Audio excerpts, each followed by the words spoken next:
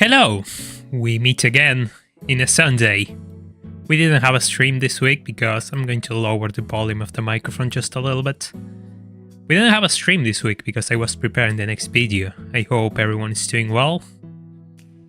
Let's just tag everyone on Discord so they know we are live. No. One second, I actually ruined it.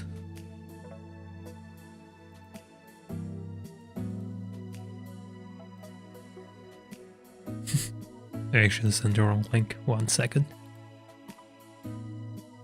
And we're not doing Suzuka 1000 kilometers, we're doing the Fuji 1000 kilometers race. Hello Kiryu, hello Julian, hope you two are doing well. Let me just find a 905 in this sea of cars. There we go. We're going to use this thing. We're going to take it to Fuji today. That is the plan. Hey Crazy Legs, welcome to the stream. Hope you're doing well. It's on a good weekend. Just the usual stuff, you know. Hope you had a good weekend. Hey Blinda, welcome. Oh, what sort of story? That sounds interesting actually. You have my curiosity. Hello Polaroid, hello NCR, hope you two are having a good day, a good Sunday. Just let me check if everything's working.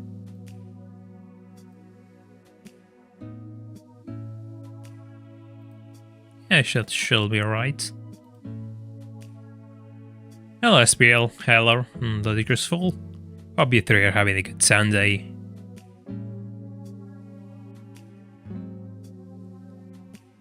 Good on 905, because we don't have anything else to race against them. Yeah, pretty much. I don't have another LMP or Group C car. So I hope I get another one, because this one has... How many kilometers does this thing have? Let me check real quick, because I'm curious now. It has over 1,000 kilometers, almost 2,000 kilometers. I never driven a car so much in Gran Turismo. I mean it, like I never drove anything this much in a Gran Turismo game.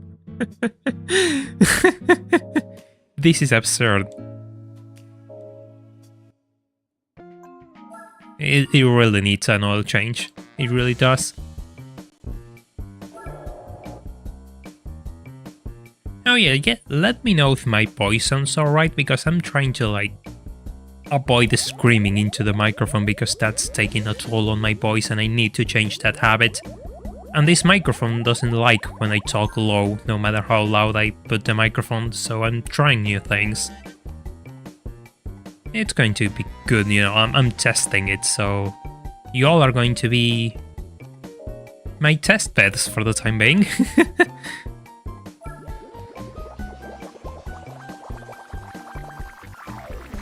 Little bit of a spin.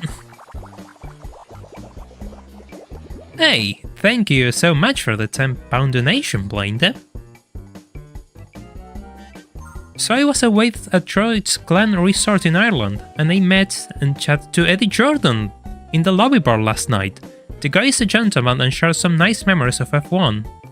And he made my break extra special. Oh, that's excellent. That is one story. He must have so many stories. That I'm really glad for you, Blinder. That sounds so fun. It must be nice to encounter people like who took a part in something which means a lot to you and have the chance to talk to them. I never had that opportunity yet, but you know, never know. Yeah, that sounds so fun. It really is a small world. It really is a small world when you get to meet people like that who actually, you know, play the role in something which matters to you.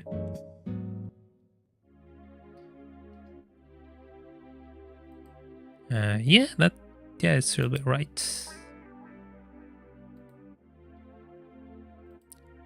I think we're good enough. I think we're good enough to start the race, which has us all gathered here. Hey, Bacon Sailor, welcome.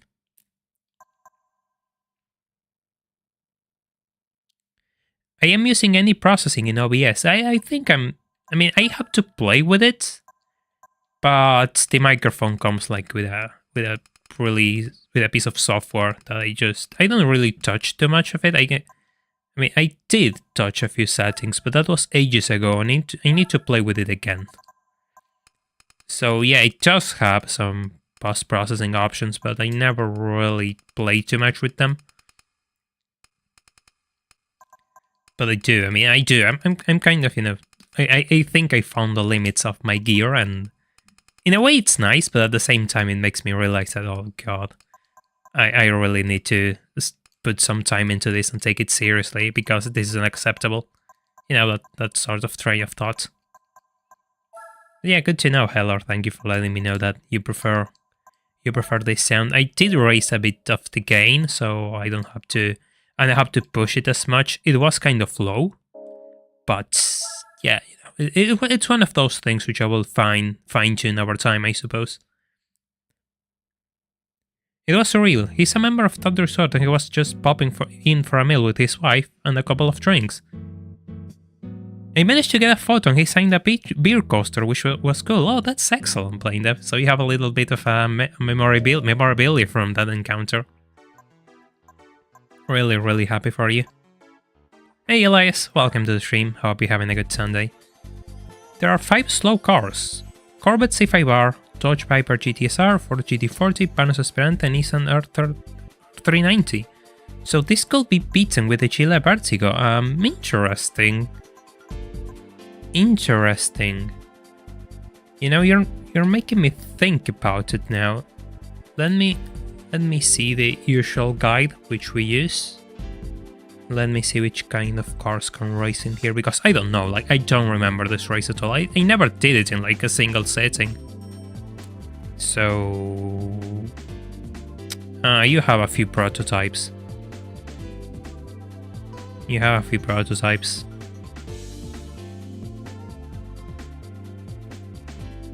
The question is, if we could try to do it in the Vertigo. The problem with the Vertigo is like that atrocious tire wear. And I don't really want to play with that, because it's a long race. Hey Crusader Clan, welcome, hope you're having a good Sunday. This thing is going to give up in the middle of the race and I don't want that. Then again, it's a 1,000 kilometers race, everything is going to give up in the middle of the race. The only race car driver that I met and I can remember was Carl Edwards, a NASCAR driver. He retired back in 2016. When I met him in 2010, he made such a lasting impression of me that I still think highly of him. Oh, that's really nice, Asriel. That sounds like a really nice memory. Don't forget to hit the like button, folks.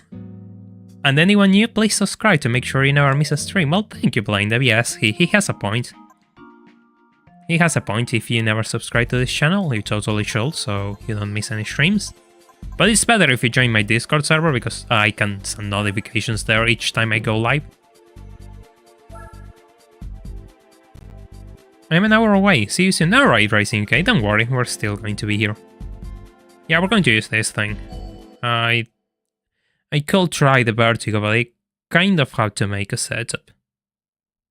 And, you know, that train kind of... That train of thought kind of skipped over my head. We can try for a lineup with them in alt, I suppose, if you all want to.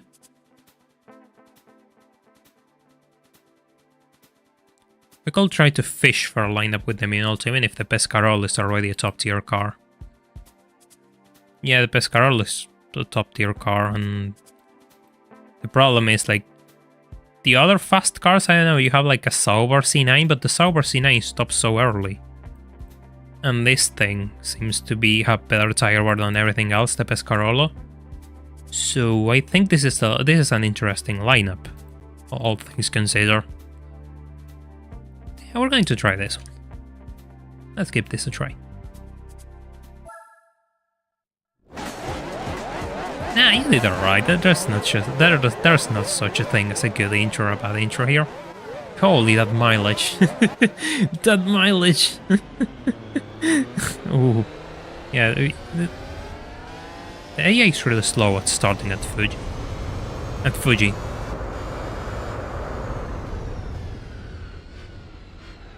Ooh.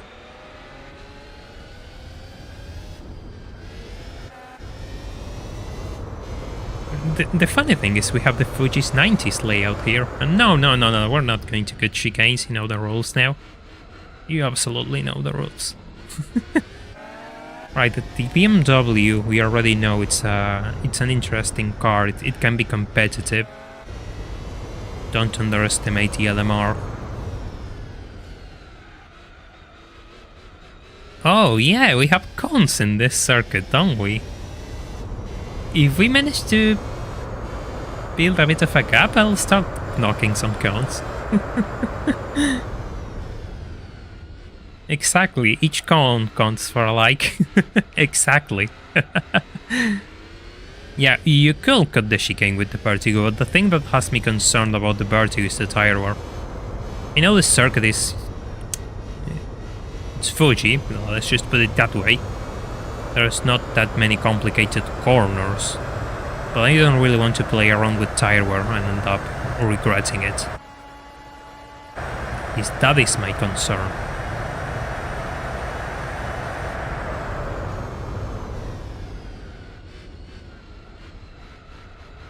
The Belgian lawnmower, exactly, Julian. I was wrong, it was 2013, but still my point remains. Yeah, don't worry about dates, like, dates can be complicated, I always forget.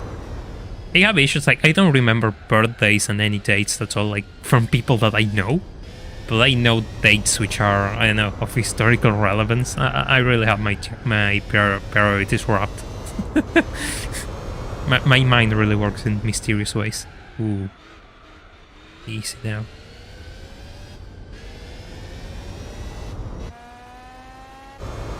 Yeah, it's funny that the Pescarolo hasn't got past the BMW. Yeah, the BMW is actually really good. I never driven the LMR in this game, which makes me curious and kind of want to try one. Oh.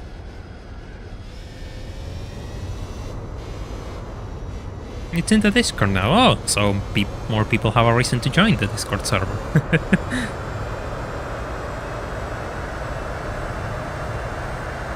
Right, let's just see how far I can push this thing.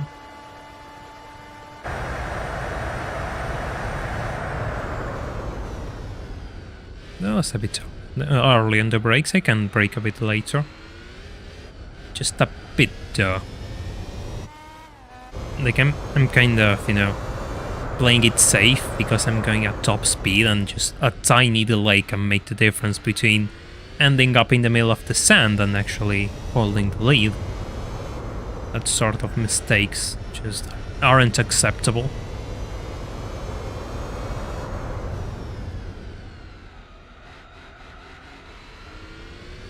I think I have super hards on the rear.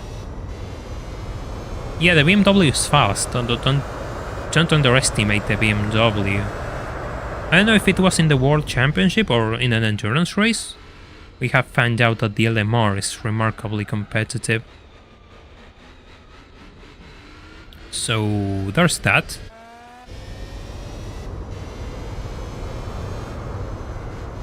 They are so slow through the chicane though.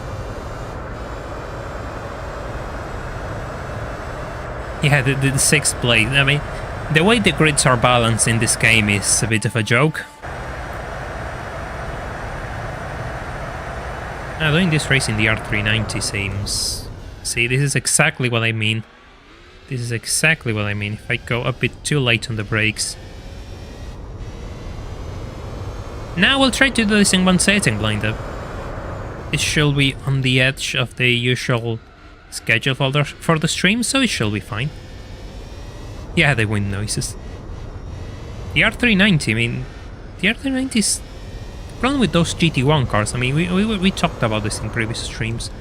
The problem with those GT1 cars is the fact that you have them grouped with prototypes and Group C, and they are so outmatched by Group C and Le Mans prototypes, which isn't even funny. It's not just a matter of power, it's just a matter of, you know, downforce and the like. But yeah, if you still, yeah, the road car has that cheeky, that cheeky trick with the GT wing. You have tons of downforce with it. It just breaks the game. But it is a production car. Hey, Julian with the 50 Argentinian pesos donation. It doesn't matter what race it is. If this is an LMP race, a Chevrolet is going to be last. It seems to be a rule, right? Like usually it's the Camaro LM. Now we have the C5R.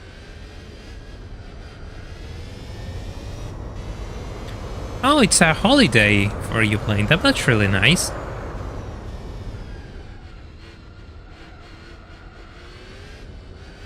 This busy, like the busy we're just wrapping up, was really busy for me because I was putting together the new video, which patrons have been able to see since Saturday actually. And if you join now, there's going to be a link to it and you can see it before everyone else. But it's going to go public tomorrow.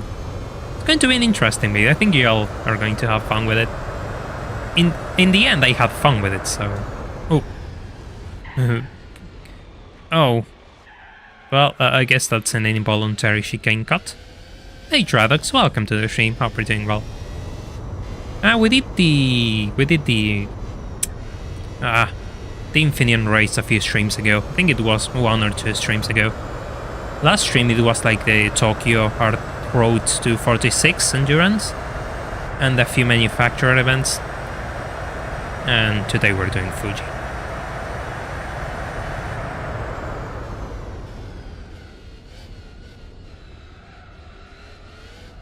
See icon here. There we go. Yeah, I've been skimming through all of your randomizer streams. I mean, there's a lot. There's quite a few. Oh, you got the wheel set up. I have to test it with the G29. I have the G29 on my desk, and so far I'm not the biggest fan of it in Gran Turismo, but I got told there's a setting which I disabled, and I shouldn't have disabled, so now I'm curious. Hey Balkan Mercenary, welcome. Yes, I have seen the Mr. Bass video, it's really fun. His cheap car run was really interesting. I saw a few of his streams while he was doing it, so I'm kind of, I have a bit of a spoiler regarding what's coming next. But yes, I did see it. No, I'm just going to buy the necessary cars, Kiryu. Just the necessary cars. I am excited for GT2 Project A-Spec. I mean, it's one of those things, like, I'm curious about it, but I have patience. I'll just wait until it's released, I suppose. But yeah, I'm curious to see what has changed. From what I've seen, they added a few cars, which is nice. And they fixed a few issues regarding the JGTC Skylines being all-wheel drive and having 700 horsepower and all of that, which is nice. Great. Absolutely great. Hey Russ, welcome to the stream. Oh god. Yeah, that kind of took me off guard. Do I expect live? Well, I'll do it when it's, publicly released, I suppose. Oh, nice drift there.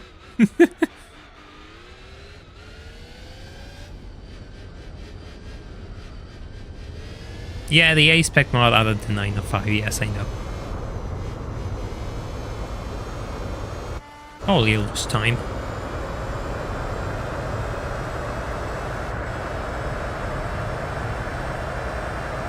.905 Group B, yeah, that has become a staple of these streams. The 905 Group B. Ooh, barely made it.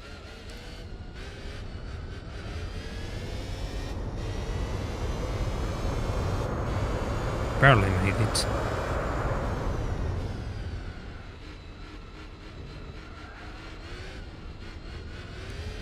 Yeah, I mean, I lost half of my lead there in that lap. Then again, that lap was atrocious.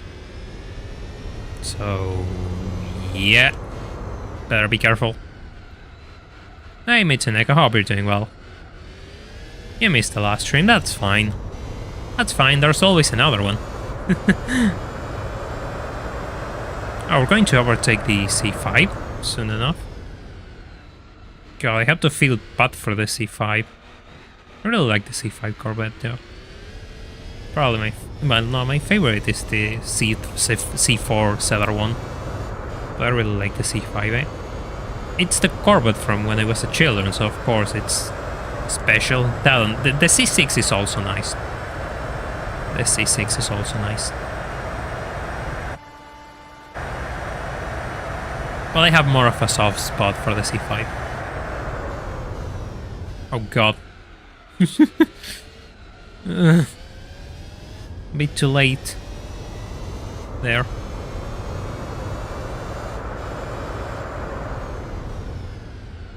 It's actually almost a 5-hour race, I think.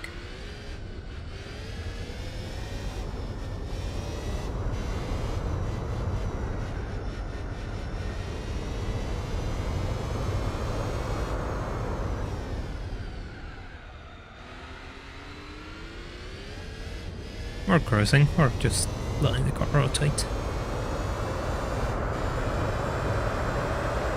Yeah, it's almost a 5-hour race.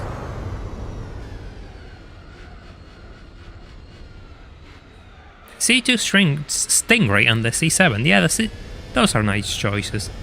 I mean, the C2 is a classic. I think I always put the C2 apart for the reason that everyone likes the C2. And if you don't like the C2, you have problems. I mean, you actually have problems. You really need to see a doctor if you don't like the C2. You're probably blind or something. It's one of those cars which everyone likes. Oh god, a slipstream. That's a nice B8 sound. I wish the 905 had the appropriate sound for this B10. Instead it just sounds like a blender. I have to try the C1 in this game. I always say I have to try the C1 and never use the C1. Yeah, of course everyone has a soft spot for the Grand Sport C4. Again, it's one of those cars, one of those cars which everyone likes. Yeah, exactly, the C2 with the split window is the 63. Funny how that was a 1-year option and... now it's the design. I'm getting stuck. But I assume like having 2 different windows just didn't pan out. And it was more expensive to have them than like just a single piece of glass. No, don't need to scream. Don't need to scream for a faster lap. It will come. C4 and C6 are really different from one another. C4 and C5 are kind of an evolution of the same model, so yeah, I'll give you that. But C4 and C6 are... I mean, it doesn't even look close to the C5, the C6. Hey Benny, welcome to the stream. Hey, thank you, hope I don't get another NSX. Yeah, I had a small collection of these things, and... I mean, I wish I had my NSX dealer in real life. That will be nice, but no, we have it in Gran Turismo. Hey Chestub, welcome to the stream, hope you're doing well. Which car I am aiming for? I don't know. Something useful. The rule here is always something useful. Either for manufacturer events or another LMP, because I still have to do the 2 24-hour races of Le Mans, and I need another LMP for that. The 905 is going to fall apart if I use it for both.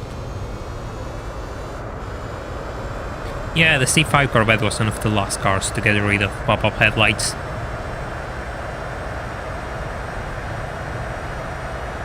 I really like the Spree though. I really like the V8 Spree. It's one of my favorite cars.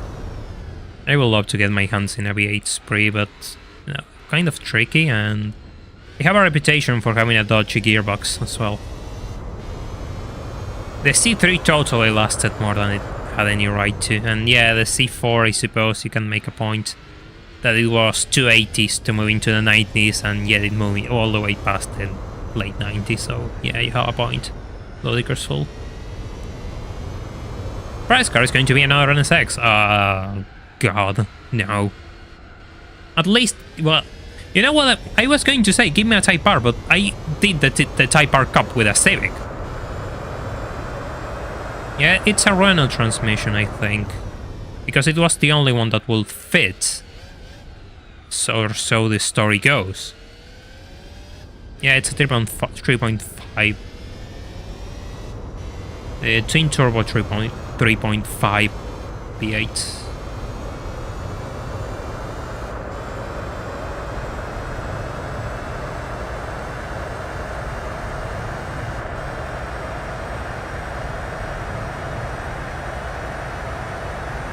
Alright, I'm on 6th gear. I'm stupid. Oh yeah, Formula 1 came back today. And I just stopped watching when the red flag dropped. Like, it was almost the end of the race and I wanted to see those wet laps and they just dropped the red flag and yeah, I'm kind of fucked off after that. I know Verstappen won, but I know much of the rest. Yeah, well, I wanted to see those wet laps. I suppose the track was really, really wet, but the way they dropped the red flag was kind of unceremonious and disappointed me. Yeah, that's kind of... Yeah, that's my point, Ludicrousful. I mean, that's why I say it's a story or a rumor, because nobody really knows for sure. And there's the simplest, probably. I mean, my theory is the fact that Lotus had a stock of those gearboxes, they engineered the car around said gearbox, and they just couldn't fit another one. That is kind of my theory.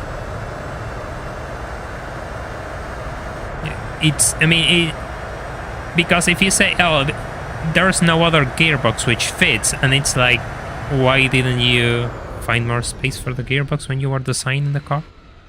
Or then again, like, they were using the design the original design, which had an inline 4 and was developed all the way back in the mid-70s. So there's that as well. The original design of the Spree was born in the 1970s. And they just updated it from them. Like, the V8s weren't a 100% new car, if I recall. They still used that base from the original car. So I think that's where the problem lies. That is a whole lot of laps. Exactly, engine. That is a whole lot of laps. But we're going to do them. Even if I'm not sure how this race is going to play out. Yeah, of course, they didn't have their own money to develop their own gearbox. So they had to go fishing parts as usual. So that's part of the problem as well. When you're limited by... When you cannot develop your parts, you're limited by, you know, the parts provided by others.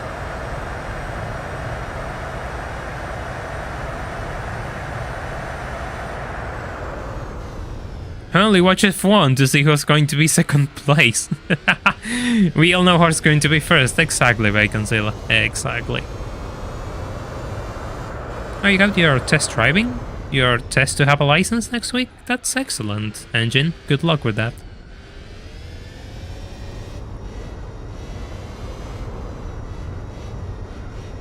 Did Lotus use... Yeah, Lotus used other engines, but that was... I think that got more popular after like in this century, like the 21st century. Because on the 20th century they had like the Lotus Twin Cam, which I think they use for most things in one shape or another. And then they had the V8. And yeah, for the lease, they had the original lease when it came with a rubber K series.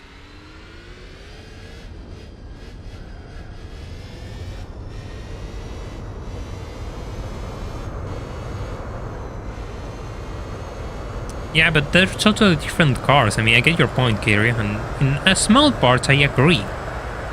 But they are totally different cars. Like the Spree is more of a tourer, then again, it's kind of small to be a tourer, and the Elise is more of a track car.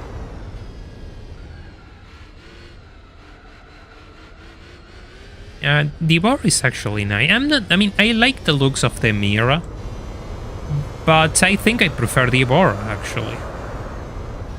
And the Bora seems to be still a really desirable car. And looks like that won't change. It'll probably get worse over time.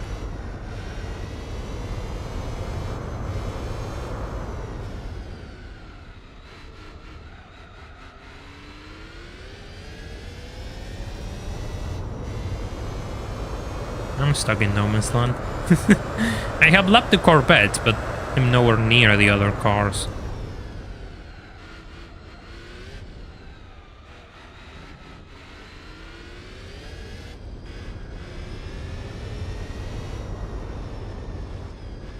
Yeah, the Line is a beautiful car. Even the front-wheel drive ones are nice. Even the front-wheel drive ones are nice cars.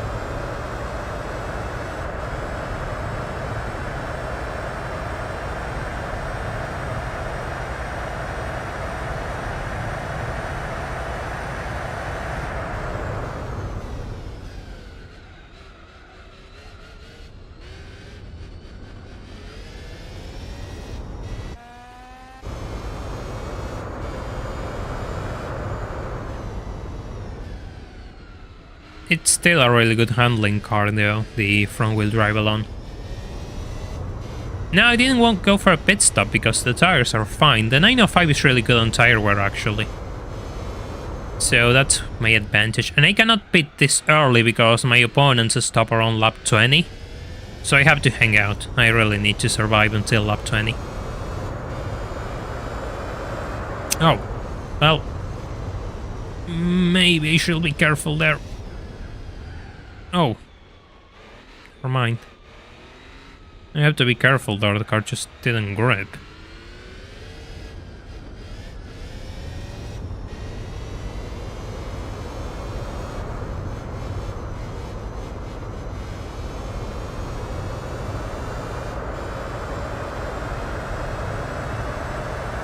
There's someone ahead and I don't know what that is.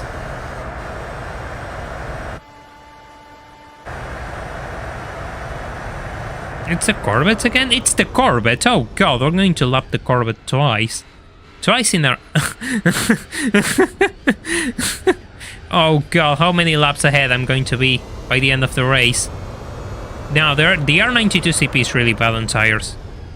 It's probably one of the worst Group C on tires paired with them in Ulta. And it has really... I don't like it. I don't like it because it has really low grip.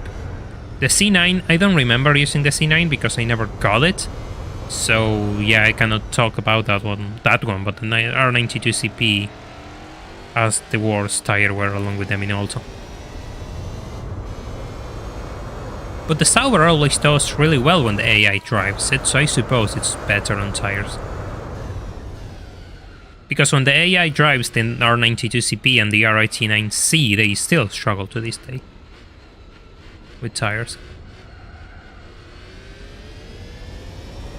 Yeah, I know which video you're probably talking about, the one with my big car, Kyria.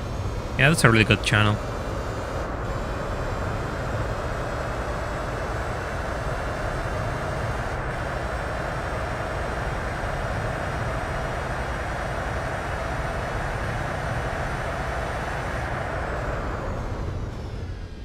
Don't you think I'm watching the fuel gauge? You please stop writing in caps or I'm just going to kick you out of this stream. Because I want to see other messages which actually have something to say. Like you.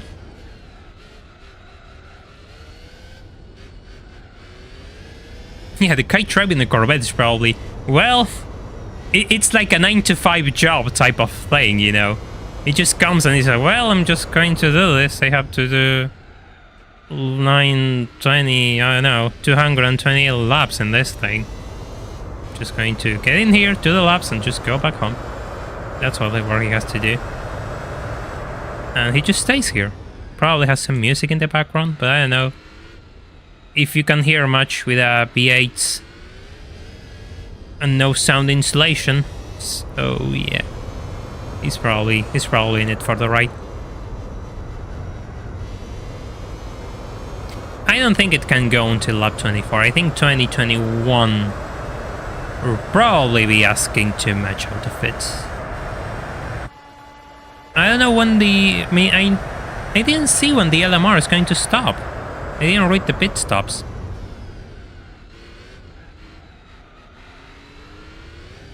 for the LMR. I know the Pescarolo stops on lap 19 to 23. So we're just entering the pit window for the Pescarolo. Oh god, that's my fault. This is my fault. I wanted to stop it before I got into here. Oh god, this is bad. This is bad. I thought I was going to get... I thought I could save that and just spin out into the tarmac, but that went the worst way possible, actually. Well, we know when the 787B stops, because it already stopped. But the 787B was nowhere near the pack. I mean, I think it was 3rd or 4th. Not the lawnmower.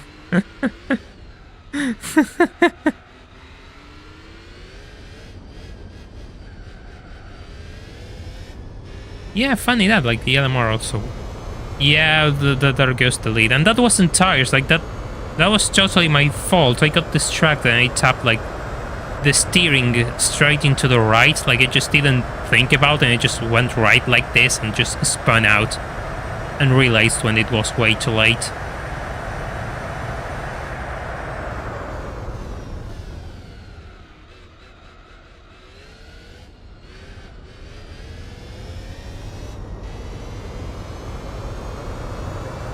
Nobody's stopping? Lap 21.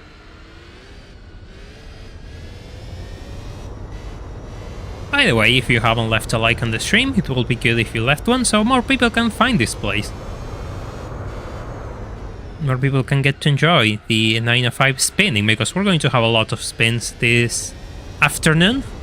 Afternoon going into night, because this is going to be a long haul.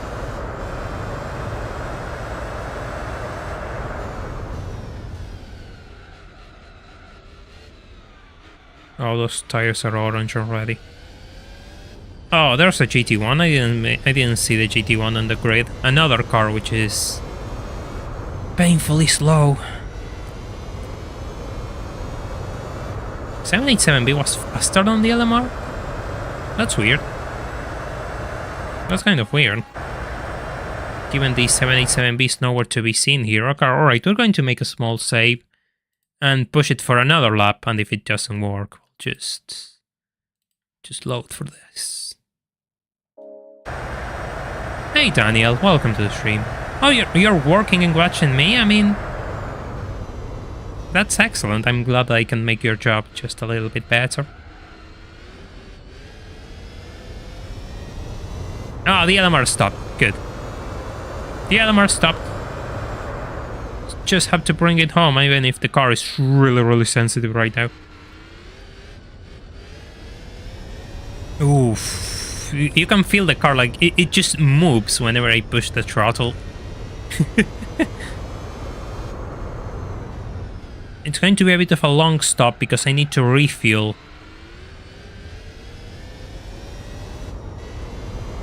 It's going to be a bit of a long stop because I need to refuel, so the question is, it's going to be probably longer than 30 seconds. Oh, you work at a hotel reception? I did try working at a hotel this year when I was still trying to make YouTube work out. I was doing like food. I mean, I served tables and the like. It was night shift, so it was really late, and there was a lot of things to do. And yeah, but that's a funny coincidence. Knowing English opens a few doors. It's going to be more of a 5-race engine. Oh god.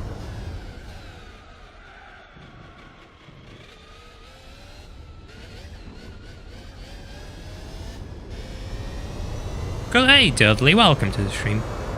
Oh, you have an Elise, nice, congrats, I didn't know that. New seats, well, that's good, you get to use it without being in pain now. The old ones smell like a stray. The Pescarolo is going to stop in this lap, so we're going to bring it home now. I'm losing time, but I might as well just stop now. I'm not going to lap the C5 again. Need to focus. Need to bring it slowly. We'll lap the C5 again. But if I lap it now, I'm going to lose that position because it's going to unlap itself in the pit lane.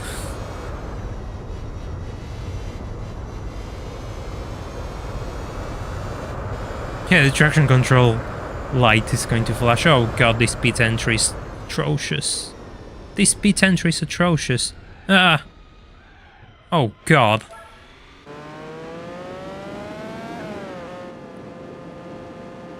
Oh god.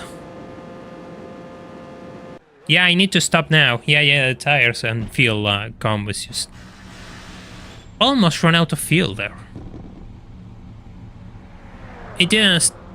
Oh, did the...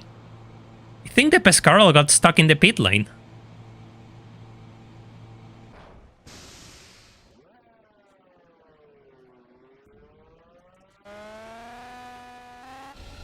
Let me save.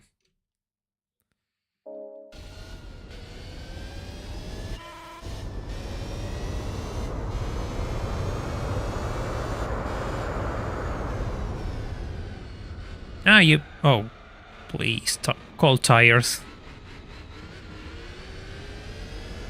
You bought it during COVID and the car has been sitting. Well, that seems like a neat little project. Happy for you.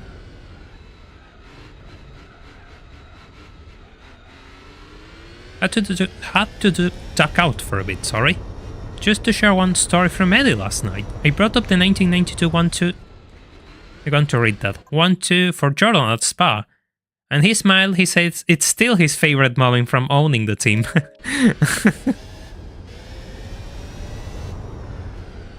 Yeah, of course that sort of thing will make anyone happy. Even more so if it has your name in it. Yeah, save states are really, really good. Oh, the LMR is still right there. But again, we out-survived the LMR in the pit in tire wear and fuel, so it's fine. The real opponent here is the Pescarolo. Oh, holy, that car.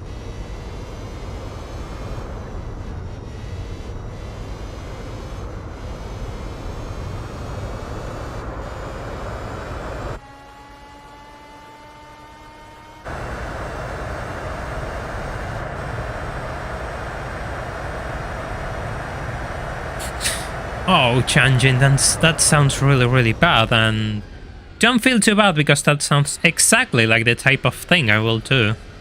You just wait, I'm going to crash into that pit lane this stream. You just wait. You're going to feel much better with yourself, believe me.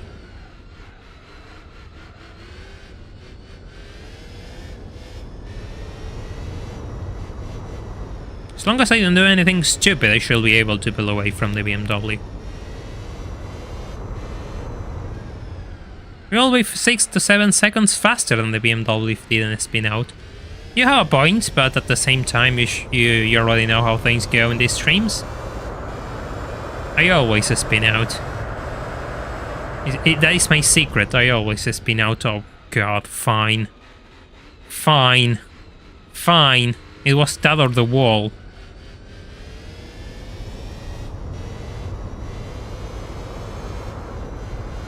I guess the least you can do, because I had to cut the chicane, is leave a like on this stream. Given I had to submit and cut the chicane, the least you could do is just help this stream a little bit.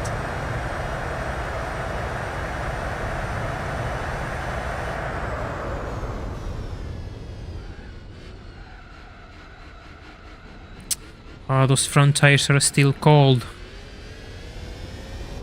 Those front tires are still cold. Need to be careful with that.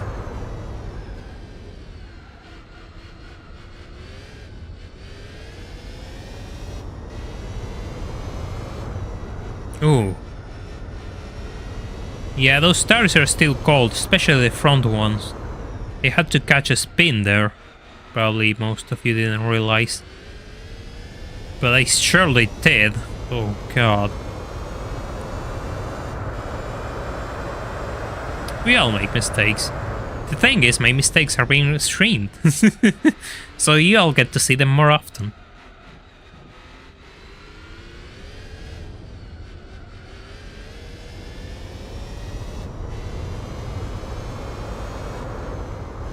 which cars are paired together in their main straight? I mean, that has to be the C5 with something else.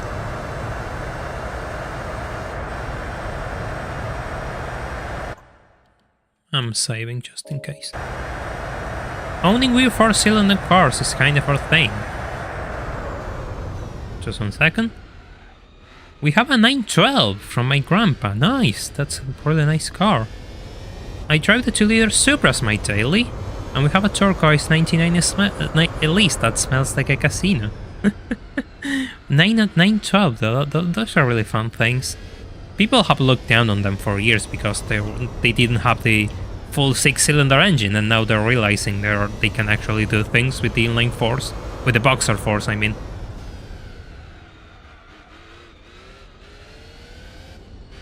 Hey Madet, welcome to the stream, hope you're doing well, having a good Sunday. I never been to a casino, but somehow instantly understood what that car smelled like. Then you went been to a casino, so you don't want to tell us. It's okay, you can hide your gambling addiction. We won't judge you here.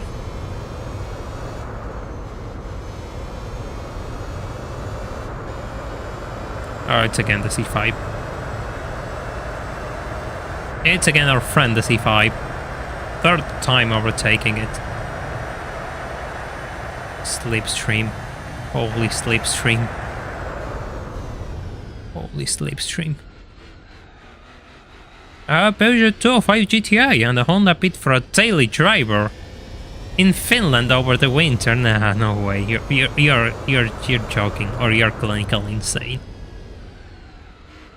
No, it's not the 914 engine, Kiri. The 914 engine was derived from VW, I think, the early ones.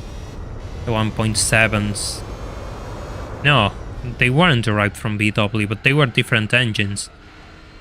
Because the 912 got engines derived from the 356, if I recall.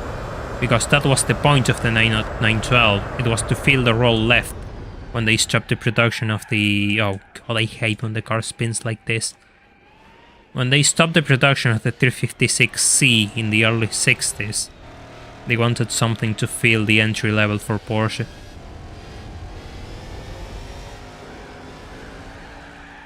Oh god. Oh, okay, I told you. Look, I told you.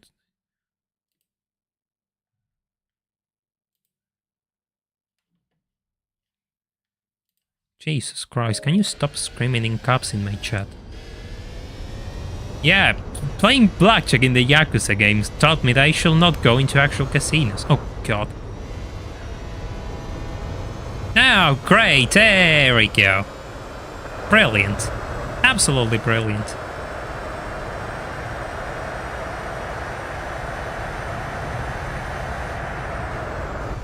Yeah,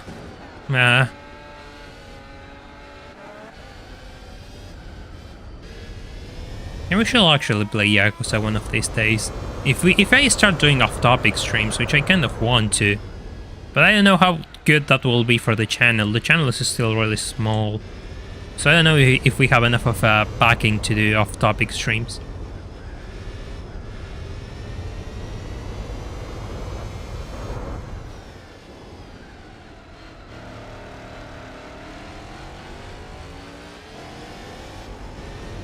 Not kidding, oh well. That's brilliant, Nocturnal. You have my approval.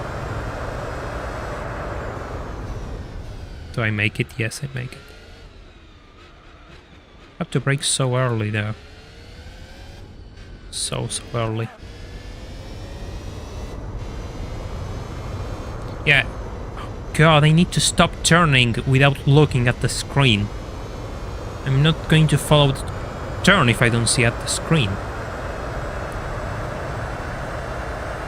Yakuza 0 is one of my favorite games ever. Same engine, absolutely the same. Make Yakuza the 75 Patreon goal. Nah, I'm not going to do that for a Patreon goal. I don't think if we're going to have many Patreon goals after we reach the first 50. We'll see, I mean... We'll see. Exactly, it's like It's like having an A to B meme, which is like the sub-stories are completely bizarre and the main plot is really serious.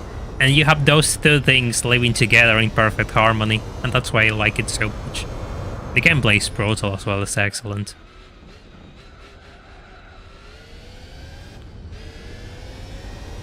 But yeah, I stopped playing at 3, Yakuza 3, I stopped right at the end. Got a bit distracted and I never picked it up again, so it's sitting there. So if I start having off-topic streams and we start doing, you know, Yakuza, I have an excuse to keep playing the rest of the franchise.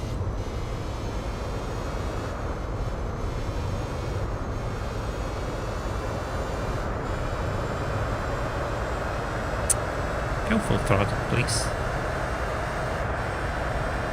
Okay. Ah. I thought that was going to be a new fastest lap.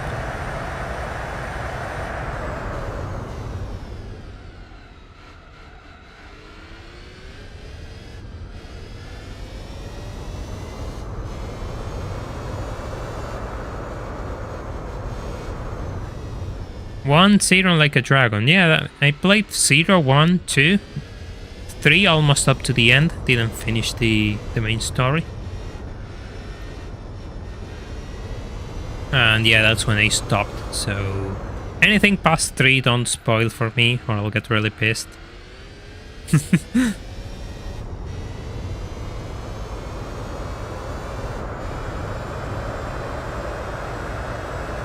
Yeah, I know Italy has taxes based on engine size, which is... God, let's not go down that rabbit hole, I suppose. Yeah, everything past 2 liters gets destroyed by taxes. Hey! Easy, Daniel. Give me a second. Give me a tiny second.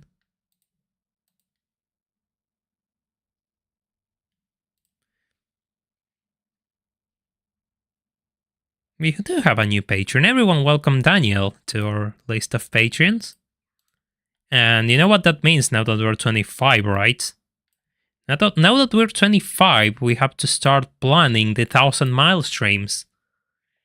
I had that announced on my new video, which comes out tomorrow, and we just made it, so yeah, that's really good. Now all we have to do is just push until 50 so we can do the endurances. Those streams are going to be long, the 1,000 miles, because I need to split them in different... You know, I'm not going to be able to do that in a single sitting. Why do these streams always come down back to taxation in some reason? Well, Anjan, you see, when your streamer here lives in a country which is literally a hell when it comes to taxes and the like, these sort of topics are always in my mind, so it's kind of my fault. Oh, don't go into the grass. But then again, who talks about the cost of things? Nobody. Absolutely nobody. Absolutely nobody talks about the cost of things. Most people just ignore it. I mean, go find a streamer who talks about taxation as much as I do. Another economic subject.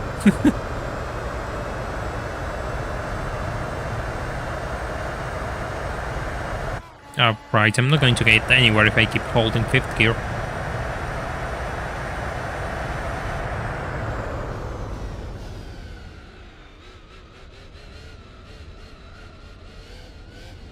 I'm not going to be able to do that, Tradox. It's ridiculously random. But I can start knocking cones. But I'm not too confident now because my lead over the LMR is kind of fragile. Alonso in second? Yeah, I saw Alonso in second and Gasly in third. Gasly in third, that's brilliant. Didn't see the finale of the Formula 1 race.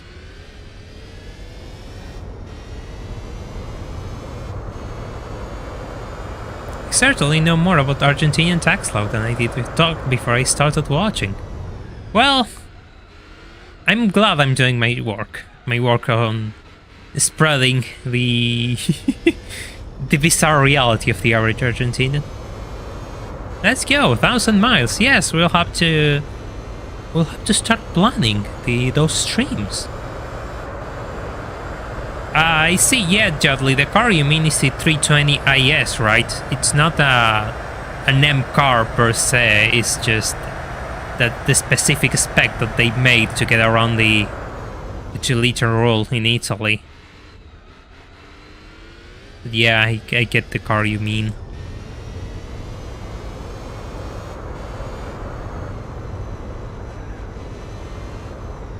Hey, Rayblu. Yes, we're doing the Fuji 1,000 kilometers. The Kilo B6 is a compact car. I mean, yes, in a way. It's not much of a useful compact, given the rear is taken by the B6. But it's a really nice compact. I have the 787B ahead, so we're going to lap the 787B soon enough.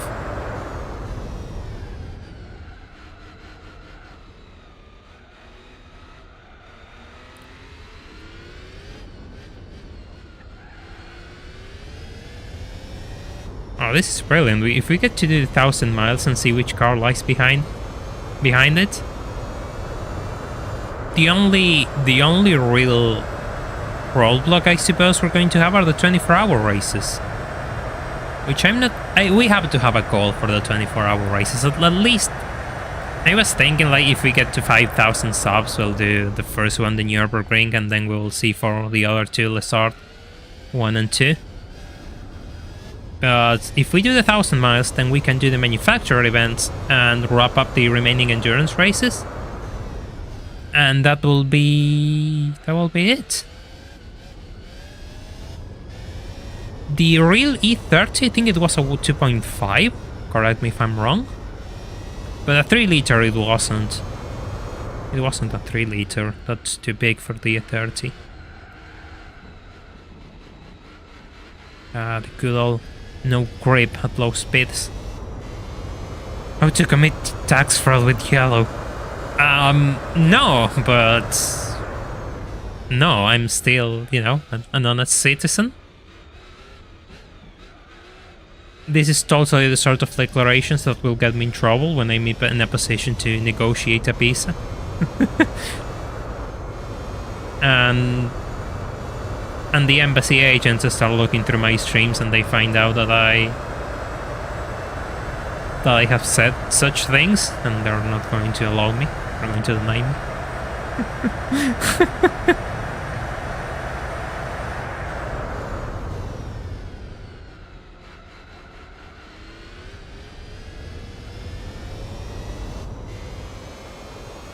We're going to lap a GT1. Yes, we are.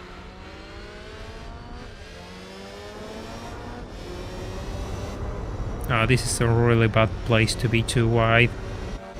This is a really bad place to have a car on my side. Ah.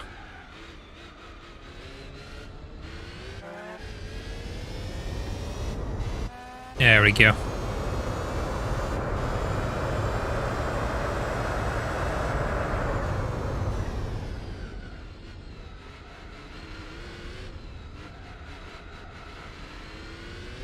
There we go.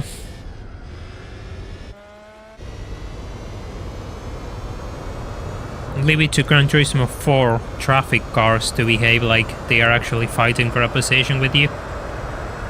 That's going to be a bit of a slow lap. Let's just see the reps climb for a second. Never mind, it was my new fastest lap.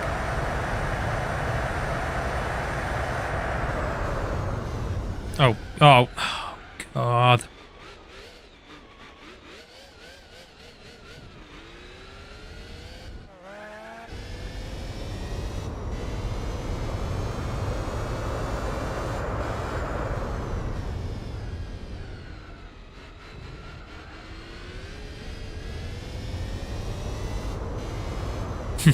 Yeah, exactly. What is your luggage? This fuel tank.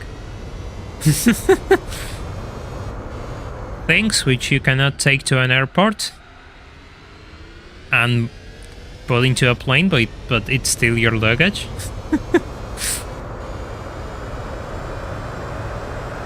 Just imagine, like, you just walk into an airport with the fuel tank for a Toyota GT1. And just, you know, try to board your plane with the fuel tank for a Toyota GT1 and say, but it is my luggage.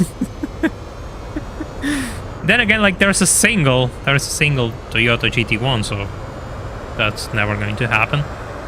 You get a lot of American cars in Argentina. We have Ford and Chevrolet for the most part, but they mostly use the European models, like, I don't know, the Corsa, the Focus, well, when it was being made, and so on and so forth. The big American cars are kind of a rarity. Oh, hi, Corvette C5R, we meet again. Just a blip in our radar.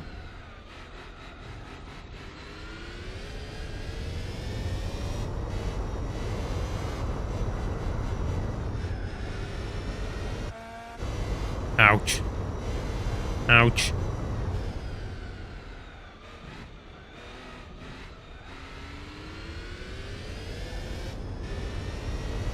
American brands, but the cars aren't the American models per se, that's the thing.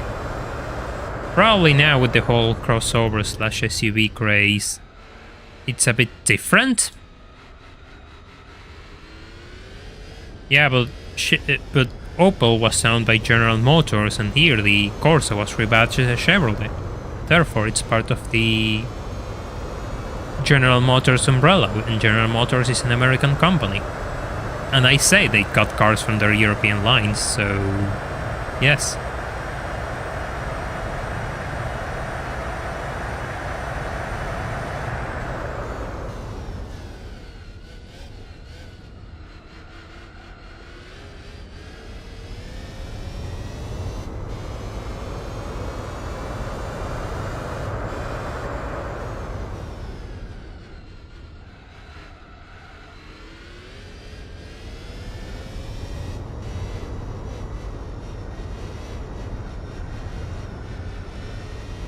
Does the Cobalt count as one of those? See, but the Cobalt we got in here has nothing to do with the actual Cobalt. Like, the Cobalt here was like an ugly four-door saloon. Did you get the carton? No. No, not at all.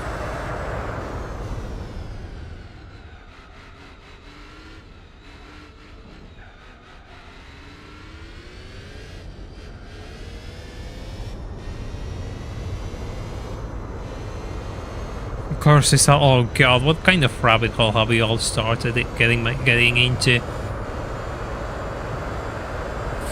Of course, it's also Axel.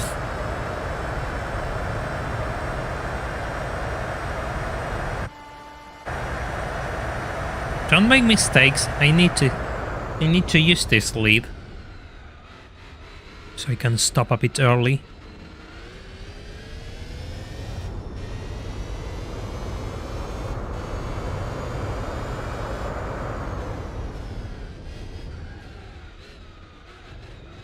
Oh, the mast is stopping. Oh, God.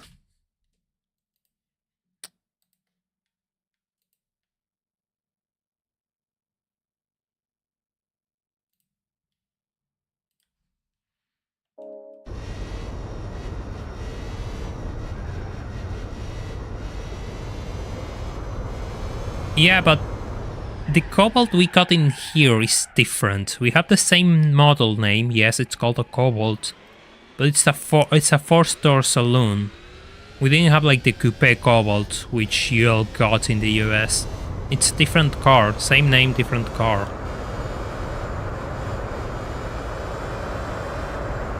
That's the thing.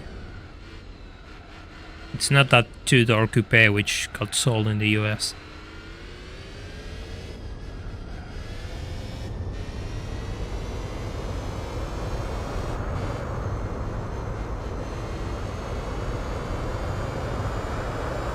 I don't know which car exactly it is, but it's not that Cobalt.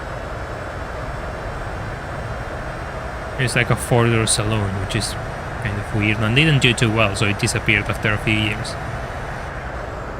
pretty much ended up being only sold to taxi fleets.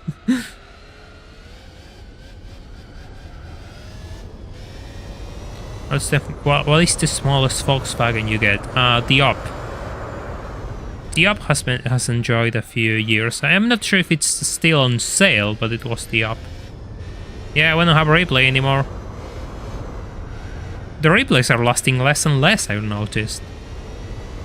Probably must be because I have more replays on the memory card and the game's like, oh, you cannot save this, I'm cutting it off here.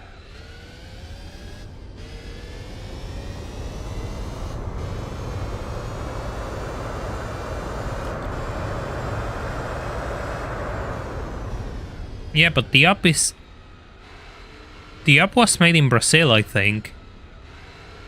So it's smaller than the Gol. So that's probably the smallest car. The Up is bigger than the Lupo, I'm pretty sure.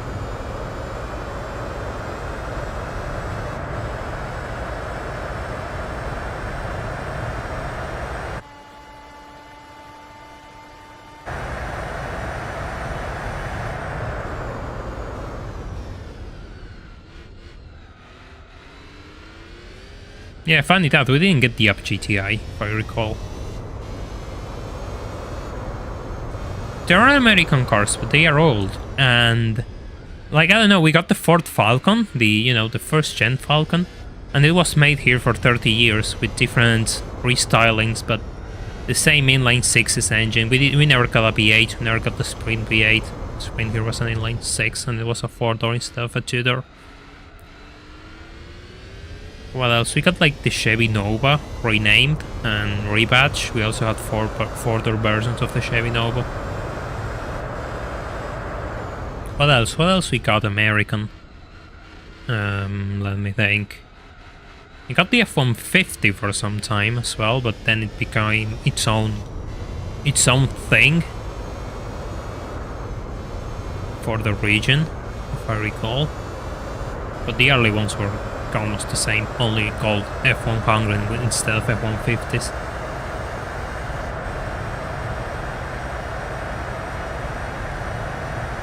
Oh, this one. This one is alright. I'm not the biggest fan of the S1, of the A1. Oh. Pfft. Yeah, I can't believe you that the A1 is really small. Oh, that's early for the LMR.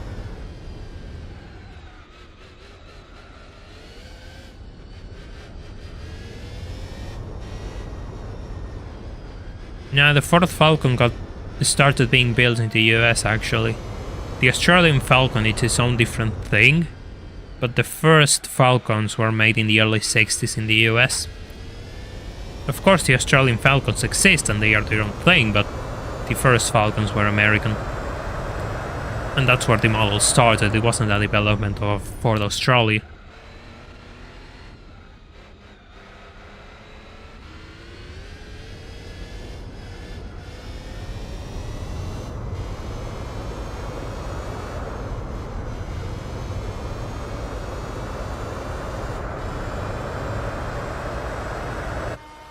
I might have to do a few laps more. This... probably just one more.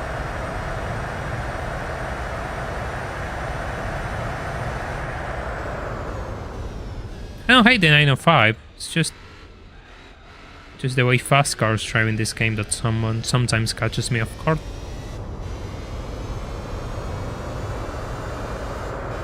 Is it me or the best car looking like 8 seconds out of nowhere?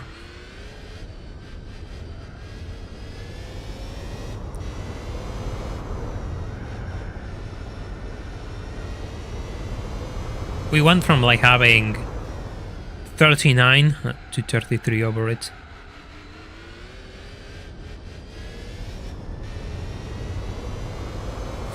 Yeah, Opel and Vauxhall are now owned by Stellantis. Yes, exactly, which is Fiat, Chrysler, and the PSA group, which is Peugeot, Citroën. Oh god. Yeah, we're stopping now.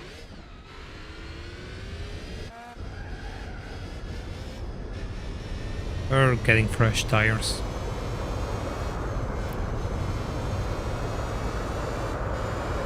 Alright, Blue, you learn new things in this stream. That's always the goal. Easy now. Easy now.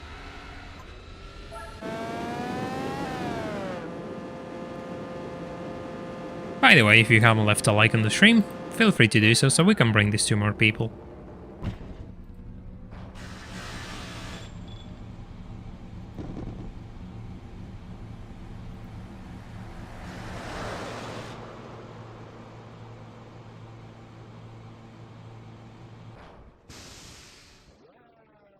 That's going to be the Pescarolo.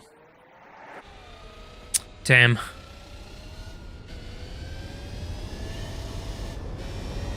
I have to catch up to it. No, by the way, let me drink a bit of water.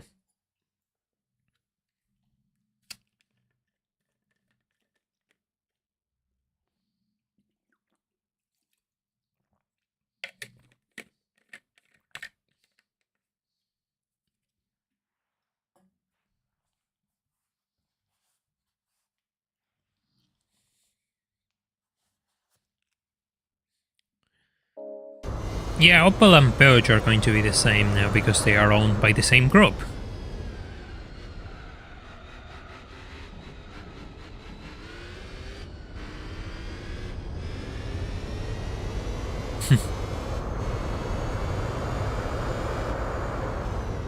Hi Gigantry, welcome. Yes, that is the plan. That is the plan for today. We're going to finish things up in a single stream.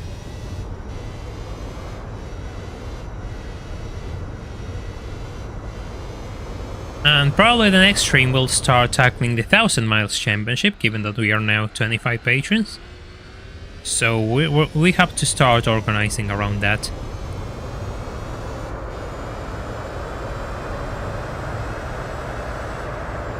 Oh, pfft. Fine. Fine, just slow down. Cold tires. Brilliant. Here you have another involuntary chicane cut. It's going to stop? Yeah, it's going to stop. Holy, that's early.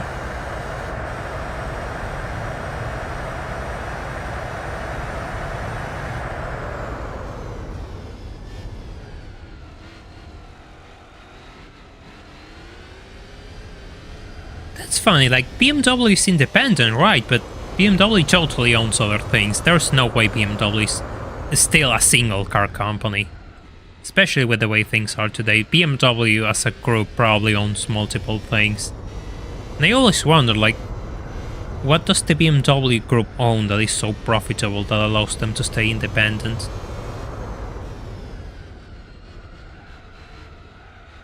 There has to be something. There has to be something. There's something which makes me think, you know.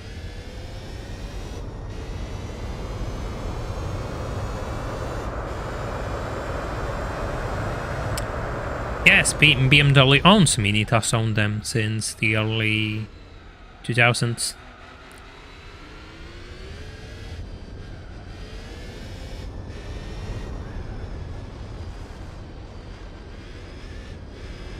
Alright, look, we're going to start explaining a few things. The BMW bought those companies. They bought Rolls-Royce and they bought Mini Cooper. Rolls-Royce by itself will be bankrupt, and so will be Mini. So it's not like, I mean, well, my point is, those companies were bought out by BMW. They are a part of BMW. They didn't buy BMW themselves. So when people talk about BMW being independent, what they mean is that they don't have a group above them. BMW is the group itself, in the way that Volkswagen is the group which owns Lamborghini and Porsche. It's the same, and that... So my question is, like, what BMW owns which allows them to stay as an independent group when everyone else had to join hands with each other because they will all go bankrupt otherwise? That is my question.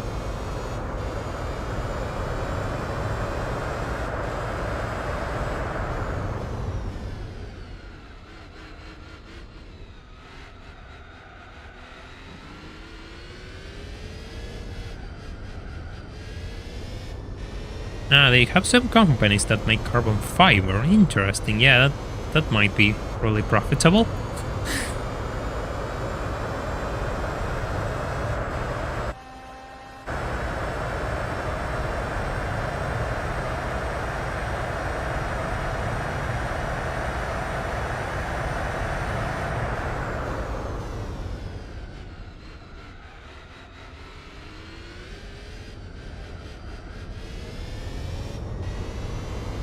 Ah?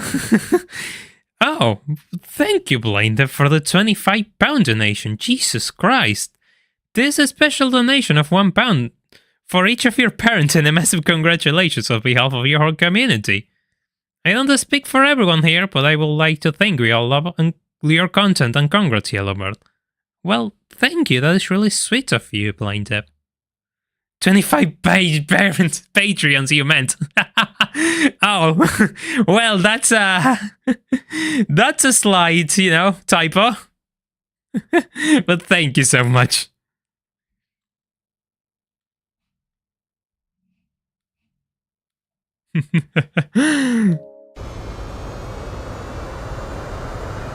Ray Blue, you were thinking like the bankruptcy thing about being about 2008. Well, no. The cost of building cars have been sky high thanks to racing regulations every few years. So building cars is more expensive than ever, which makes companies join together to develop cars, and in some cases they end up buying each other outright. Yeah, BMW almost went bust after the 907 fiasco in the late 90s, the late 50s. Good luck in... Hey Aaron, welcome to the stream. It's the first time I see you here.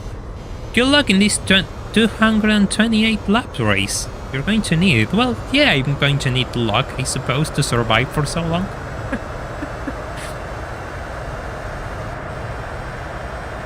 Yeah, BMW also makes motorcycles, and it's a pretty profitable market. They make some really good motorcycles. No, Rayblu, it's not race cars, like actual production cars are ridiculously expensive to build. We're talking about like millions upon millions to develop a single platform. And probably that platform is phased in less than 10 years because the regulations are changed, and the platform is perfectly fine, but you know. Oh god.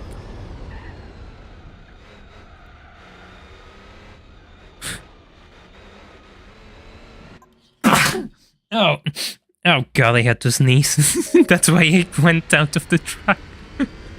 Oh. Ouch. Yeah, pretty much. You had to work with the Austrian painter during those days, Nocturnal, otherwise you will be, you know, put against the wall. They weren't really private businesses, but that's a whole rabbit hole in and of itself. I'm not going to start explaining that rabbit hole here because we're going to be here for hours.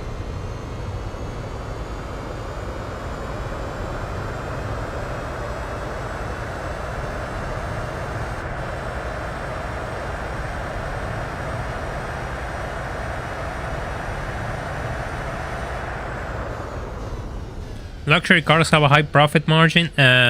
Yes and no. Yes and no.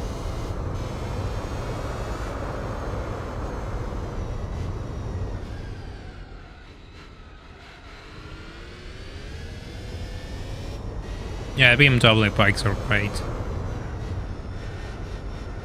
Each time I saw one, it's like, oh god, it's a really good bike, and you don't get to see them much around here. Then again, you don't get to see many nice bikes. The nice bikes are really rare now that I think about it. The 787B second, impressive.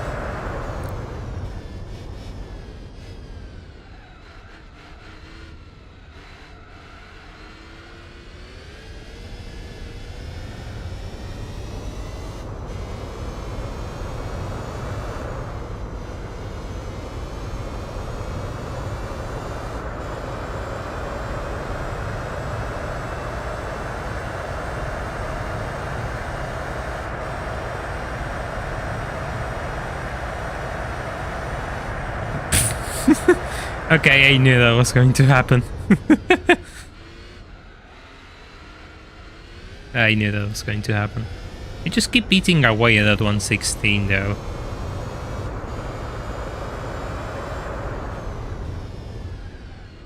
I don't know if sub 116 is possible. Hey, Racing UK, welcome. Welcome to the stream. That grass stop though, Jesus.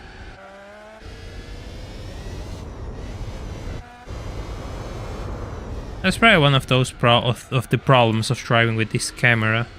The fact that you don't see like where the rear of the car is. And given you cannot feel much, by the time you tap the grass it's game over. At these speeds, with these cars.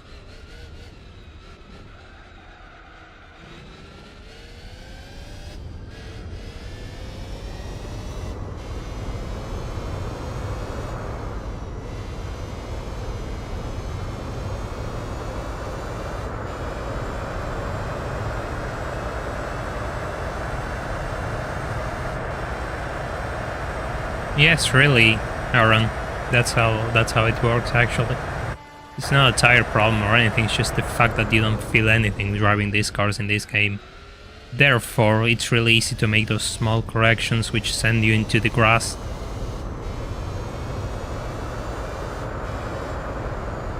That's kind of what happens.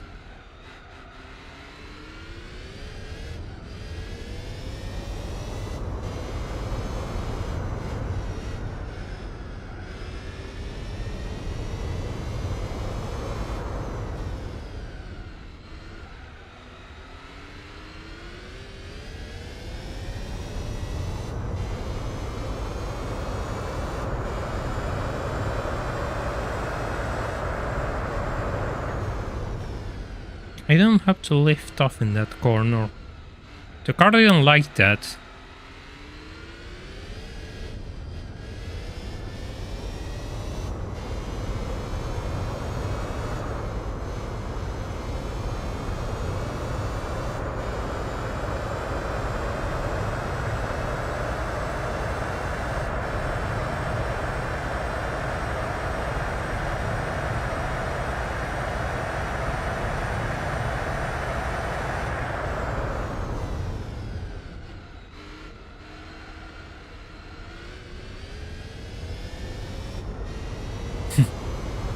You feel nothing while driving. I mean, that applies to Gran Turismo 4 as a whole, Mallet.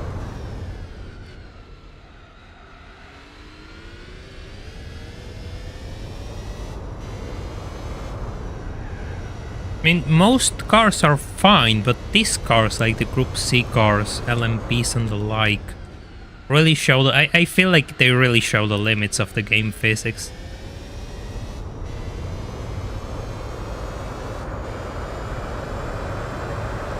You know which car I want to see in Gran Turismo? Which I'm disappointed it didn't got released for any Gran Turismo games since Gran Turismo 2 is like the Cosmos, the rotary Cosmos.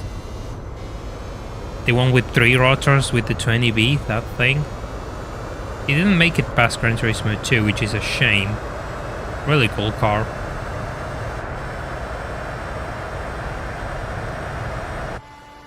Well, I said... a few laps ago I was thinking if sub 116 was possible. Will you look at the best lap? Will you look at the best lap?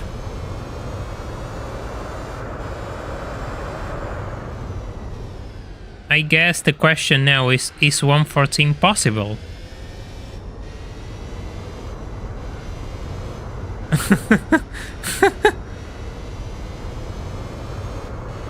Easy, don't spin.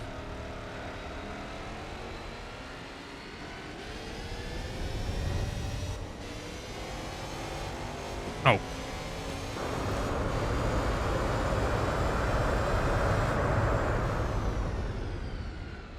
Yeah, they are ridiculously rare racing, okay, that's the thing. They were super expensive cars when they released, so they didn't make that many. Even more so when you consider that the economic bubble of Japan bursted at the early 90s and that was a luxury car. The first generic sound was also last seen in Gran Turismo 2. More reasons why Gran Turismo 2 is the best game in the franchise? Maybe?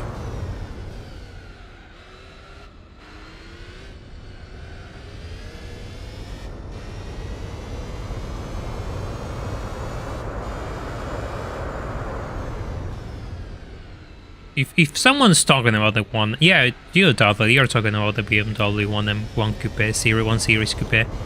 God, they got all mixed there. I would like to have a 1 Series Coupe. It's probably one of those cars which I really like, especially 135i. But probably by the time I'm able to afford one, everyone will realize that they are good and they cost a fortune.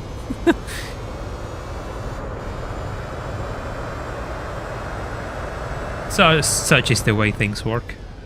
Oh, we're going to lap the GT1 again.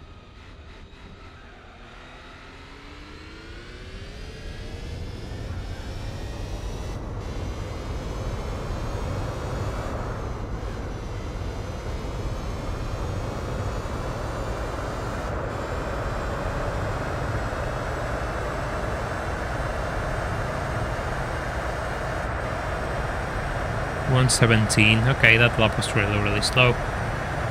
That was a really slow lap. I guess we need to have a few slow laps after setting a 115 out of nowhere.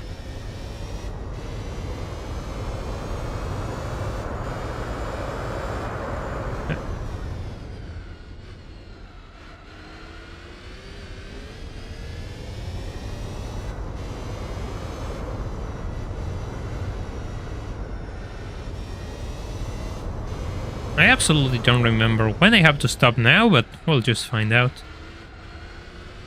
We're going to find out sooner or later when those tires are orange. I really have to overtake the GT1 here. Yeah, we're going to brake early this time. I kind of want to use the GT1 for slipstream to see if I can set an even faster lap with slipstream. I'm not sure if you all agree. Okay, let's just save in case something goes wrong, which could probably... Oh, it's too early. It's too early, we're not going to gain any speed.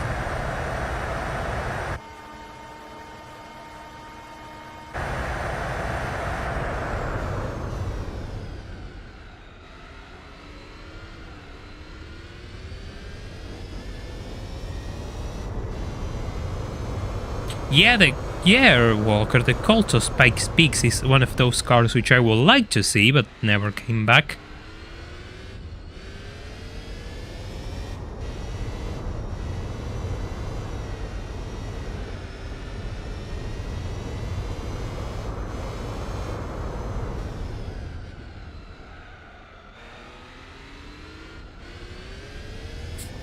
$120i, it was your first car. That's a nice first car.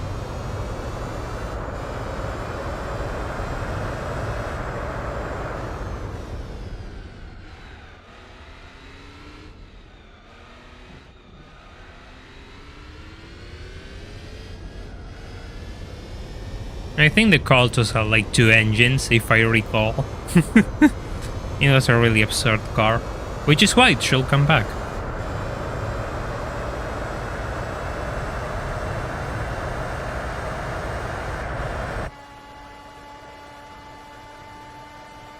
Reject ambulance and embrace space F1.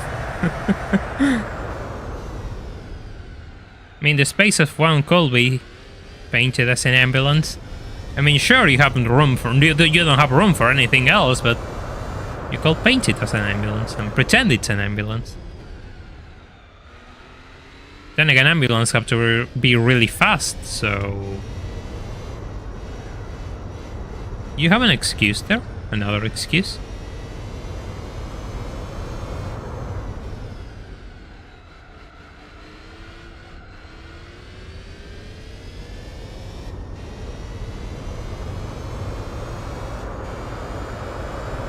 Yeah, there is an A-Class which have 2 engines as well, yes.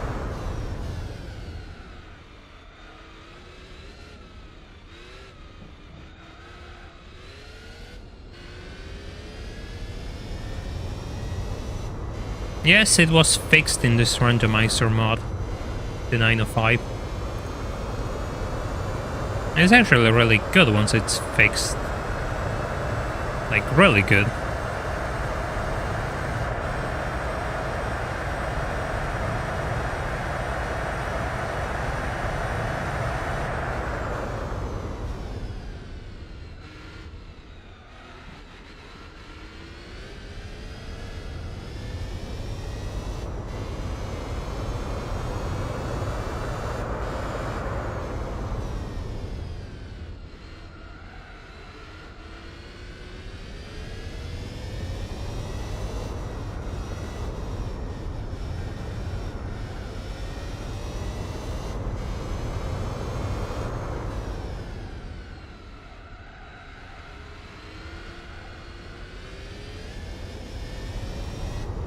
Ah, the 1.4 Clios are actually nice.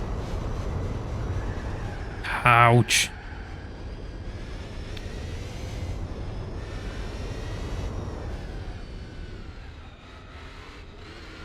I did have a few lessons in a course as well.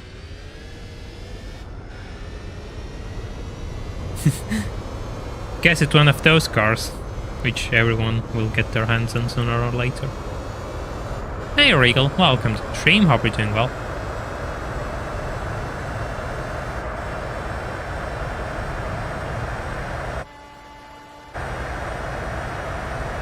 Is that the 787B? Yeah, it's that the 787B. –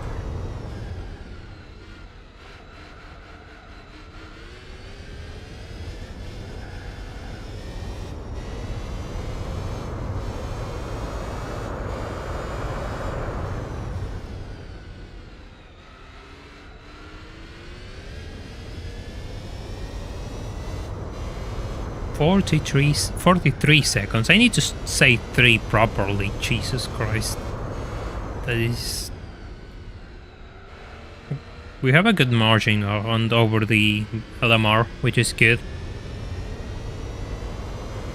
Just have to maintain it, and I'll have 3 stops, which is the goal.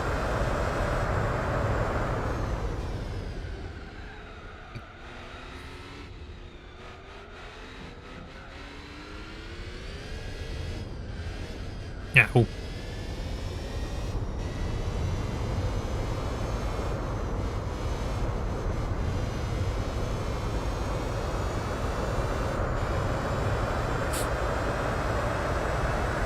First car you drove was a police car.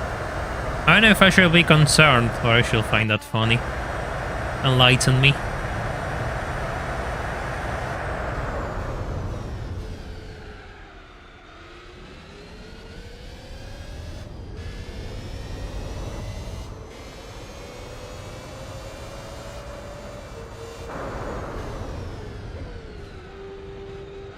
Whoa.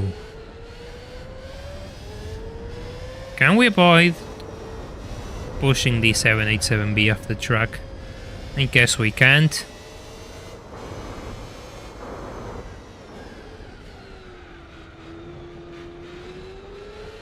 Ouch. I don't know why I tried to do that. It was obvious there was no room for both of us. And again, I guess my desperation got the better of me.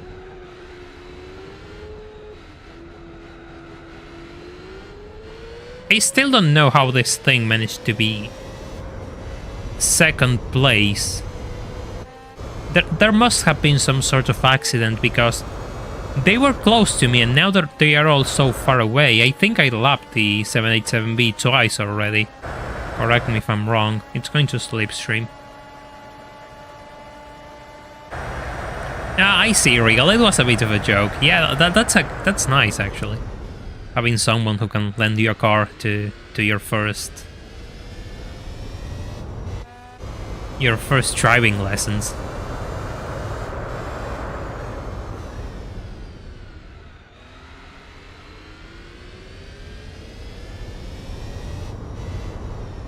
Ouch.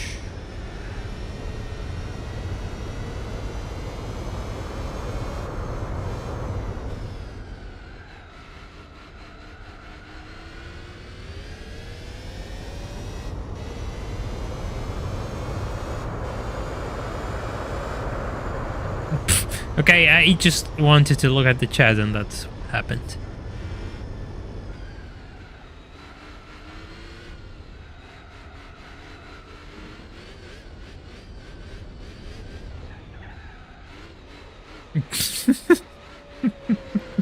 Oh god, the 787 build lapped itself.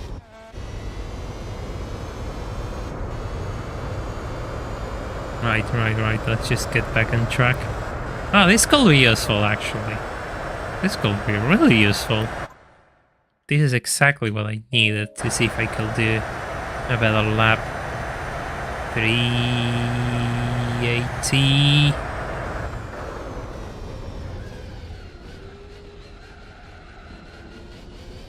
I think I lost a lot of time there.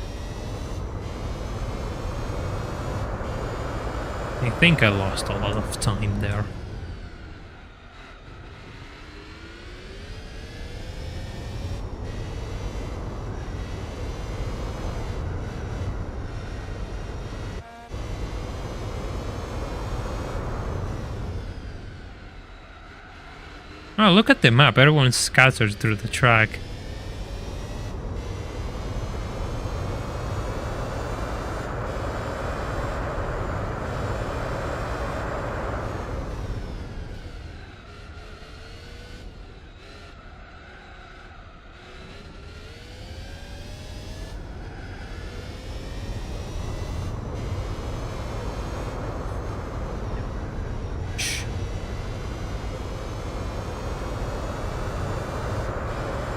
You know which police cars Argentina get? Totally destroy Toyota Hiluxes. Like they are. If you saw them, you will think they served in Somalia or somewhere like that. But no, they are actually police cars.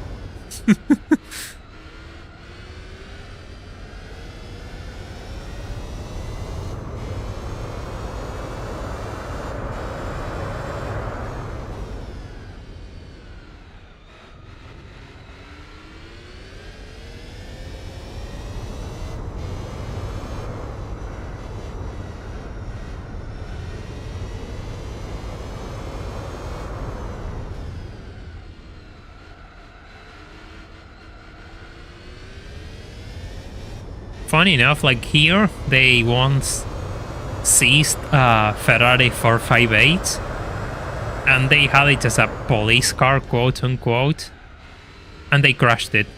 They crashed a 458 here. I think they crashed it. I don't remember now, but I'm sure the car suffered some sort of absurd fate because they refused to sell it on to someone. Instead of just, auctioning it off and giving it to someone who, will treat it well, they just destroyed the 458.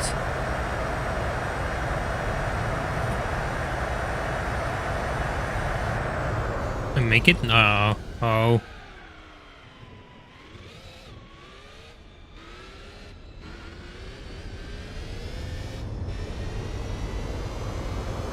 Given it doesn't matter when I stop, I'm going to stop now, because I have a massive lead over the Pescarolo. So I'm going to give it the undercuts.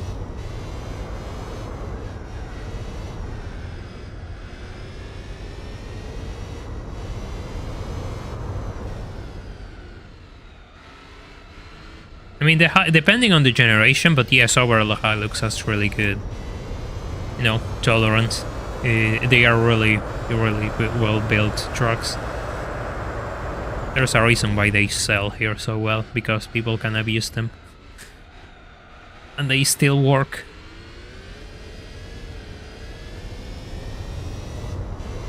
A50i, well, fair enough. I mean, if you're in the Autobahn, you need something quick.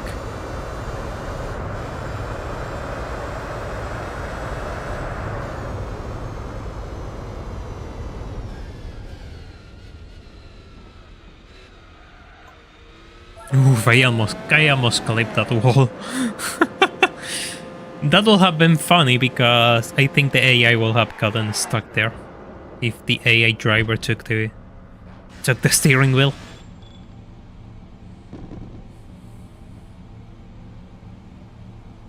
Refueling time? There we refuel.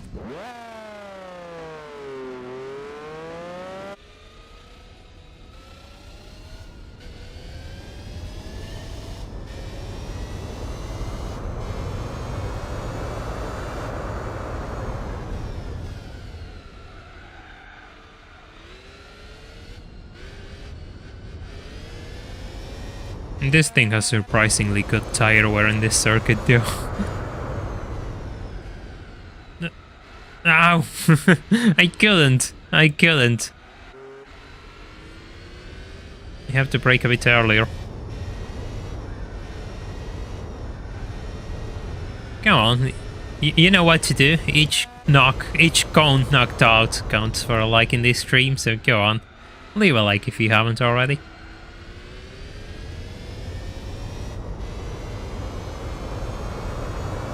Ouch, they missed those. Too late.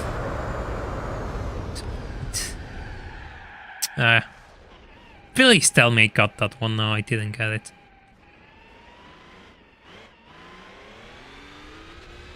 But I'm going to get these two. Well, one. Alright. That's enough. We need to make sure we don't lose to the Pescarolo. Ah. I couldn't knock that cone.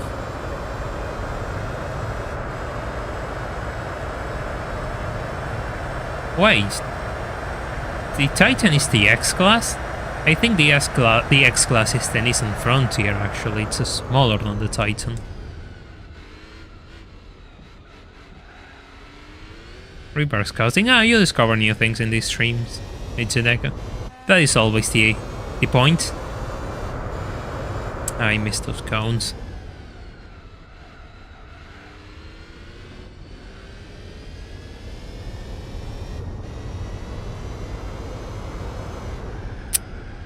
Understeer.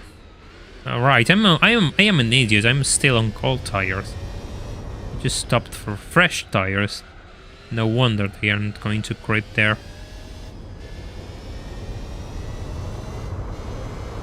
Yeah, the Amarok is nice, actually.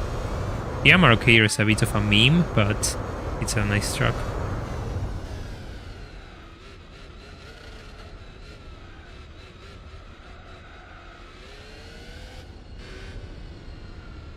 Did I get it? I didn't get it, goddamn.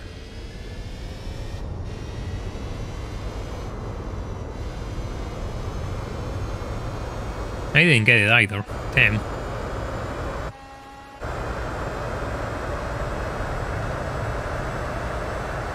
Mercedes makes a pickup truck in collaboration with Nissan.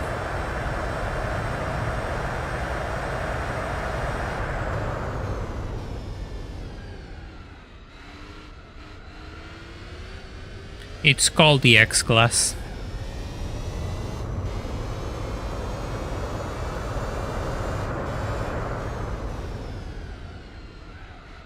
It was a 99 plastic.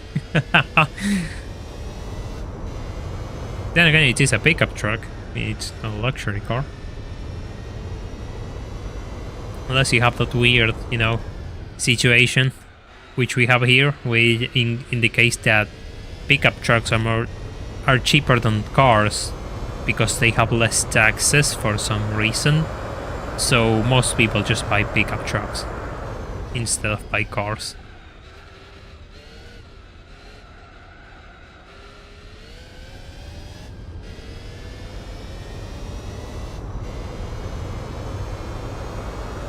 Like, if you're in the market for something luxurious, you just buy a pickup instead of buying an actual car.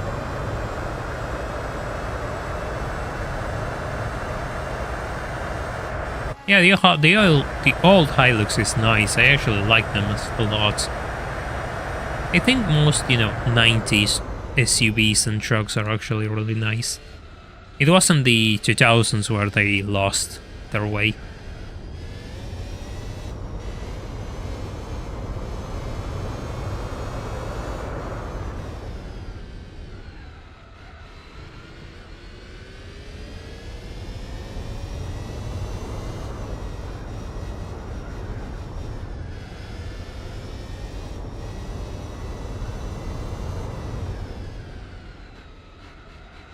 Now you go and see 90s SUVs and they look really cool.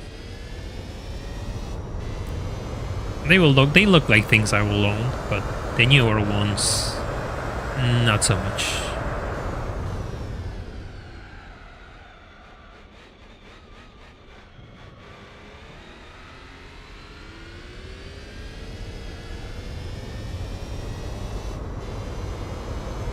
Luxury with diesel is an oxymoron.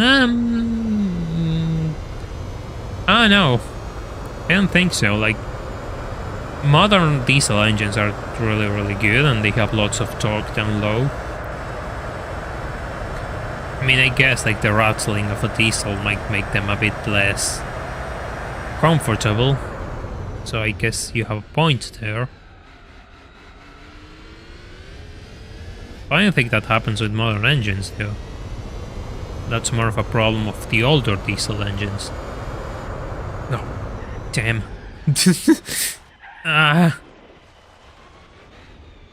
Okay, that's a save.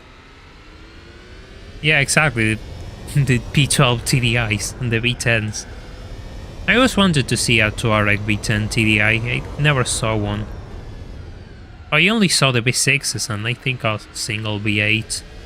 But that's about it.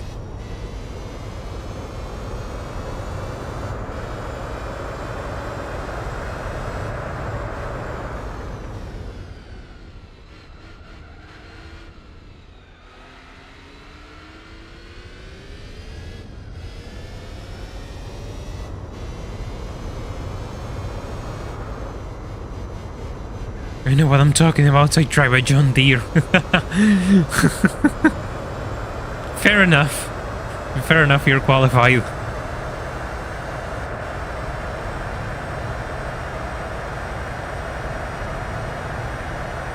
No way. No way, that is the Pescarolo head. Can we lap the Pescarolo? I mean, not like this, but can I lap the Pescarolo? That will be awesome. That will be so cool.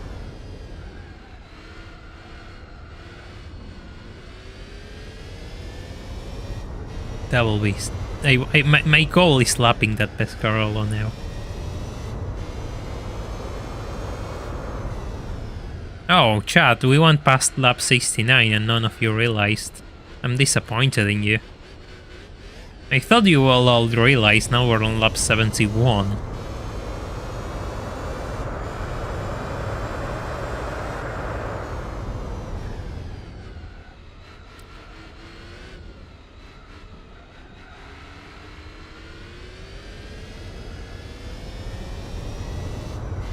No.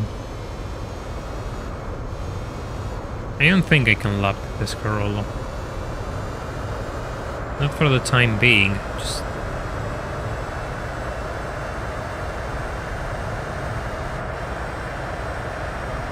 But it's there, like I see it, I really see it in the distance.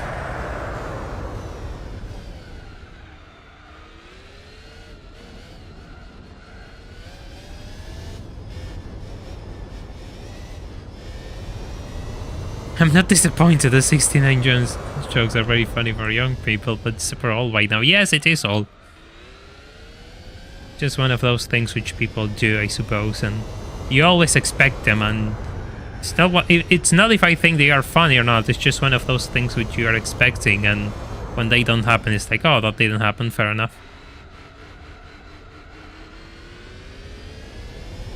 Yeah, exactly. Dieselgate is kind of a funny thing. Think about it, but that's another story in and of itself. Oh, it's going to get stuck with traffic. It's going to get stuck with a traffic car.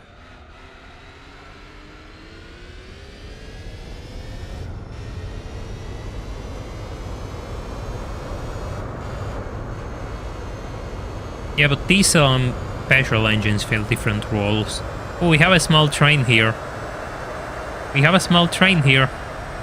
Me, the Pescarolo. Oh, the C5 is blocking the Pescarolo. Double overtake. Oh god, yes. You need to make sure you clock a good lap, because I think this could be a fastest lap, given I was like reaching 370 on the straight. So if I drive well, this could be a new record. But I have to drive really, really well.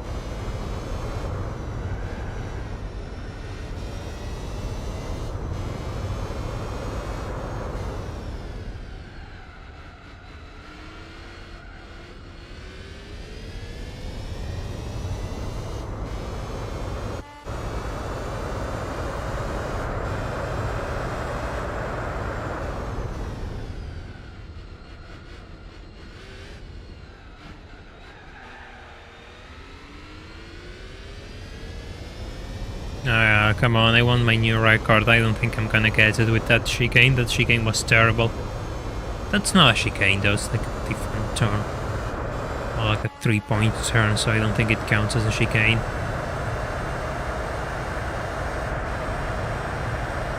Nah, that was a really slow lap.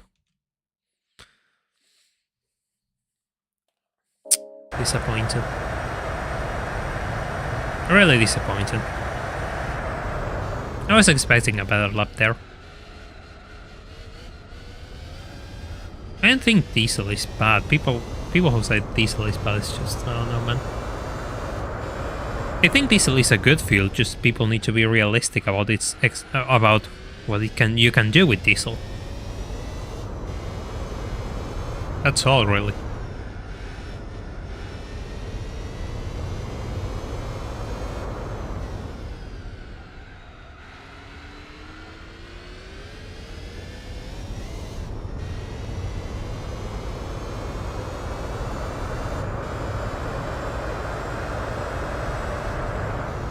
Oof.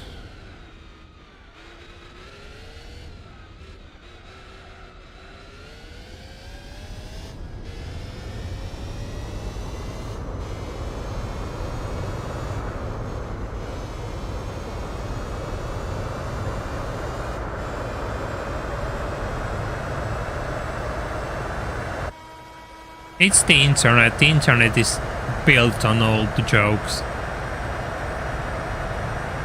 The internet is built on running a joke into the ground until it isn't funny anymore.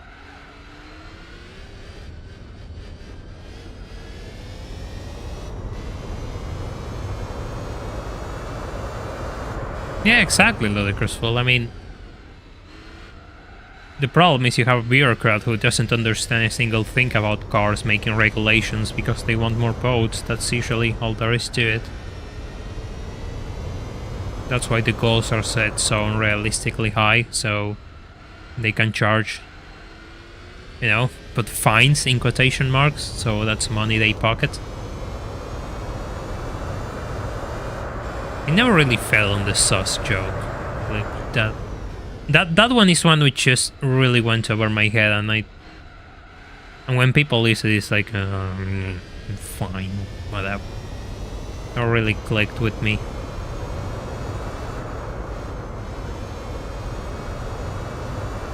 By the way, I want to remind you all that I lapped a Pescarolo in the 905. Damn, those laps are so slow.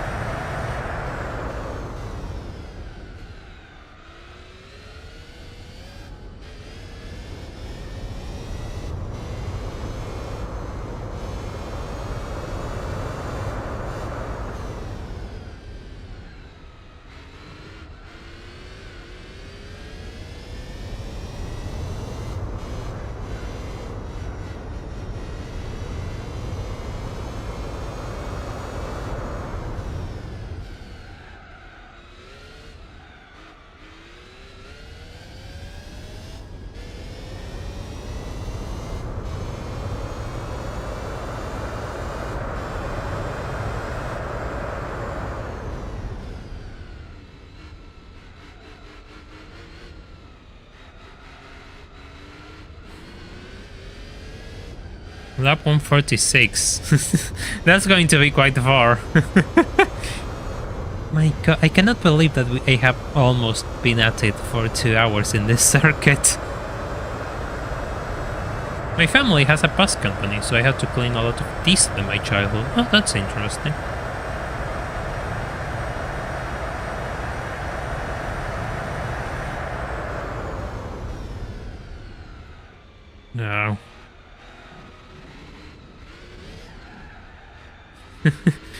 And the thing is, like, the lap on Fuji is always at full throttle, so I just been holding the controller like full throttle, like, since the start.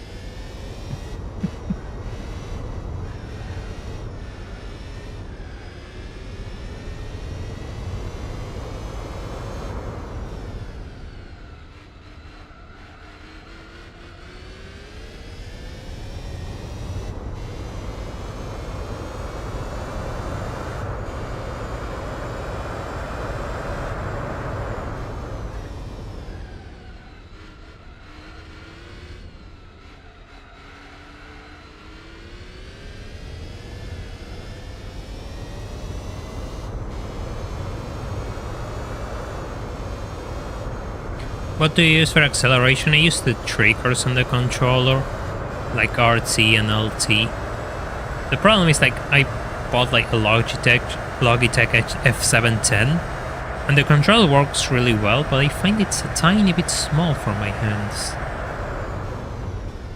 So I just have to grip it a bit in a weird fashion to use it how I like it. Because using like X and square for acceleration is really a good idea.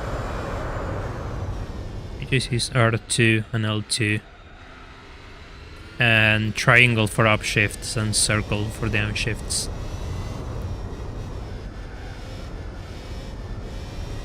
Yeah, totally, that's common. I mean,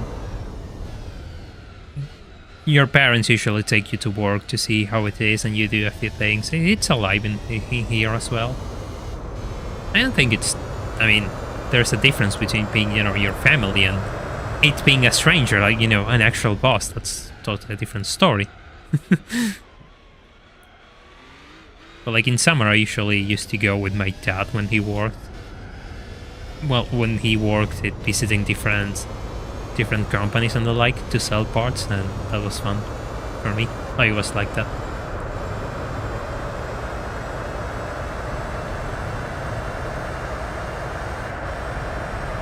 Liquid pedal. I love the 787B, by the way.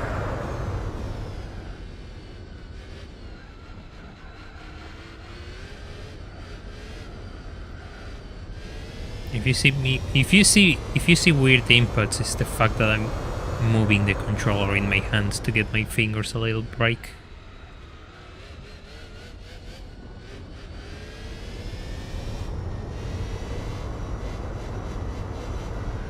Talking about hands, I mean, lately I've been looking into getting back and playing the guitar again, which is something I have serious and finished business with.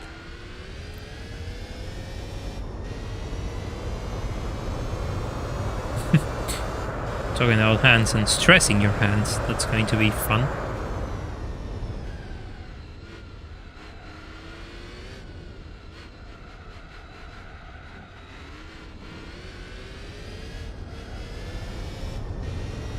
I have to take care of a few things first. I would like to get a new, you know, I have like a terrible amplifier, which, you know, sounds off. But I would like to change that, but then again, I'll probably use that to start off. Do you need to set it up though? Do you need to send that guitar for a setup? But I don't know who, because there's nobody in my area, I think.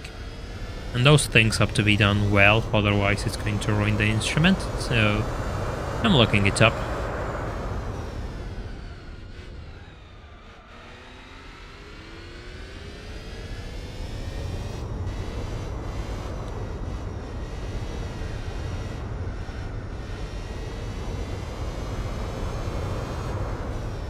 It's an electric, it's a Stratocaster copy. It's not a legit one, but it's a nice one, it's really nice. At times I guess it feels a bit small, but I like it. I mean, when I was studying guitar, when I was trying to learn, I got a chance to play all sorts of guitars, and, you know, the one I got is probably the one I felt most comfortable with. Even if I didn't play too much, like I never really got into it because I had 1,000 things in my head. And me. I mean, it was me trying to find things to do when in reality all I wanted to do was something like this. But I thought it was impossible, so I just started to find roundabout ways of studying, I suppose. When in reality all I had to do was just find a job and save enough so I could try to do this full time. So much time wasted. Well, not wasted, I guess I learned a few things in that process.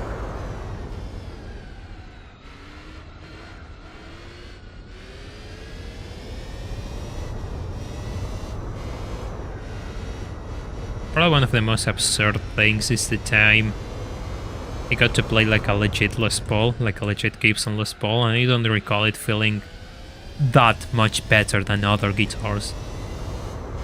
That's kind of one of those crazy things you just remember like it was yesterday, but in reality it was like what, 4 years ago, 5 years ago.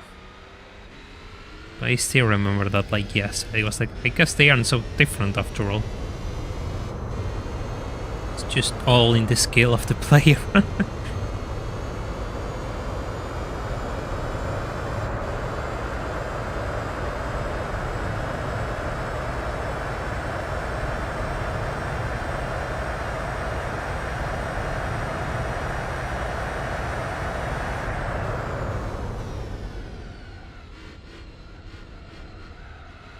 Ooh. Ooh.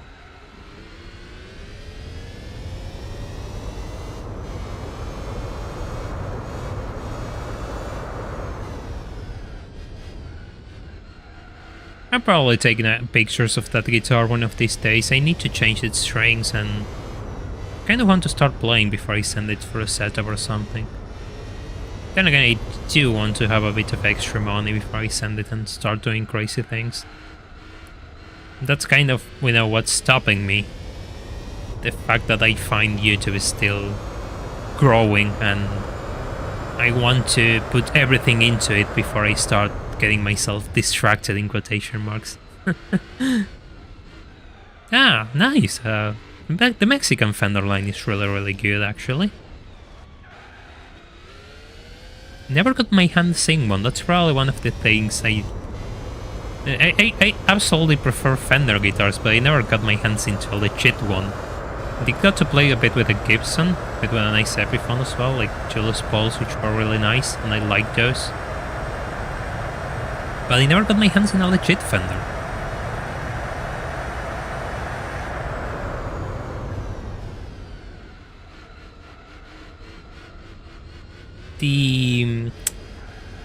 I do remember like I got a chance to play a Fender acoustic, and that's probably the guitar I liked it the most outside my own guitar.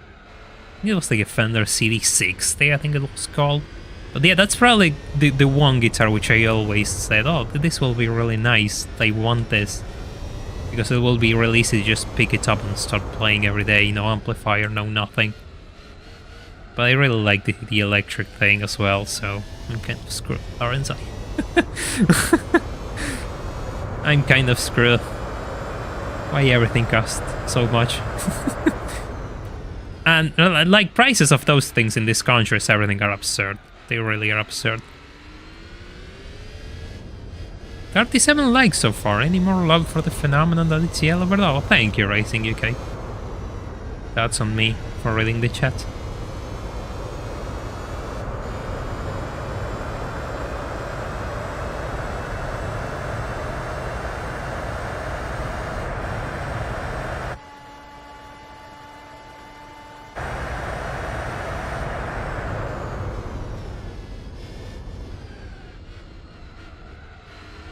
Yeah, I have to look prices because I'm thinking, right? I literally don't know what to do because I have that electric, I have to set it up and get it all proper. And it's nice. But the problem is I have one of the worst amplifiers you ever seen. And you know, those super tiny practice amplifiers, they sound like sludge, and that's one part why I never got along with it, because I couldn't hear anything. It was like an awful sound that just didn't attract me at all. And I'm looking at prices right now, and something with a bit of a bigger speaker, nothing too special, I don't want to buy. professional amplifier, just something with a bit of a bigger speaker, so it sounds better. Costs a bit of money, which I'm not too happy spending right now. But I have that guitar, I don't want to go and buy a new one. Yeah, Yamaha makes crazy good instruments. Everyone sleeps on Yamaha, but they make crazy good instruments. You name it, like if they make something, it's really good quality. I actually wanted to buy a Yamaha electric when I bought my first electric, but it was a bit out of the price range which I was around. And I found this one, which it's really nice. I think I got really lucky, and that's part of why I don't want to leave that guitar there, because I think I got lucky and I got a nice one. And I don't really want to let it there. And even if I left it there for years, probably the last time I grabbed it, it was 2020. I played a bit, but again, just my head was in this state. You need to do something else. You want to do something else. You aren't happy where you are. Just you have to do something else, and that something else was starting to do YouTube, practicing, learning how video editing and the like works, recording and all. So yeah, actually, before starting the channel, I was like practicing for a year or so. Yeah, exactly, Plasma. Those cheap amplifiers are awful. And everyone says like, oh, you should plug it into your PC, but that's also a bit... I don't know, it seems uncomfortable to me. I really like the idea of just plugging and playing something. It really has to be as simple as it is, with less things to play around. Like I don't know, if I just go and buy a modeling amp, I'm just going to spend my life playing with the settings of the amp and not learning, so it needs to be as stripped back as possible. Just so I can focus on the single thing which matters, which is actually learning to play the damn thing. The rest will come later. Yeah, exactly. We know Yamaha because it made engines for a lot of interesting cars. And it's a bit of funny crossover. Like, they make bikes, they make engines, they make instruments. Well, the engine department closed down a few years ago, but they made them.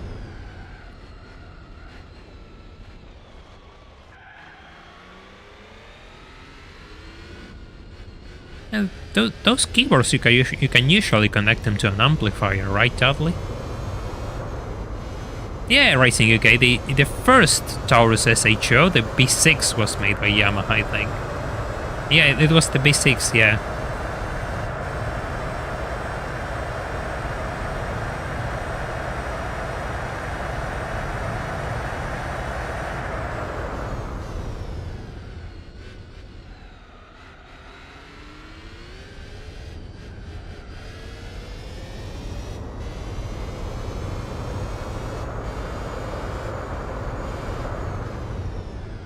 Ooh.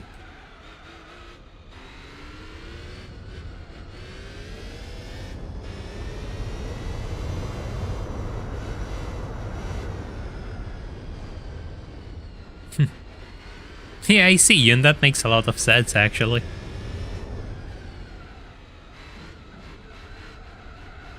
I wonder how much... I mean, one of the guitars that I was cross-referencing when I started it, when I bought my first guitar, when it was like 16 when I bought that guitar, so it's been a while. I mean, it's been 6 years, almost, a bit more. It was a Yamaha, also an acoustic. There were two Yamahas, an electric and an acoustic. But they were a bit out of price, so I ended up going for the electric. I know how much they are now. I shall look into it.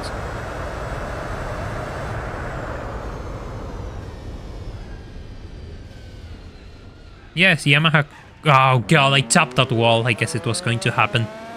Yeah, they collaborated with Lexus to make the LFA. Hey Lee, welcome to the stream. Hope you're doing well. Let's give my hands a bit of a stretch, a bit of a break. Let's move those fingers around. I have enough time to take a small break. Also, let me have a bit of water. Yeah, I might as well save.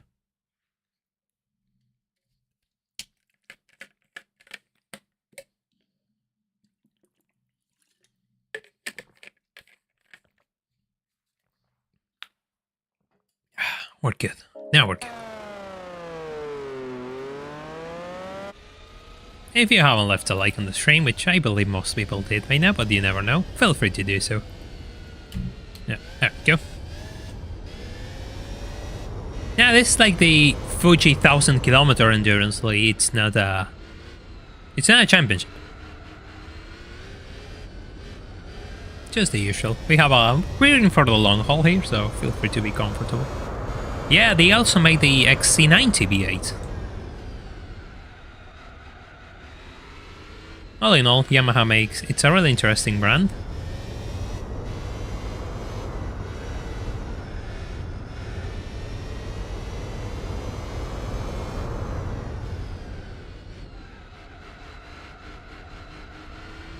You know, chat, I've been thinking something, but I don't want to say it.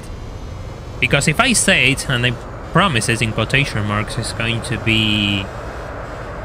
You all are going to hate me. Let's just put it that way. So I need to test it. So in the next few days, you might find a bit of interesting news regarding the 1000 miles endurance that we're going to start tackling next stream. Because there's 25 of us already, 25 patrons. But I really want to test that car. Some of you might think what I'm talking about, might realize what I'm talking about, but I don't want to say it in case it doesn't work out.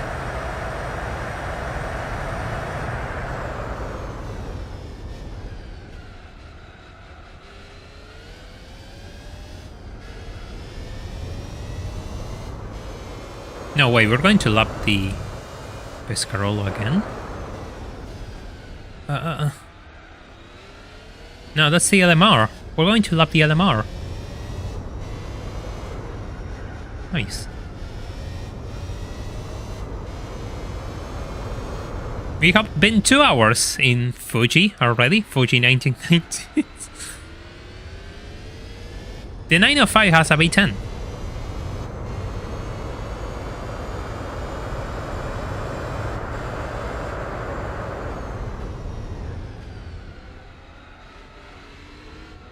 Yeah, Yamaha made those inline 4s for Toyota.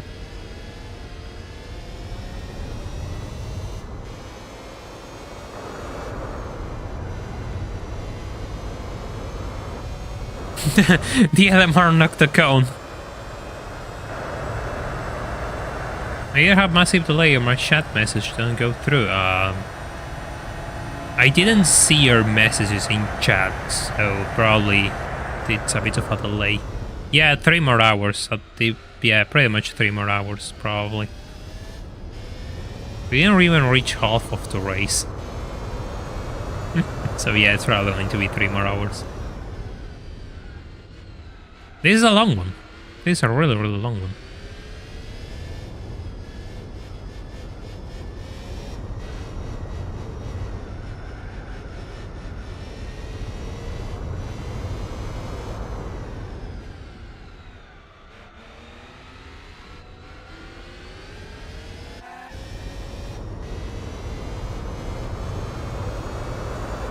Ouch. Easy. We're on cold tires still.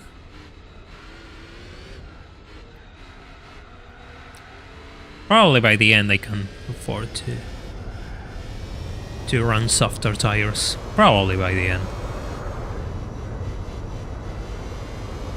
Ah, well, it's fine. Yeah, it's not fine. I don't like it when that happens. It's a bit annoying, but you know. Plus it was anime related, I see. And you never know. Never know.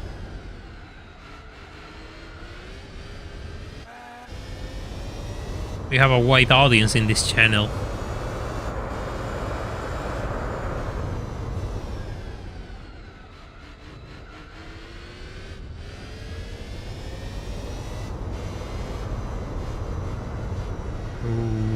Yeah, we made it.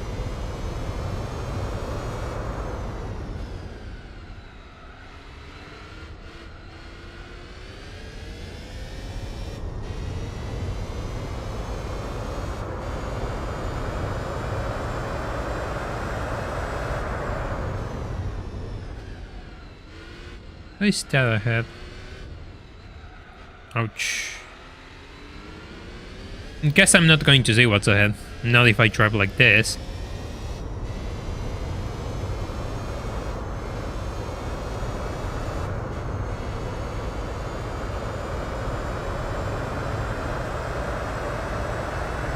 Oh, it's a Pescarolo. It stopped, so we're going to lap the Pescarolo again. Let me turn the lights on. It's getting dark in here.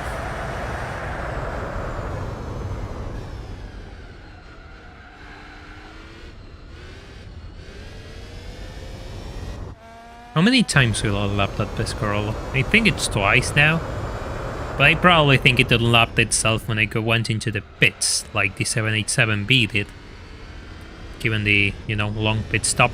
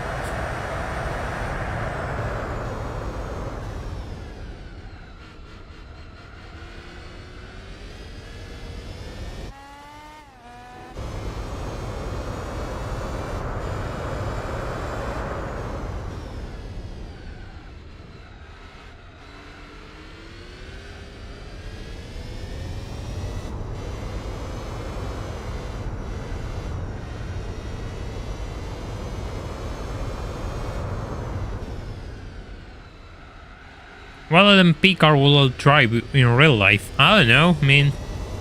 I don't think if I fit in one. I'm not that fat, but... I'm not that fat, but I don't think. I don't know. There are so many to choose from, but then again, I think I'll either crash it because I don't drive in real life.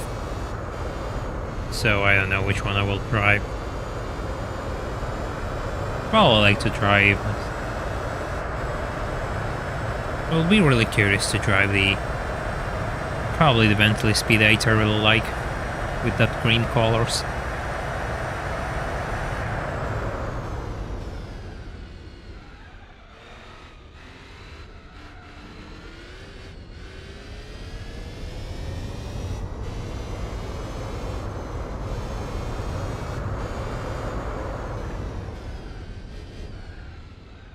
Yeah, when you said LMP1, I thought Group C was out of the question.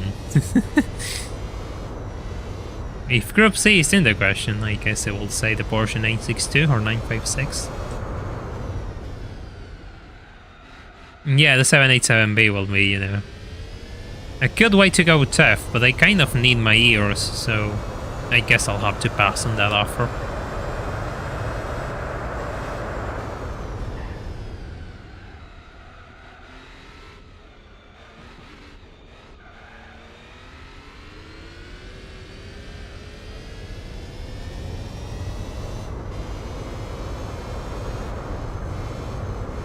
It's kind of difficult to fit ear protection when you have a helmet on.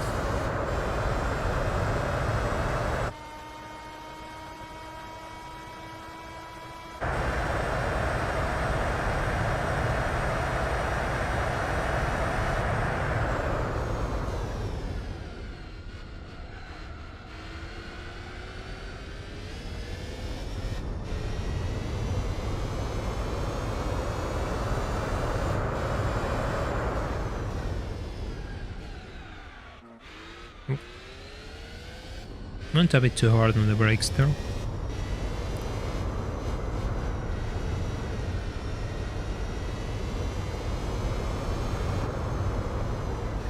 Went a bit too late in the brakes there.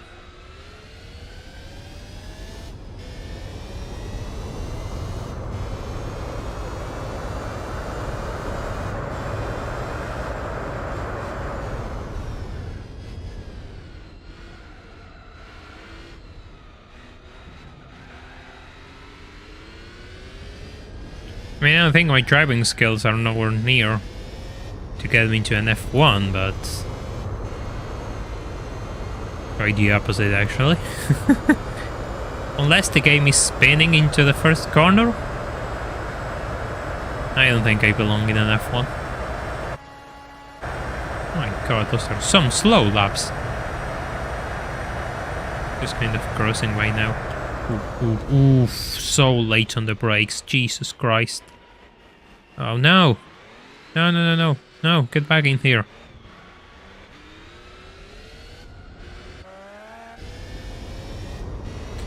Helmet has inbuilt protection. I mean, I guess a helmet can have some sound isolation, but I don't think it will be enough. That's the thing.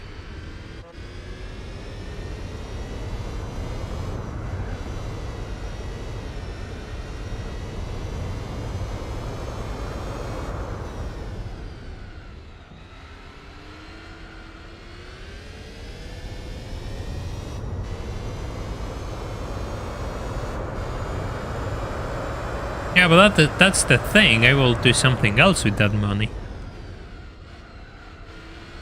I don't know. Rather than just being an idiot for the entire world to see, I will do something else with it. But then again, here I am with a YouTube channel, so I guess I will make an idiot of myself in front of everyone with that money.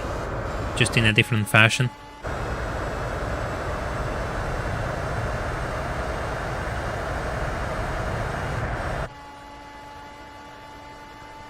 I'll sell my kidney.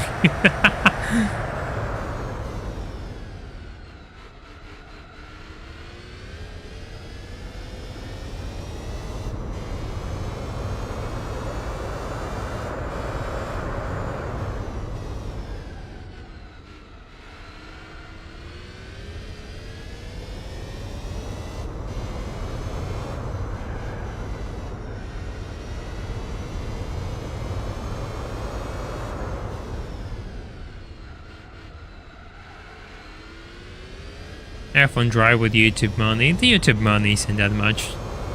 And even if it was, I don't think I will try to get myself into an F1 seat. Like, I don't know, like, I don't think racing career is for me. I think that ship has gone past already.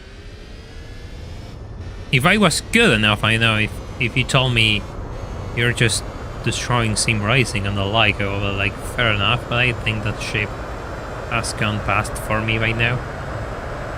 There's so many people who are so good right now. Oop. How did I get a faster lap there? How? Ah, probably slipstream helping. Probably slipstream helping.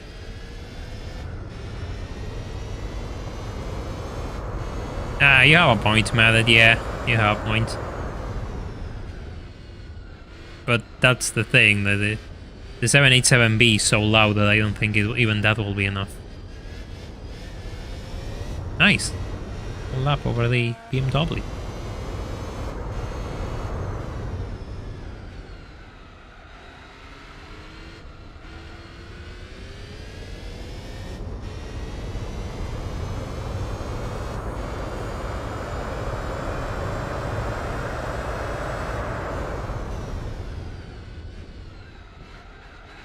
Oh, so Honda CBRs are really nice bikes.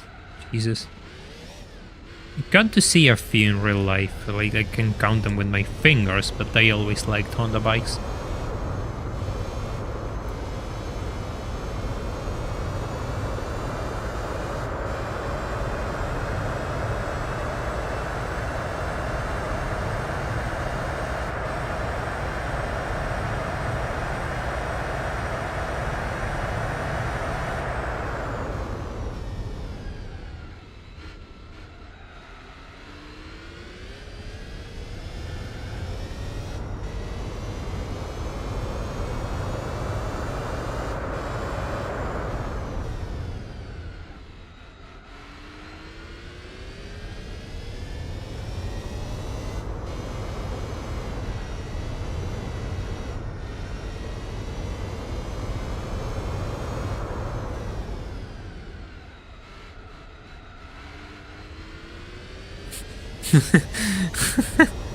Yeah, that must get quite noisy nocturnal.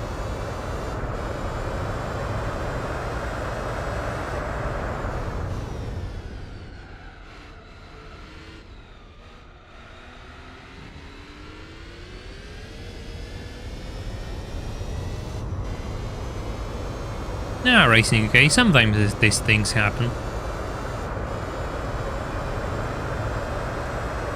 Some days are a bit slower than others. Probably the thumbnail didn't make much sense either. I thought it was funny, but that doesn't make much sense. Like, just two cars in the middle of the sand.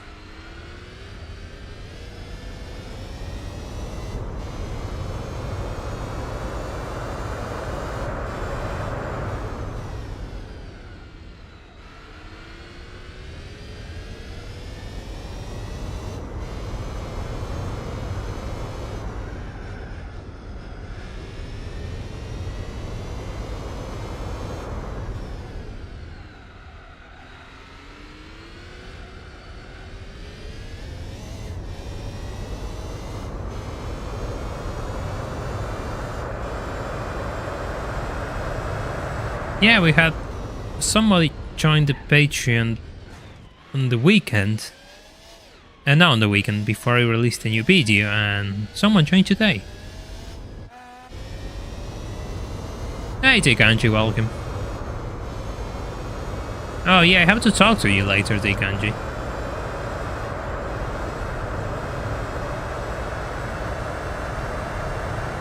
Oh, I have... You asked...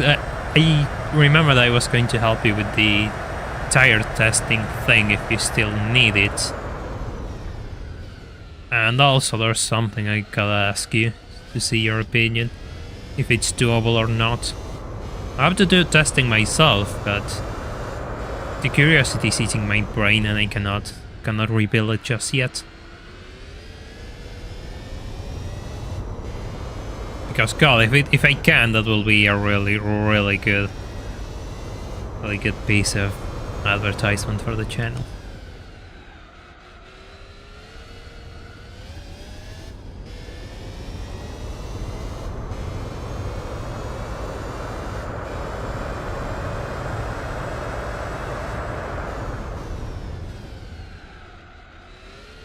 Ooh.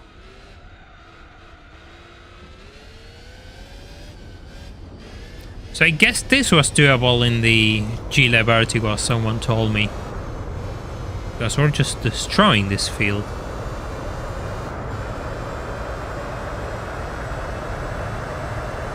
Guess I just didn't want to believe.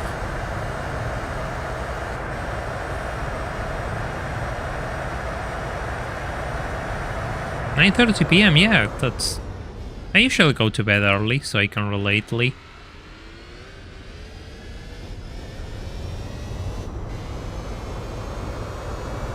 I mean, minus the days where I actually end up sleeping 4 hours, because, you know, I have things to do even during the night. On Friday, like, I just was preparing everything to upload the next video, which will go public tomorrow, and patrons already have access.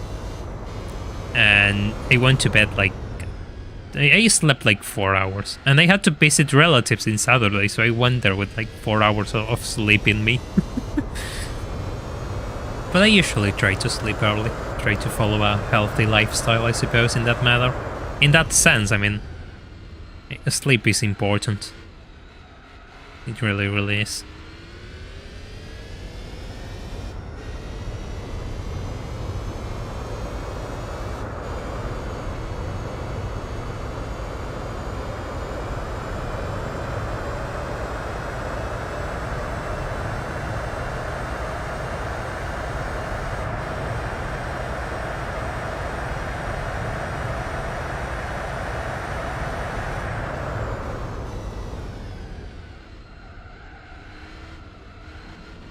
Ooh.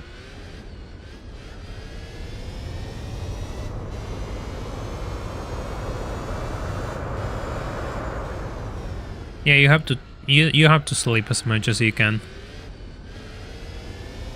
You really have to sleep as much as you can. Sometimes you may think, oh, I can push it, but believe me, you don't want to push it. It gets really bad.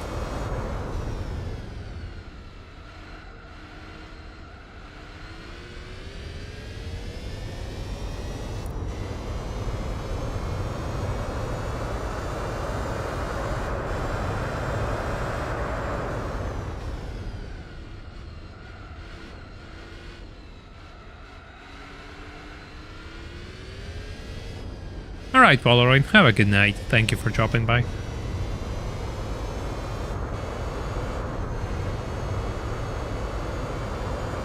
We have a brake stop there. Wasn't necessary, I think.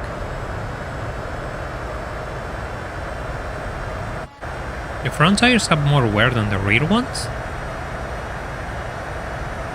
The front tires have more wear than the rear ones, or I'm just saying things? Ah, let's stretch the hand a little bit.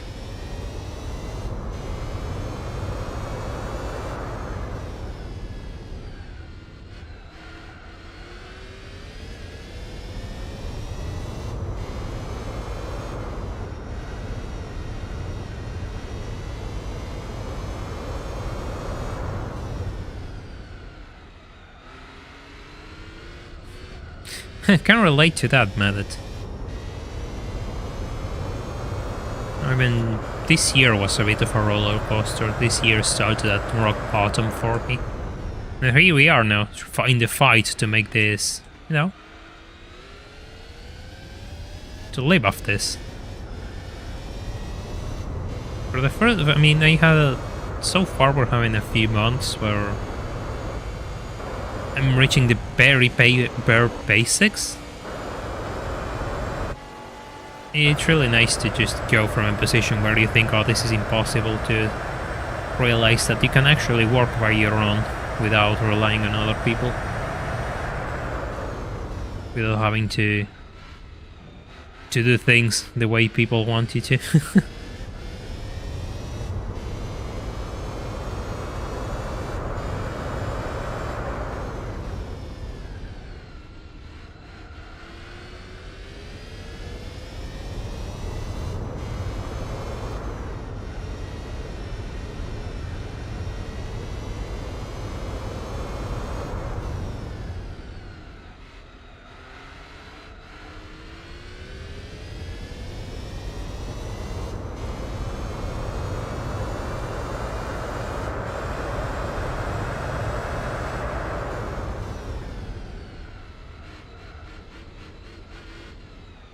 Actually, I want to do the Formula GT races by my own, but I'm not sure how many people will watch that, because those races are eternal, and I don't have anything for them, so we'll have to cheat a Formula GT in my garage. Oh, the GT one got stuck there.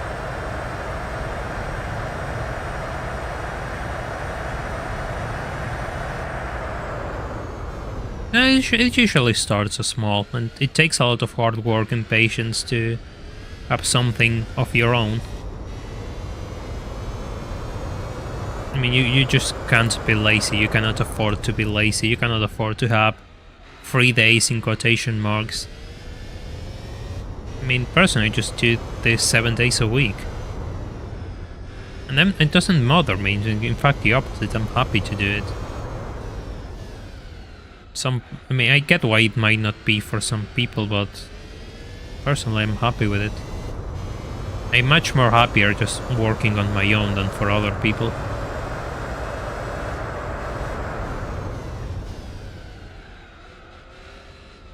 Then again, I guess I work for other people. For you all, my spectators.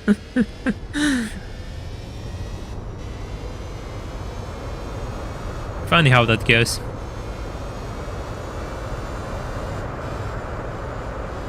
Yeah, I mean, B-specing them is fair, but I have to train the B-spec driver if we get to that point, because my B-spec driver is on 0, I never used it in this run.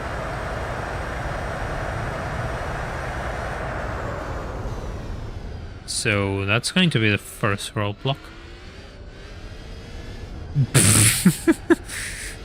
Brilliant! It's a podcast for the Formula GT races, oh no. I have to drive.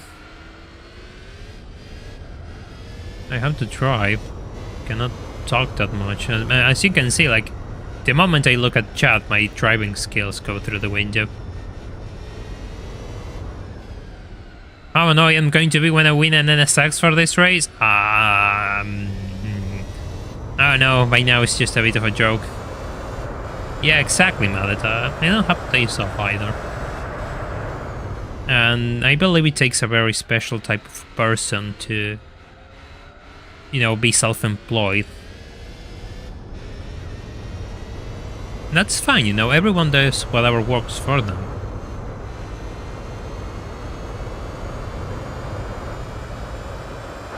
But I realize, I always had this thing in my brain which tells me that I really want to do things by my own. Don't look at chat, then this will be a really boring stream, wouldn't it? What's the point of streaming if I don't talk to anyone? Hey Nathan, welcome, hope you're doing well. Oh. I really want to clock a fast lap, given I had a sleep stream. But with these tires it's going to be impossible.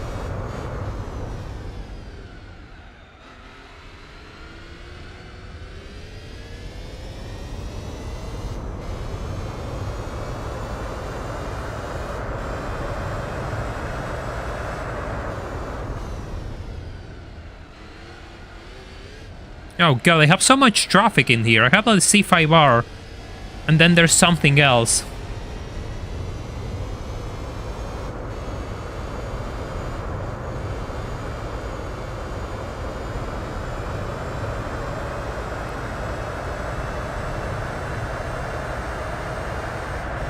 So one. Wow, you're joking. You're joking. I really wanted to do that as a 115. It felt like that was the perfect lap, but I guess I was too slow, and I went off the track too.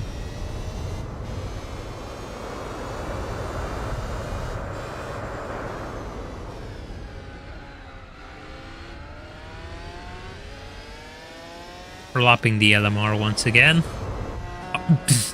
We're topping the LMR.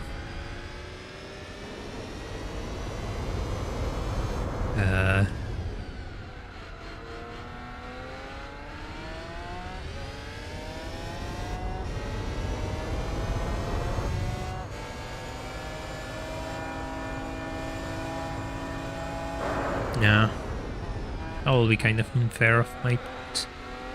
I want to enter the pits ahead of this thing, Joe. Just it doesn't matter, but it will make me feel better with myself, so I guess it does matter.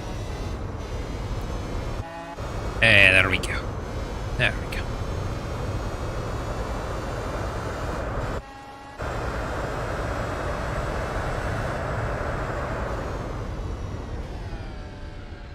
Down. It didn't matter in the end because I crashed. Yeah, this is going to be a bit of a 5-hour race. A bit more, it seems. We haven't reached the half mark, and we're still on the 2.5 hour clock. 2 hours and a half in the clock. That's what I meant. So it's going to be a long race. Let me save. Let me drink a bit of water.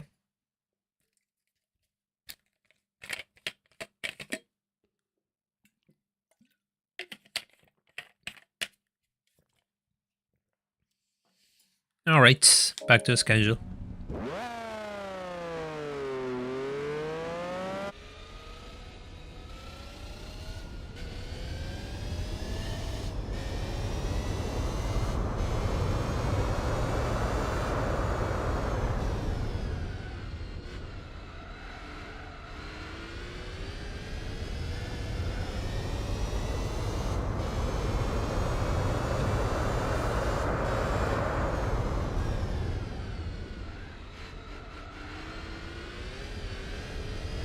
The 787B didn't get past. I'm still 1 lap ahead. That's good.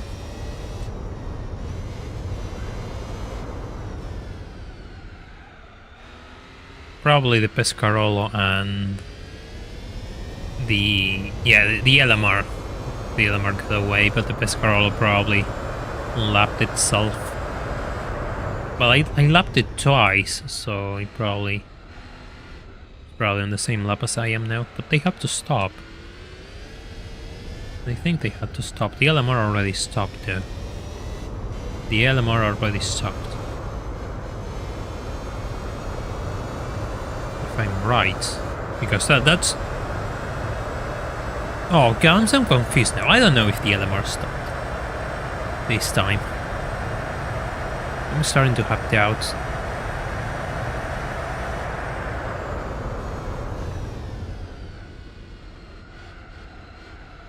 Pfft.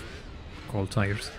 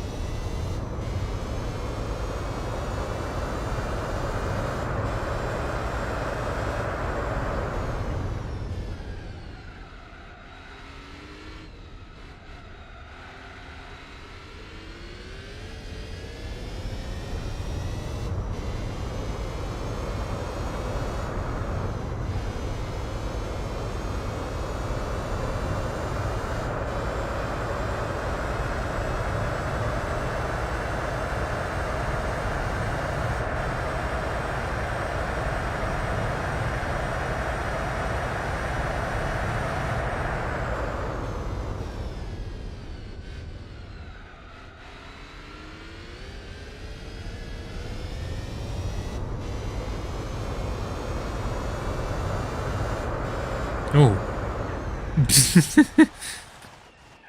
No. Get back in the track. Yeah.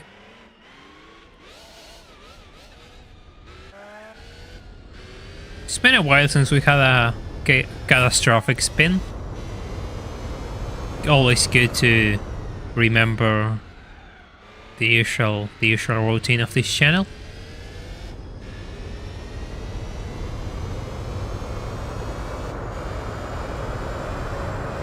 Oh.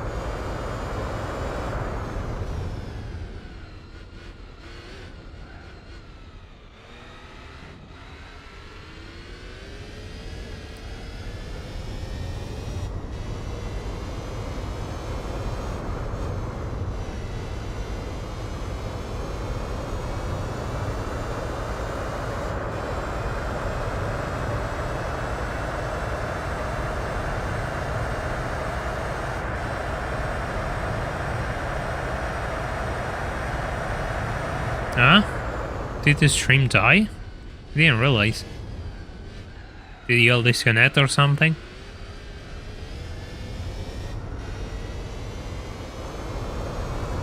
Didn't see anything on my end.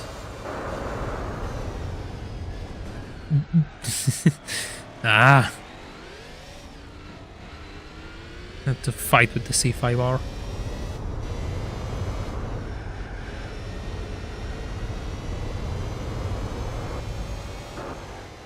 I don't know how many times I got past this Corvette already. And the worst thing is we still have half of the race. So I'm going to get past it so many times more. Someone who watches this as a bot, which, you know, if you watch 5 hours of this, you'll totally be one special person. I really want to know how many times I got past that C5R.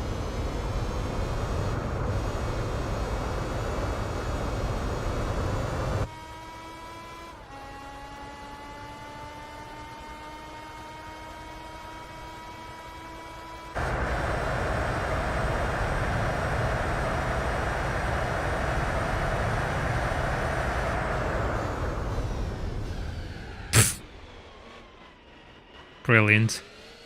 Brilliant. I swear I always miss that corner. I'm going so fast that I missed like the braking point always. I'm either too early or too late, and I've been here for a while and I still don't get it right.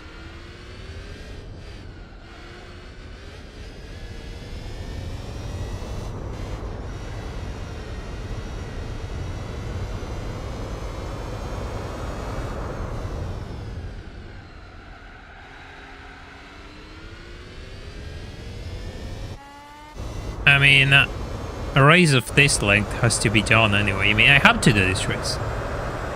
Oh, Strat. I don't know how the 787B is past the BMW, but it's second. The 787B is second. And it has been for a while, so I think something happened because there was a moment where I pulled away from the rest of cars, like really, really far. And I don't know what happened there. I really don't know what happened there.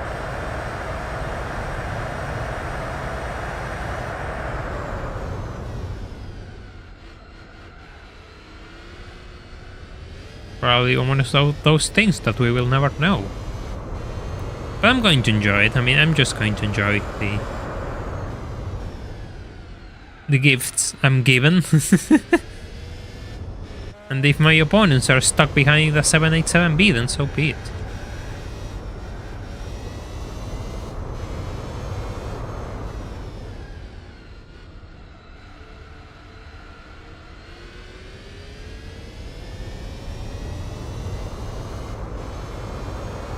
Ah, the best car is stopping. No, I never understood. The 787B is a really good car. I mean, I think it's better than the Nissans, the R92CP and the R89C. And in some way, the Minolta too. It has better tire wear. I mean, sure, it's not as quick, but it's better in endurance when it comes to tire wear. And it has better handling than those two. Given it's not a turbo engine.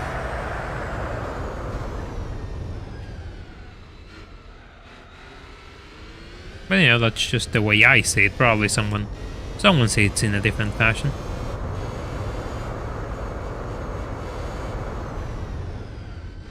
The BMW was built out for not using turning signals. Fair enough.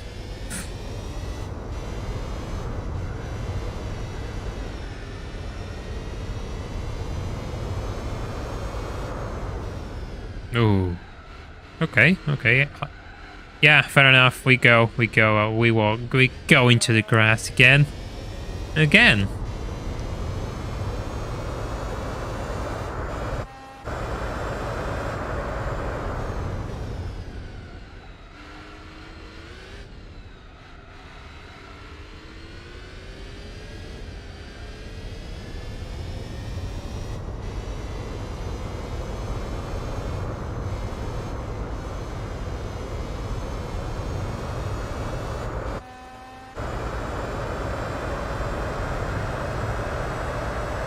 It's very going to be a 120.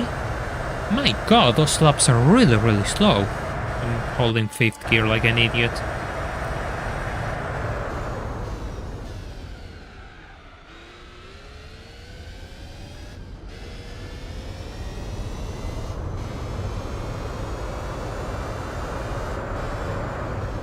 Yes, this is Fuji 1000 miles.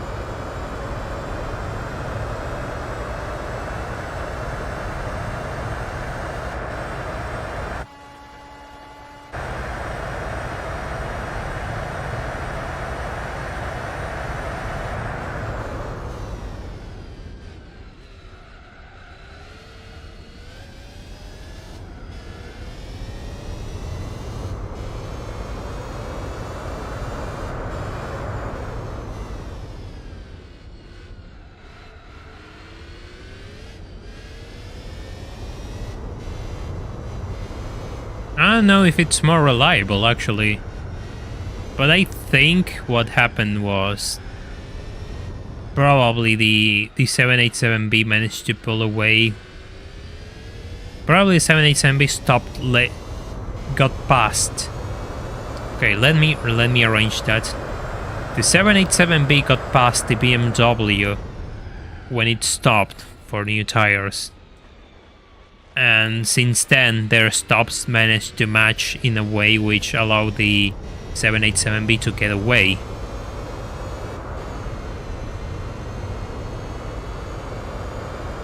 I mean, that's my theory. I mean, that's the only thing I see viable.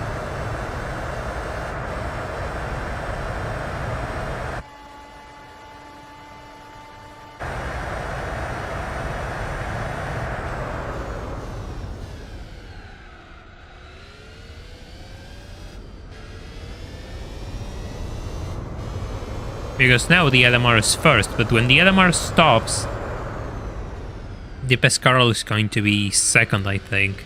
And when those two stops, the 787B remains in second place. I think that's the way things have been playing out.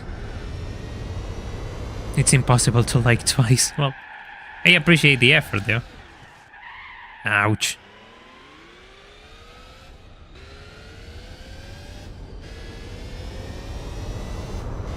Don't worry, it's fine. There's no need to share it for people who might not be interested.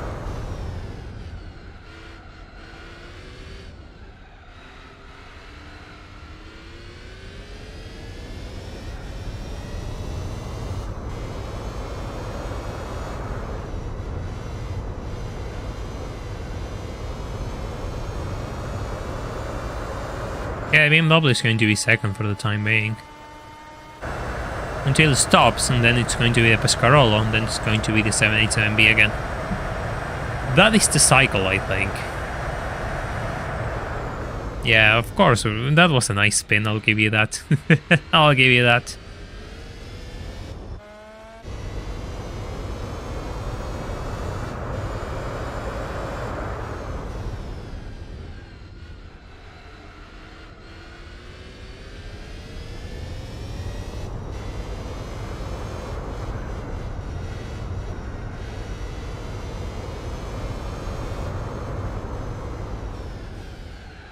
If your objective is to have the most fun, which starter car you will consider the best?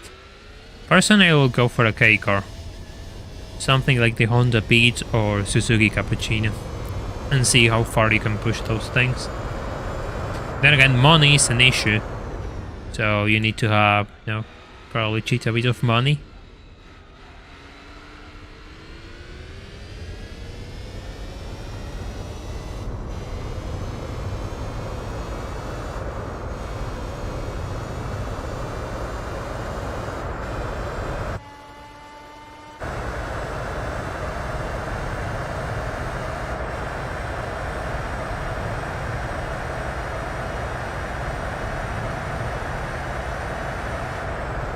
That's a torture test. Like, I never use that loop, but that loop always gets solved.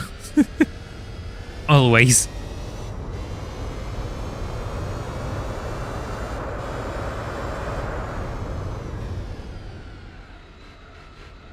Ouch.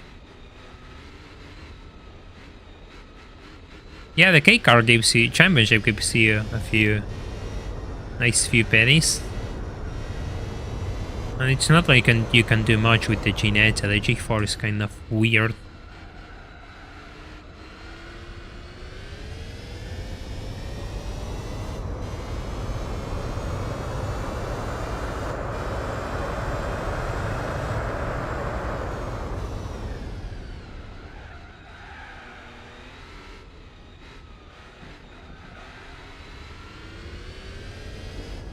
Isn't the Galanza V a bit over 10k? I never really got my hands in one, so I don't remember. But I think it was over 10k.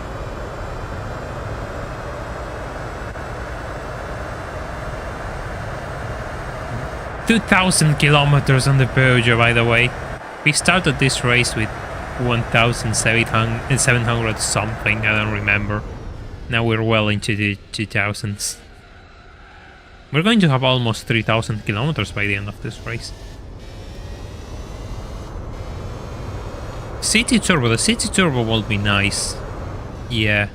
But I think it's too big to be a K car, and that's going to push you away from some events.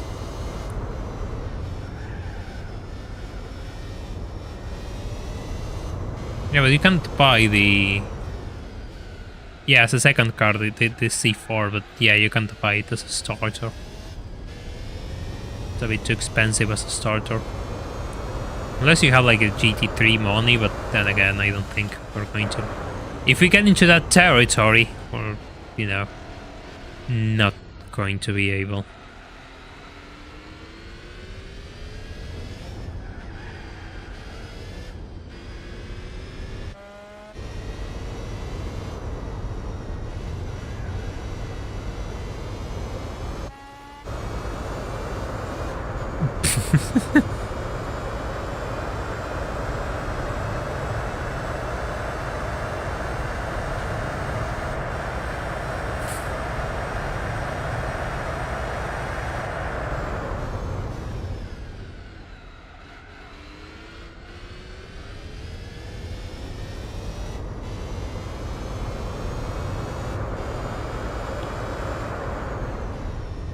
I think Gran Turismo 4 is one of those games where I always used a different starter. Always, because there are so many cars to choose from. But I think the most fun is the Beat, personally.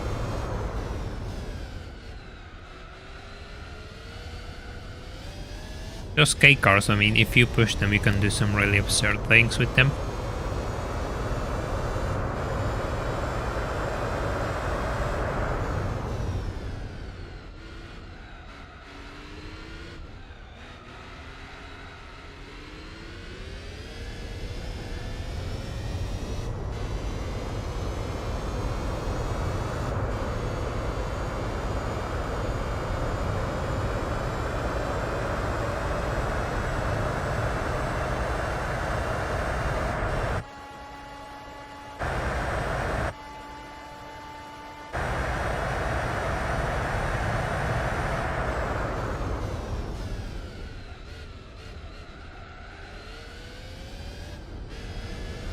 Personally, fun for me means the fact that you have to be competitive.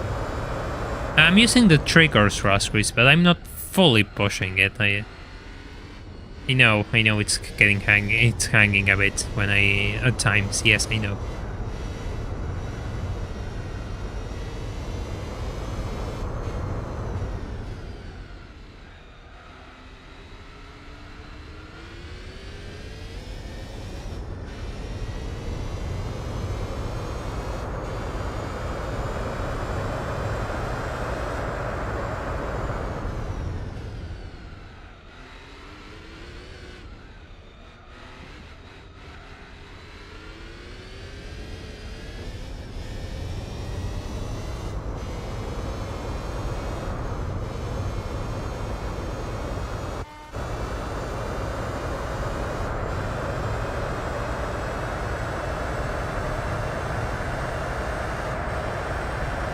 Yeah, the supercharged MR2 is a bit of a mystery. Yeah, I mean, they are really nice cars, but I usually don't go for the AW11 for those reasons, Panos. Because there's not much you can do with it. Kind of limited.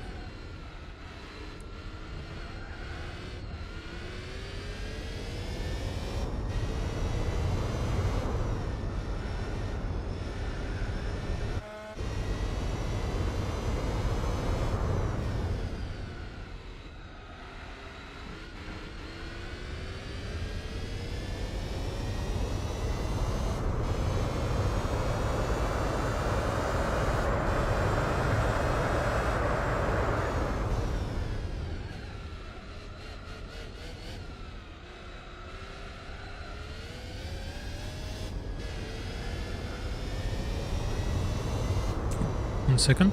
There we go. Just missed you out for a second.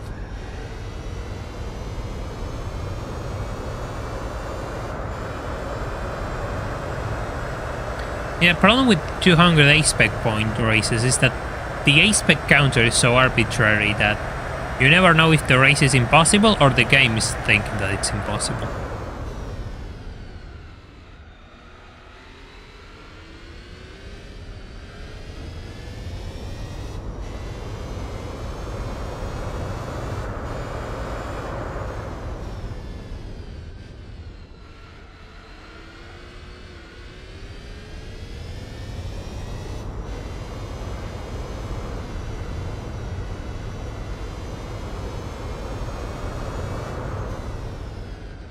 That's kind of why I don't do 200 A-spec point races, or yeah, we're going to race with this X amount of A-spec points, because it doesn't really mean anything. It's kind of absurd at times.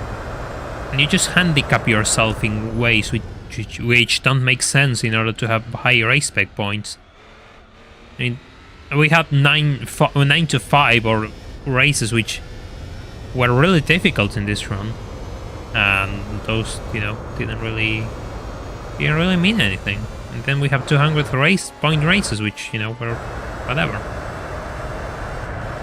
Hey Karma, welcome. Yes, 228 laps in Fuji. We only have 111 left. 101 left, sorry. We're going to be here for quite some time.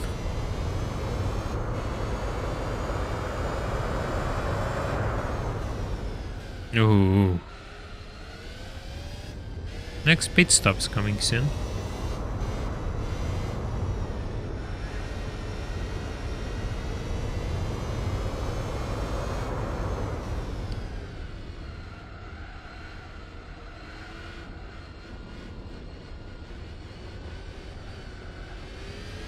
Ouch. Bro, I mean, you do need a lot of grinding. I mean, depends on what you want to do, right? Personally, I find I need a lot of grinding in GT games to do the stuff I like.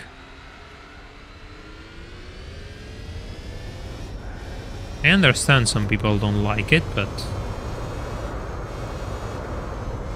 Ooh. Yeah, exactly. I mean, it doesn't have the top speed, but it has the handling, and the tire wear is excellent. The tire wear is so low that it's just brilliant. Yeah, this is the only race we're doing today. This is the only race we're doing today.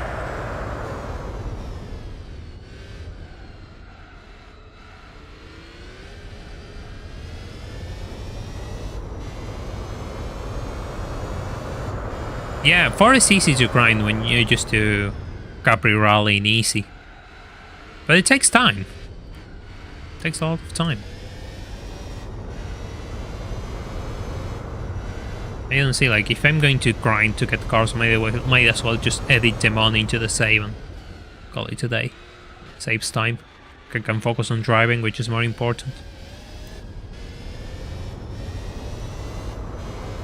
Hey, the LMR is stopping. The LMR Huh? Oh, never mind. He said nothing. I was like, why the LMR isn't moving? It's still moving and it stopped now. Ooh. God.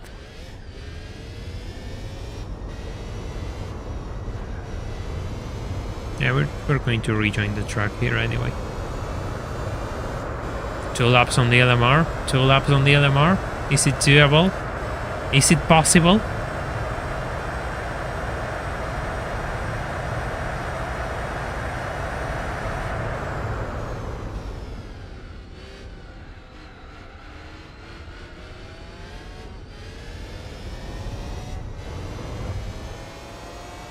This is a bad place to get slipstream.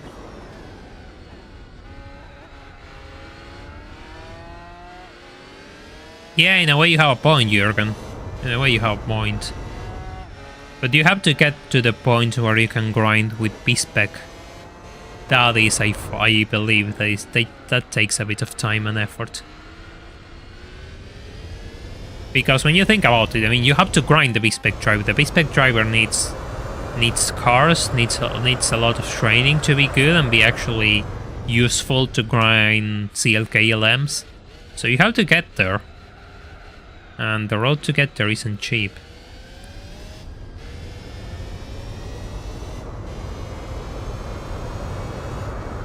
I really wonder if setups affect the way the B-Spec driver drives, for the lack of a better word, but I don't think so. That's something we might have to test one of these days.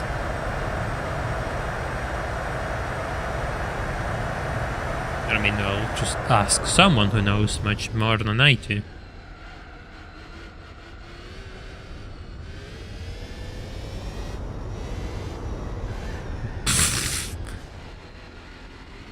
I don't know what happened there. I really want to give the position to the LMR. But I guess I'll have to. Whenever I stop, I'll give the position away. Because I have to stop soon.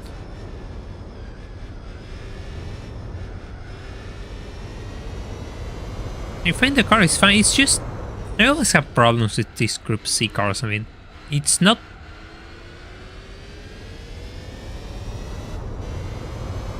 It's just me, the fact that I just find them a bit, you know, on the edge all the time.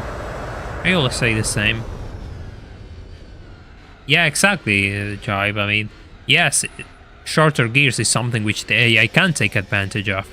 But my point is, like, better handling, better grip, like suspension tuning, which makes the car drive better and less understeery. If the AI will take advantage of that, if it will drive better without traction control, so on and so forth.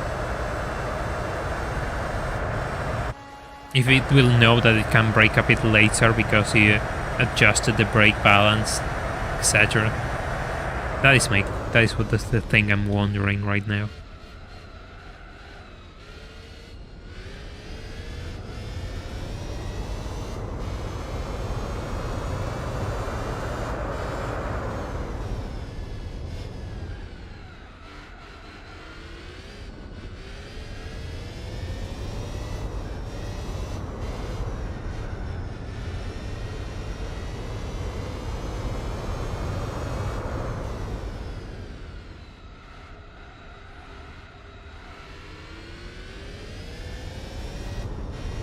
Hey US, welcome to the stream, hope you're doing well.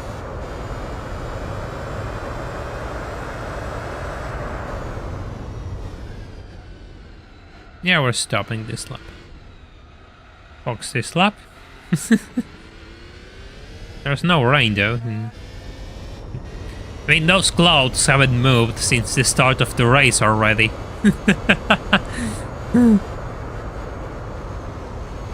Yeah, we have to stop now.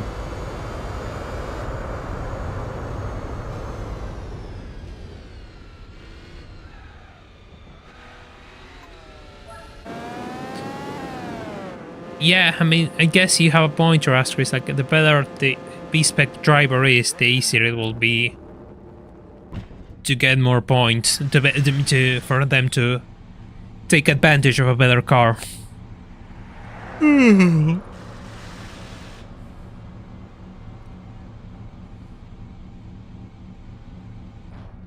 Let's just say...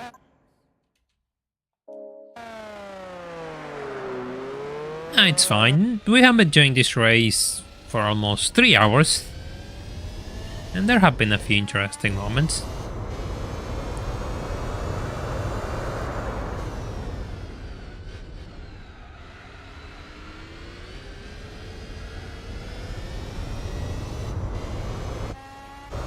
We're going to do the 1,000 miles championship next week because we have reached the first Patreon goal. So it's just going to be the endurance for the following streams and from now on. So the text on screen is going to be a bit shorter. Nope. Cold tires.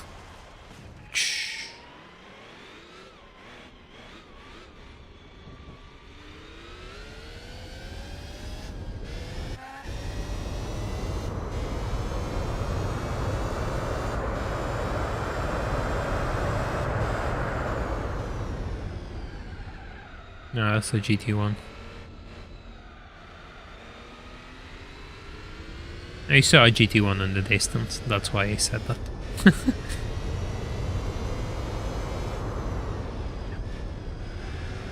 Yeah, I mean, this is almost a 5-hour race. It's going to be over 5 hours in my case. But we still I still have to do it. I mean... And then we have longer endurance races. We have Tsukuba 9 hours, which I'm saving for the 4th goal. We have Motegi 8 hours, which I think I'm going to do, split into different streams. Then we have the 24-hour races, which I'm not sure what we're going to do with those. And then we have the 1,000 miles, which we're going to do starting next week.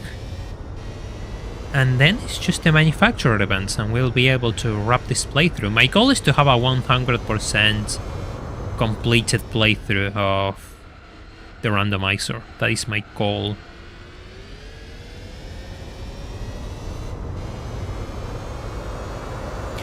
I guess the only barrier that I have are the 24-hour races and the Formula GT Championship. Because I have nothing for the Formula GT Championship. And even if I do, we have that is 15 races long. And those races are like an endurance in themselves. So I don't know what I'm going to do with that. I want to do it, but the problem is, do people want to see it? That's the key here. It's not so much about what I want to do, but what people want to consume. That's the thing, I probably want to do the 24-hour races in A-Spec, but split them in different sessions. But I think that sounds like a really bad idea, given it's a 24-hour race, and if I don't do it in one sitting, I mean, it's going to be kind of boring. So I don't know what I want to do with the 24-hour races. I know I want to do them. Any ideas on what's coming next after GT4? Absolutely no idea. I have no idea. Yeah, it's an old school Formula 1 season. Imagine if it was the current season with don't know how many races.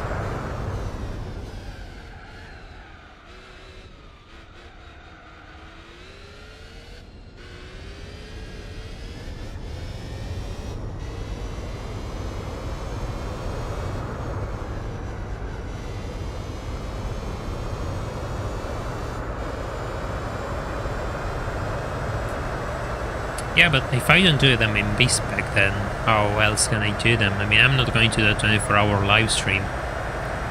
Unless we reach, 100k subs in the span of a month. But even that seems impossible. But that's a bit impossible. So, it's not going to happen.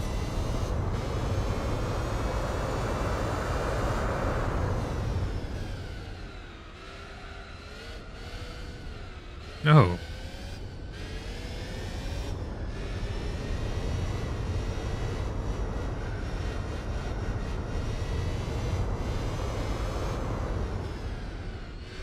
I don't think I will rage at Most Wanted. I played Most Wanted enough. I know its tricks by now.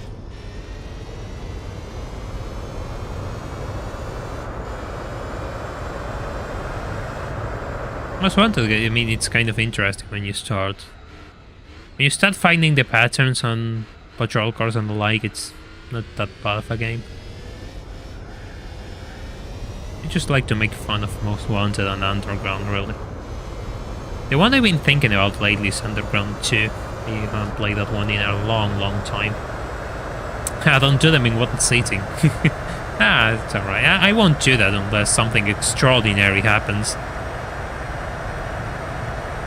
Like, no, extraordinary has to be...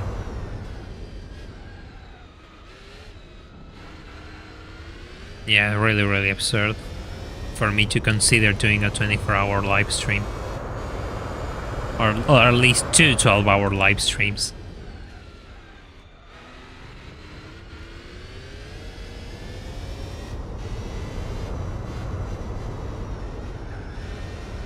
I don't know, like, I never seen... My summer car just didn't attract me as a game. Just never really... Just went over my head, I suppose.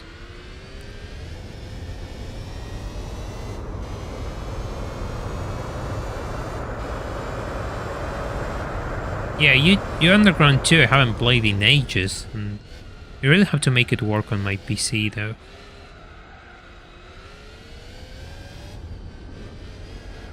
Yeah, and Calling McRae as well, I have to play those. They're finished 2005 McRae and I want to do that. Yeah, being awake for that long will take a huge toll on my head. Yeah, and my health, yeah. Then again, like if something really crazy happens, I don't know.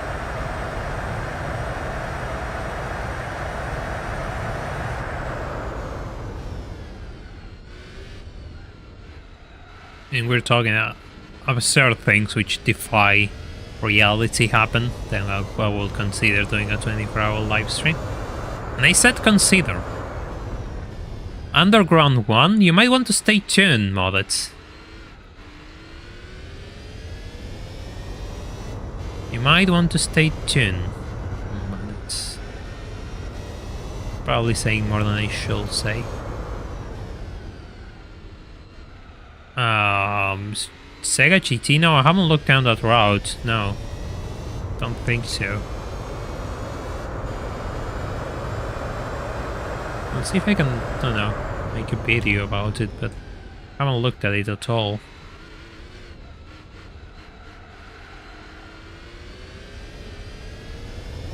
Hey, it was hardly stopping.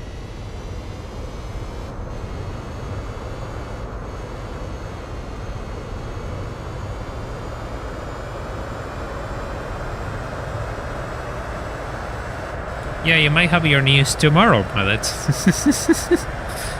I'm probably saying more than I should say, but given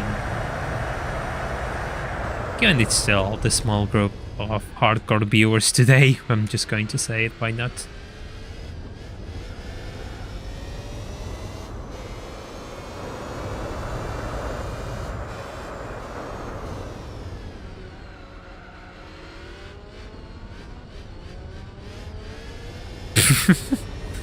How I'm going to fit an arcade in my room?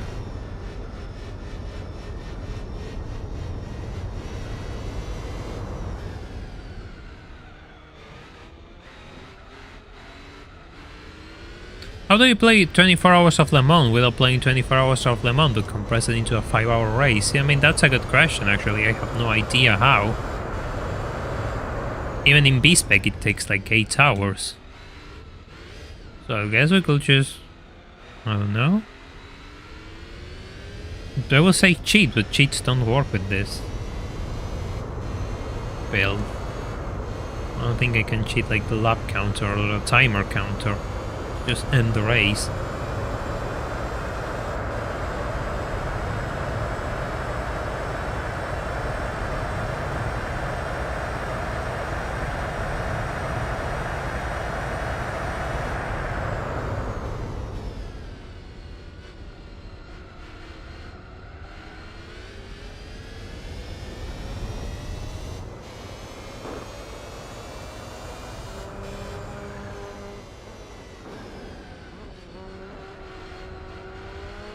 Initial typing game. Oh no, I saw that before.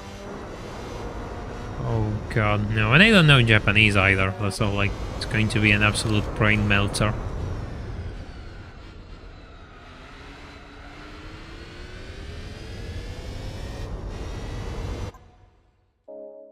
Technically, it's this race. Yeah, but this race I'm doing full length.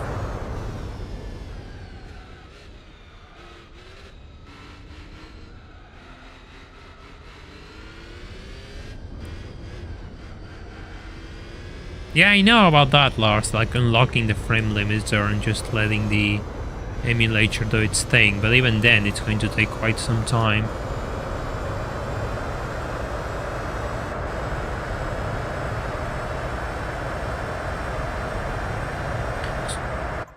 Want to save. So I don't know how we're going to do that. Oh, I started braking so early that the GT1 bumped into me. Jesus Christ.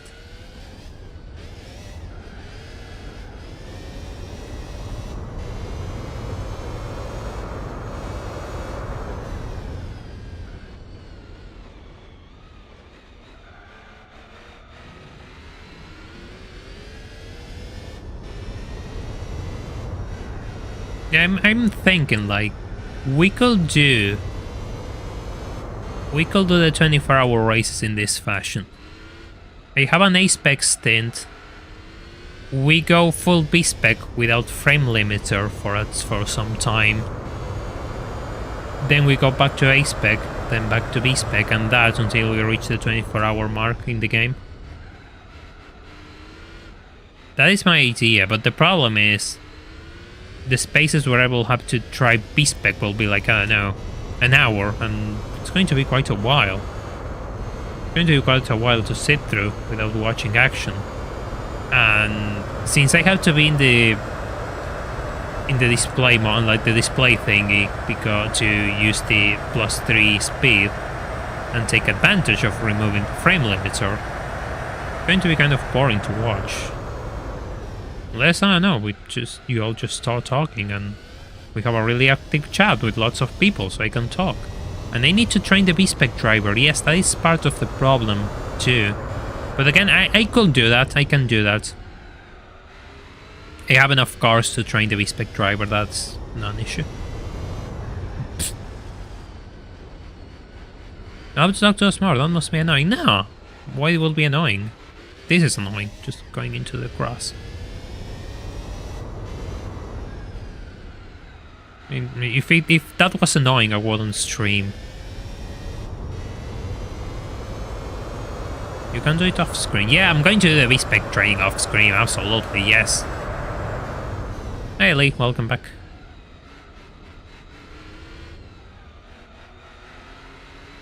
Also, my fear is the fact that I don't know if it got fixed for this, but the 24-hour Le Mans races, the V-spec driver tends to go off at the end of the straight, and it just dies. Why not just stream a different game altogether on a different tab? Yeah, but that will be kind of absurd. Like how I titled, like it just, hey, I'm playing 2 games at once. I mean, how? Oh. That will be, I mean, it's not a bad idea, but the problem is how. The execution. Okay. I think I see what's going on. I think we have to drive it with a bit of care, because I think the chassis just gave up on this thing.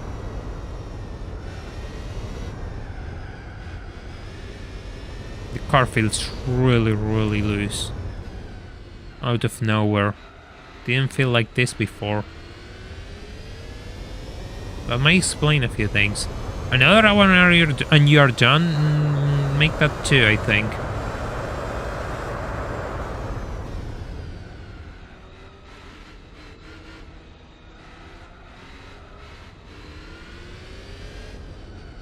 I mean, I will say the opposite. You being here is detrimental for your mental health.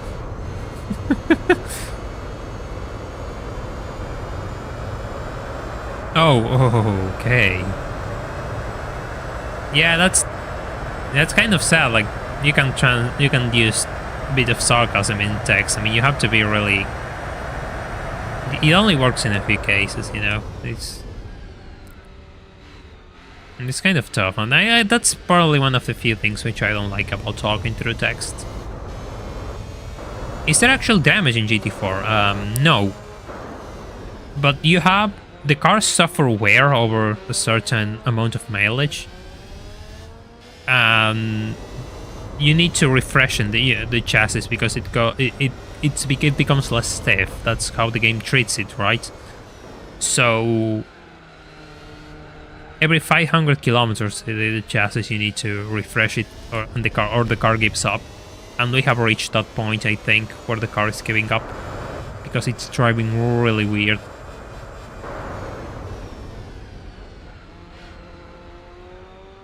My hands rest a second. I guess everyone has a bit of a mess in their brains. I mean, it's not like I'm any different.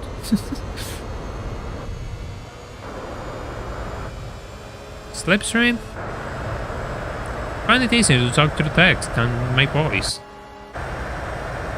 I know, right?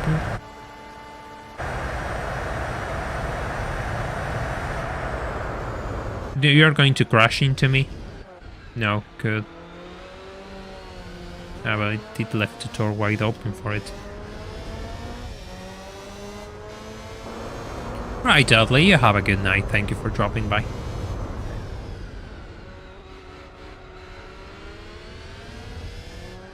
I don't know, like, I'm comfortable talking through both. I just like talking to people, simple as.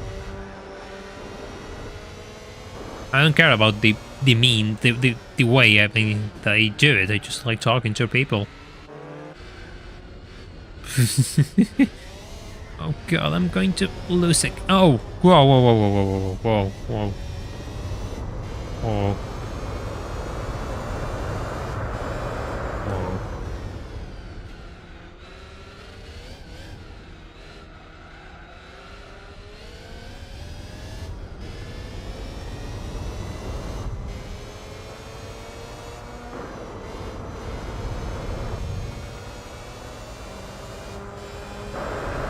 Yeah, someone else is leaving.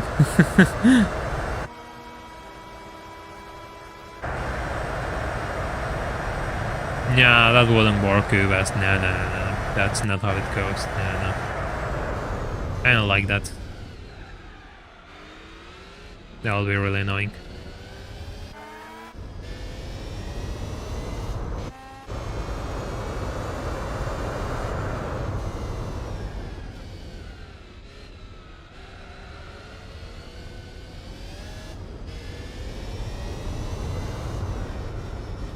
No?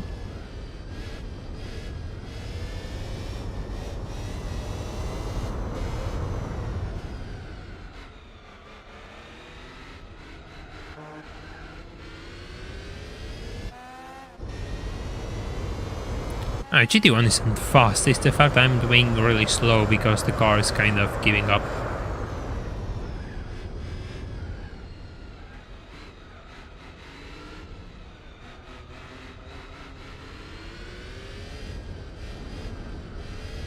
Not responding as good as it did.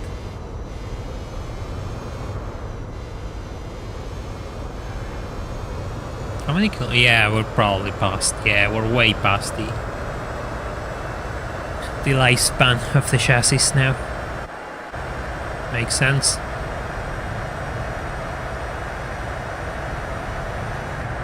Yeah, talking about oil, I think the oil light is going to come on somewhere during this race.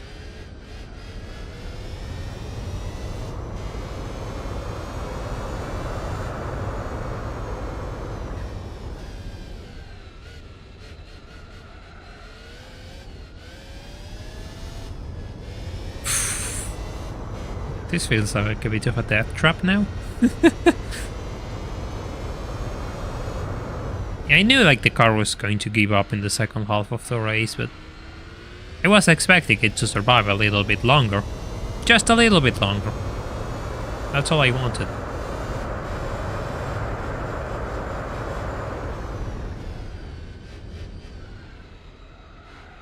Yeah, it revs up to 12k.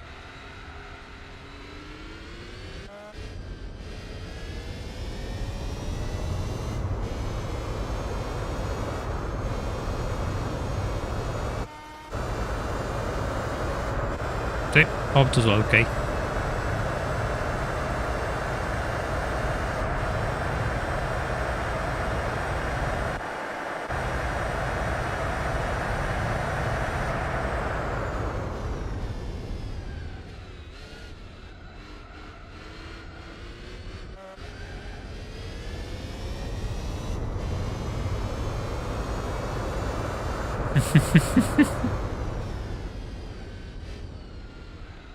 I'm going 47 laps.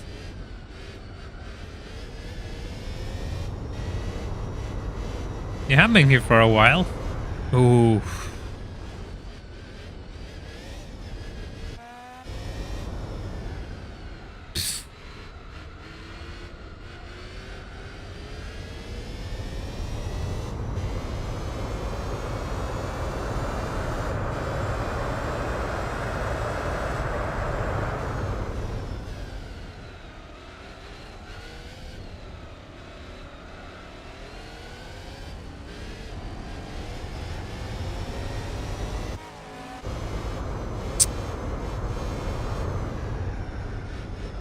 Is it me or I'm just leaving the accelerator stuck at times?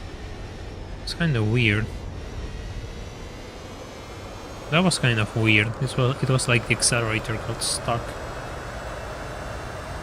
I'm not sure if I got it stuck or it was something else.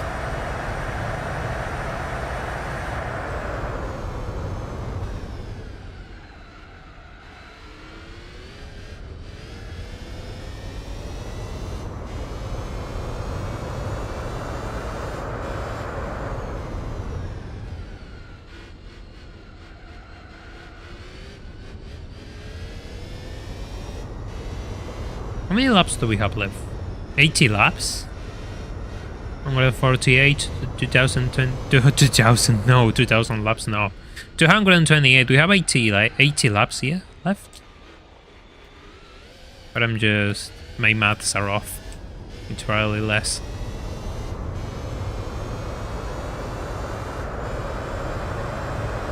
It has to be 80. It has to be 80 laps.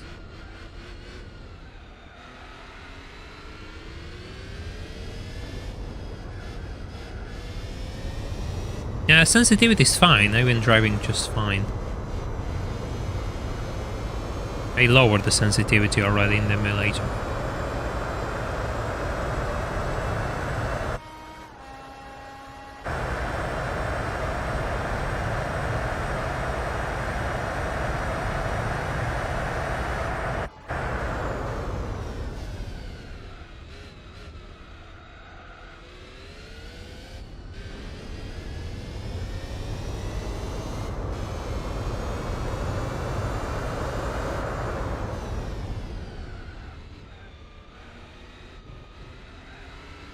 Ah, the them are stopping.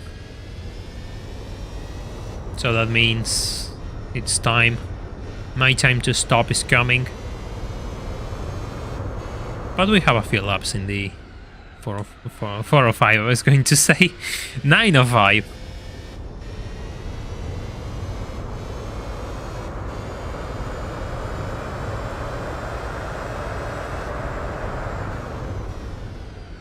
Ooh.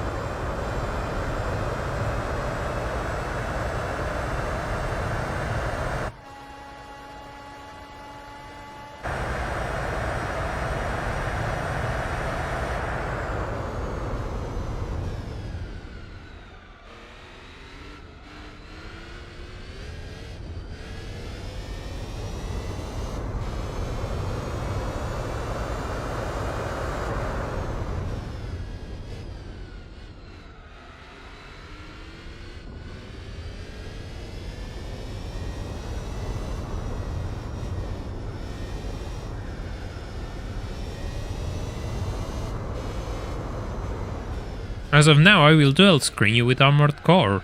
Interesting, nice. Always glad to be background entertainment.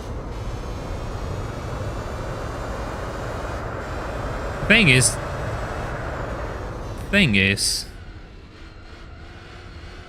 Ouch! That is the thing.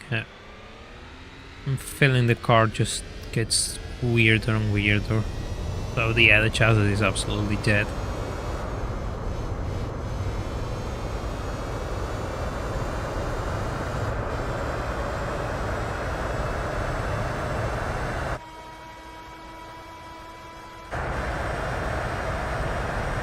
$120. Jesus. My laps have really fallen through a cliff. I mean, we're not going to get back into that 115 pace. There's no way. Even with softer tires, the car is just not willing to comply. And I'm sure some of you have noticed it's slower on the straights as well. We're losing power because probably worn oil already. The oil is already dirty.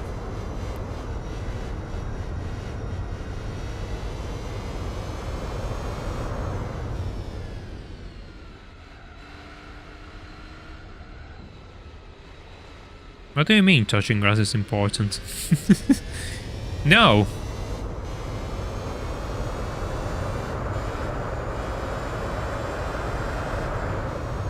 Okay, that was kind of sketchy.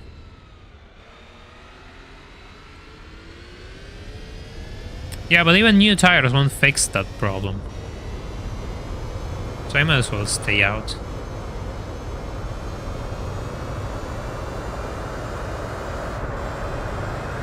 Because I'm losing time like crazy already.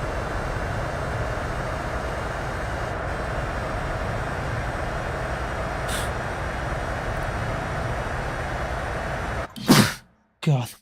Yeah, I had to sneeze, sorry. Please.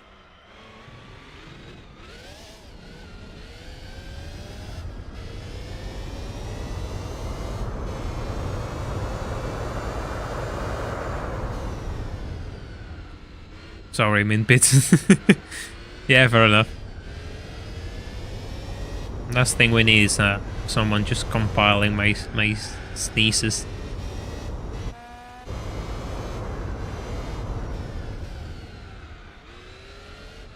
Last thing we need is someone, you know, just uploading my sneezes as shorts. Like I'm some sort of VTuber or something.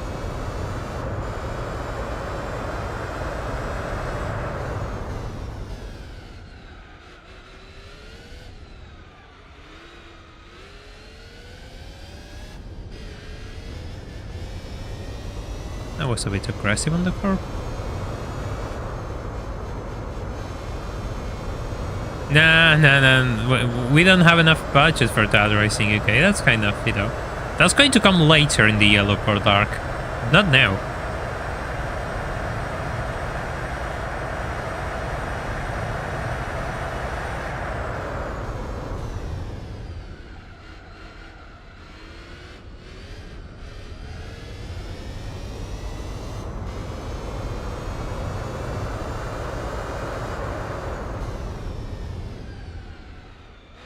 That's how we're going to run 24 hours of Le Mans in full A-spec. Probably.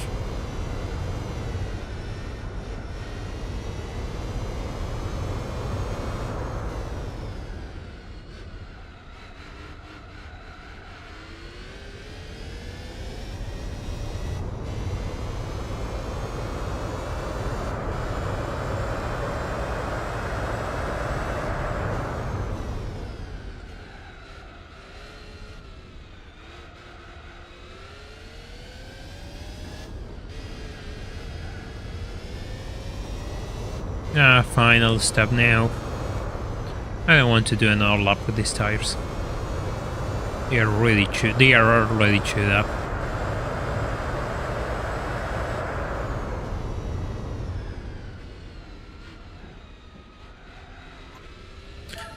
Yeah, we're going for fresh tires.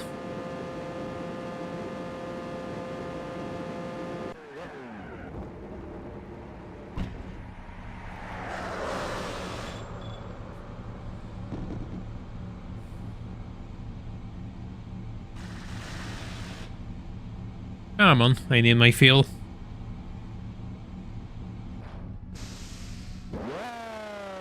What's that car going to be? It's the 787B.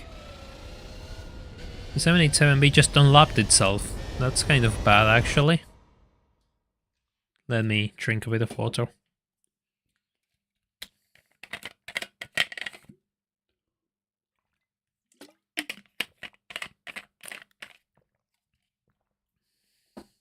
But yeah, then again, we're losing time like crazy. Like the base has fallen through a cliff. So yeah, that's something to think about. That's really something to think about.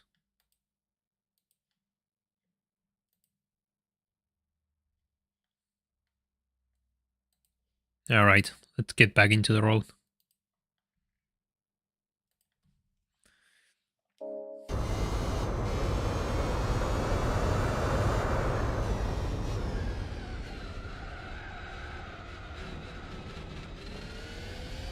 The 787B has to stop. Didn't stop anytime soon. It's oil.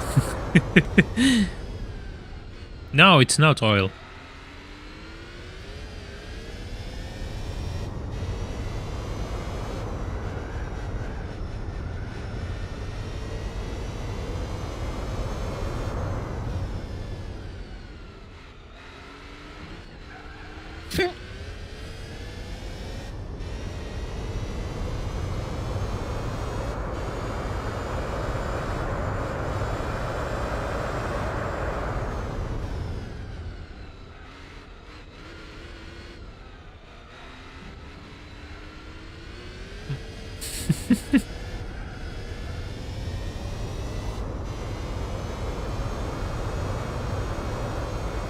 don't think we had budget for Petronas. We're just using cooking oil, which has been used to for French fries. That we can afford. Oh, there it goes.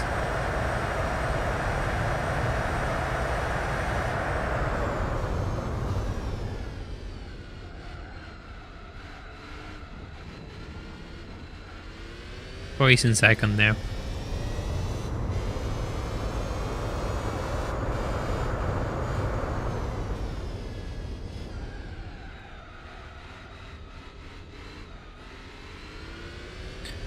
No, it's all cars. All cars just pass out at 500. The problem is, when you're driving these LMP cars, given you're driving them faster, you can feel the effects. So when they give out, when they give up, they really give up, compared to, you know, your average street car.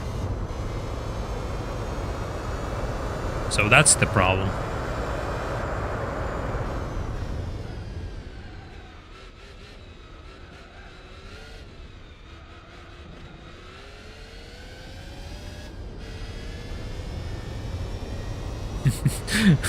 Ray Blue with the reference. That thing is powered by 15-year cooking oil. Cool, GTA San Andreas. That's one game that we should probably play one day if we do off-topic streams.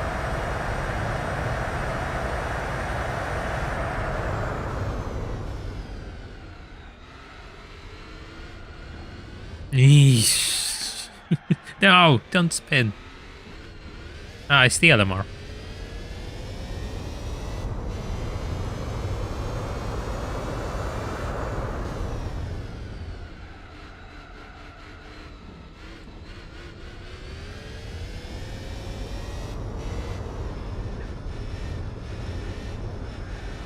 It's the LMR in second.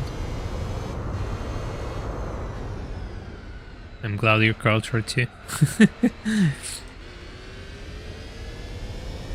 And of course, that sort of thing is part of my childhood as well. The only thing which puts me off of streaming GTA games is the fact that they cannot use the radius. That, I admit, that really rubs me the wrong way, especially with Vice City. That really makes me upset. And that's kind of why I'm just kind of sketchy about, I mean, on the fence about streaming such games. Because for me, they are a vital part of it.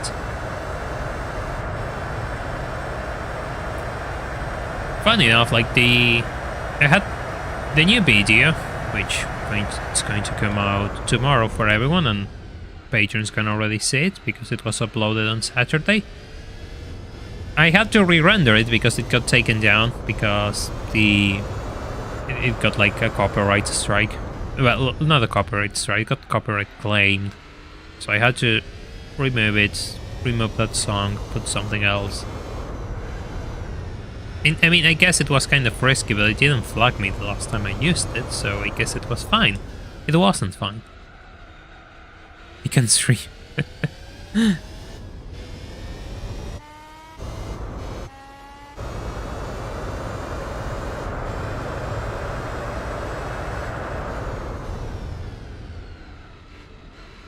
Biodiesel. Imagine if this, you know, B10 ran on biodiesel. Oh god, poor thing. No, poor thing. Then again, there was a hybrid Le Mans LMP and it was really successful. There were two, like the Audi and the Peugeot. Hey, back into the good stuff. Back into 116s.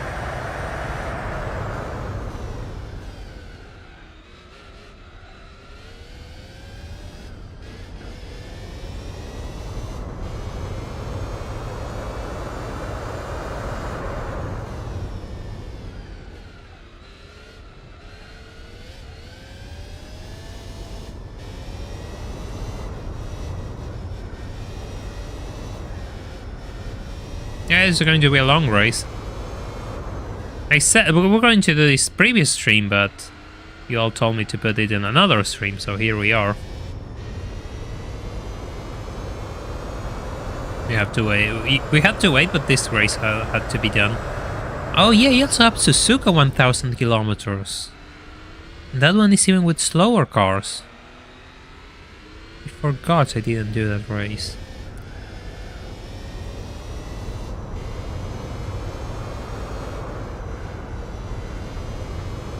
Yeah, if there was a race skin for GT4 which allowed us to change cars. If only.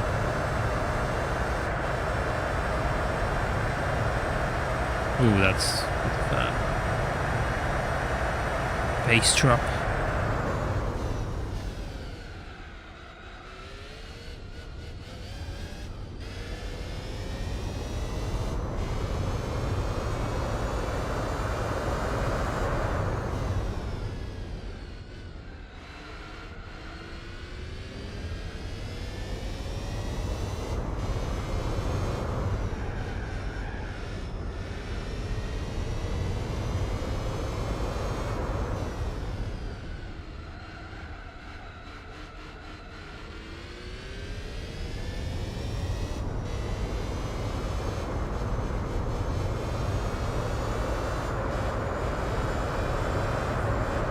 Engine one reaction. Oh, missed the turn, missed the chicane.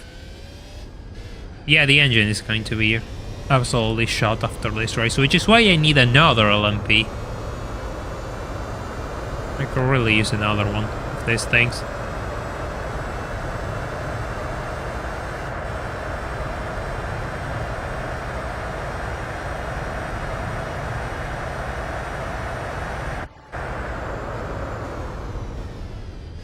Too early in the brakes.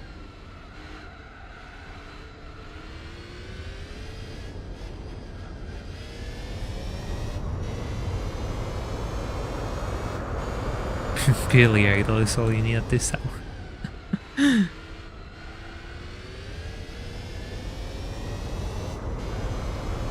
One of those musicians that I know, but they haven't explored too much. It's one of those names you always hear. You know, that type of thing.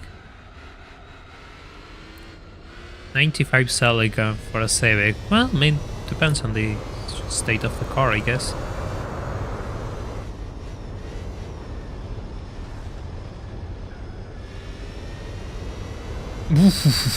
Did you all see that? I didn't touch the steering there, by the way. The car just turned in on itself.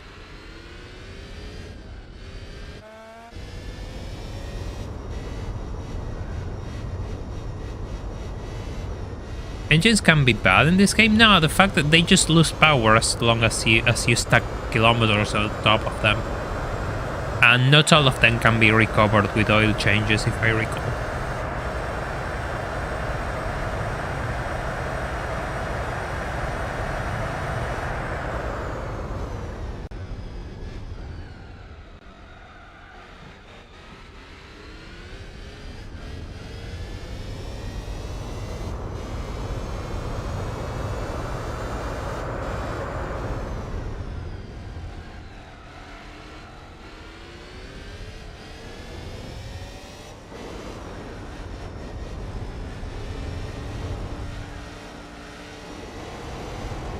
How many times I'm going to get past the C5? If it needs a new fuel pump, then it's not good. That's going to be expensive. Oh god. I'm making fun of the C5R and I actually lost to it. Because this thing is near undrivable.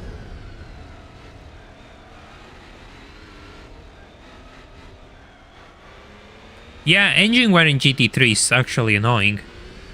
Because cars become useless really quickly.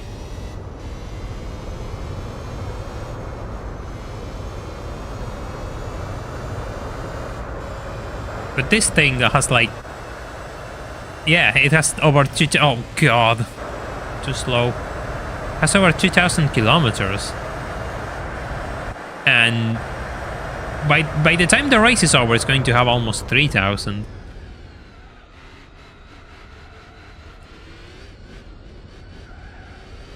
So, yeah. We need another LMP. Wait, when did I make a 114 lap? What the hell? I didn't realize. I made a sub 115 and I didn't see it. Oh god.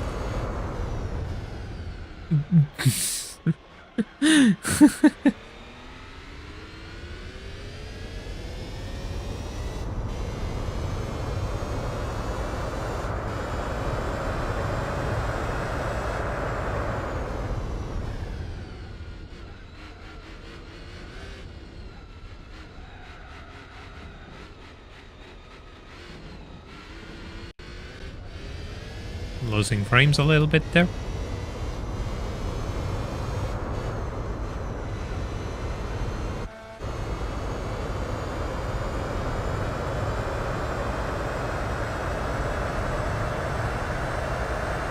'93 still has the pop-up headlights. 95 is the ST202, the one with the round headlights.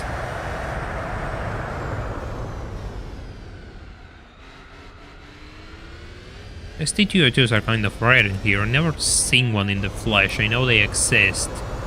I did see ST202s and the like. Those exist. And you also have like the really early ones in the, well, early in quotation marks.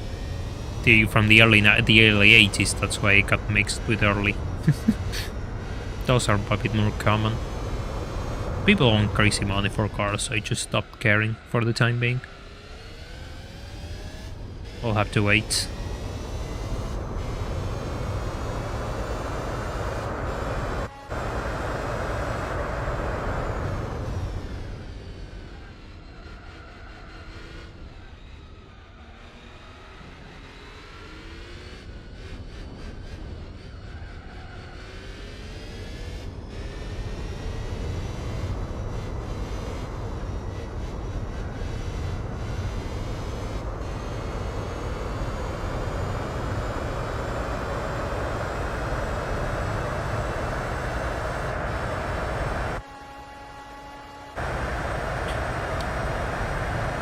I really wonder, I think this race is going to take more than 5 hours. Because look at the lap counter and the total time counter. This is going to be a bit longer.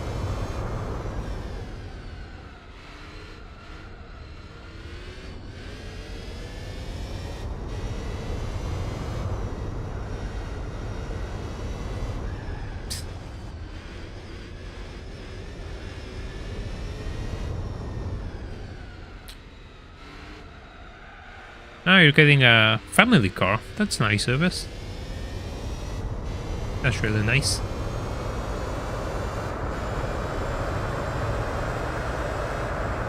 Oh, wait a second. I lost you all. Give me 1 second. Phone decided it was a good moment to die out. Just a second so I can get back to reading you all.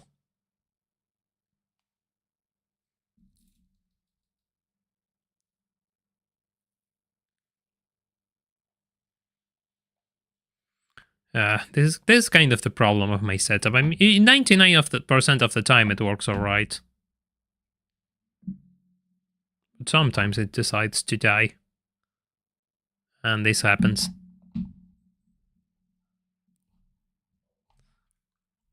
Yeah, where is it? Where is it? There we go. Here you are. Alright. Alright. We're back. Can read you all now again.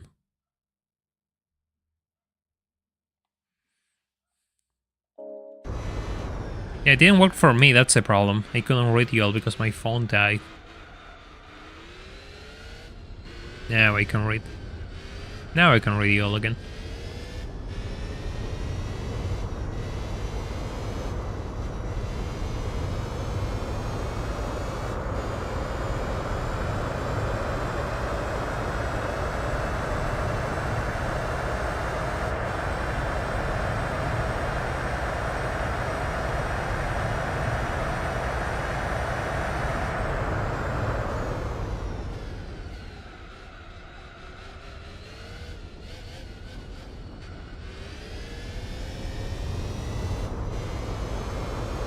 So it's a 1.6. Well, what is the smallest engine on the Celica? I don't remember. Guess it depends on the generation. But I 103 horsepower from the 2 liters seems it's. I think it's a smaller than 2 liters.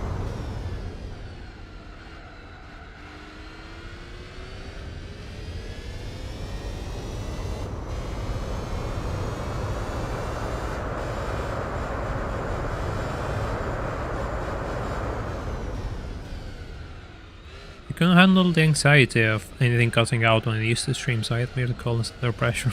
Well, thank you.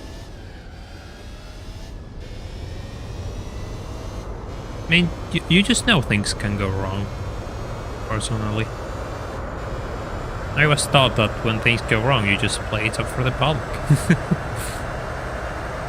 If you're confident in your mistakes, the audience will notice it's a mistake. You probably know that, given you play instruments. Making a mistake on a note and you just play it out. Don't let people realize. Yeah, pretty much. I mean, everyone drives in Fiat Unos here, so... I mean, the average Uno has less... Well, but then again, the average Uno is ridiculously light. And the Celica is going to be way heavier, so you're not going to beat it off the line in a stoplight. I think. Great. Excellent. Brilliant. Straight into the wall again. Wait, how long have I been racing on these tires? How long have I been racing on those tires that they are already lime green?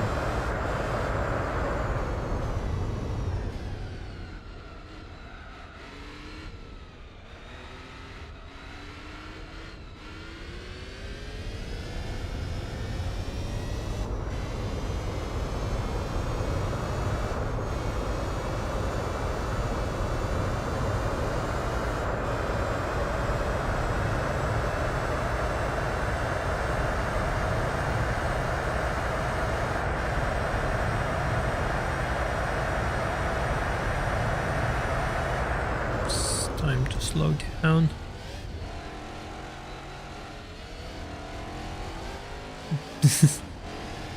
See ya, Corbett. See you next time, Corbett.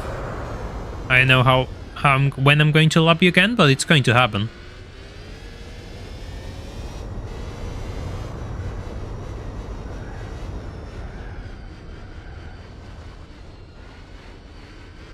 And the Corvette's going to catch up to me if I keep driving like that. My god. You sure the chassis is playing out, but there's a degree of, you know, severe skill issues as usual?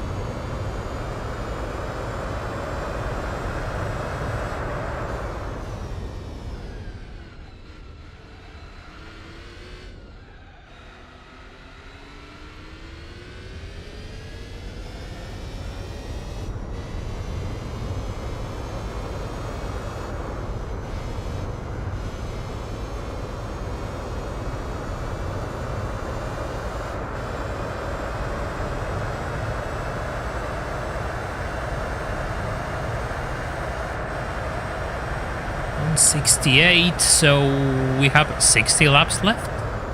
My maths are correct. If it was 280, it will be 40 laps more. So if we got 20, it's 68. So yes, 68 laps left.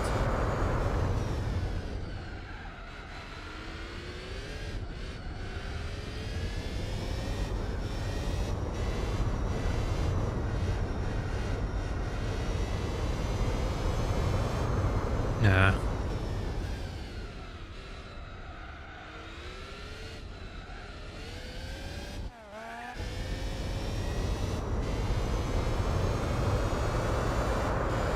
GT1 is making a pit stop.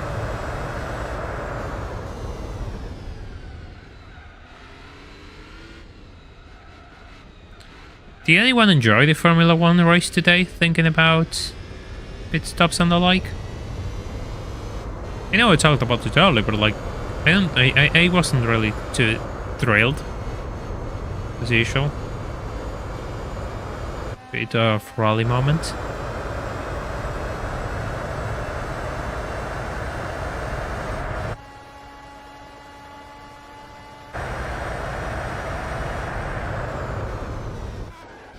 Oh god, that GT1 has a reputation for crashing into me into the first corner. Not again. Not again. Yeah, but it wasn't that chaotic for me though. I don't know, maybe I just saw a different race. But I just see, like, yeah, we had a few laps or a bit of chaos, but then everything just got stabilized and it was just cruise mode. I'm glad Alonso got second place though.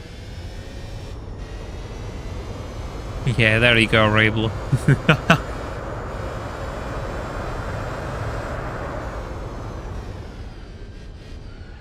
Yeah, exactly, Raskers. Like, you just have rain and the...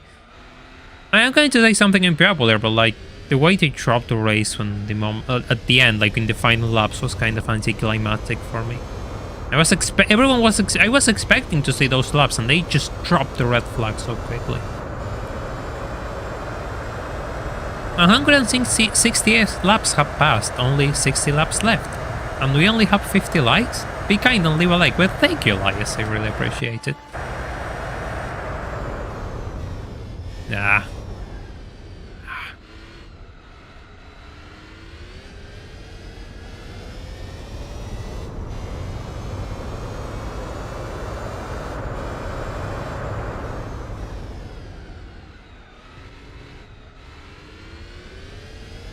I still don't know how many laps we are clocking per hour. That's kind of my question. How many laps I'm clocking per hour? Sheesh. Yeah, he had a really bad crash. Jesus. Yeah, I guess that's why they just dropped the red flag. His accident was pretty strong.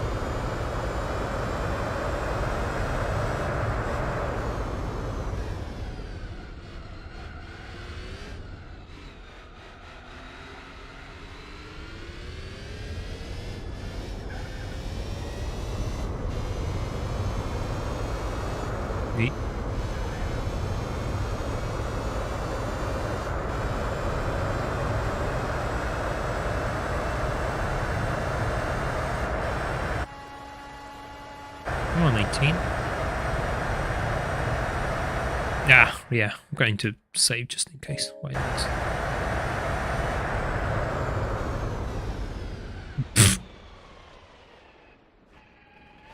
Look, I saved.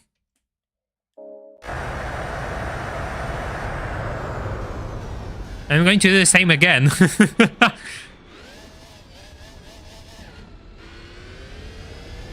Smash the like button like my boss, my ex-wife. No, we don't do that things like that in here. I'm not here to give you orders or...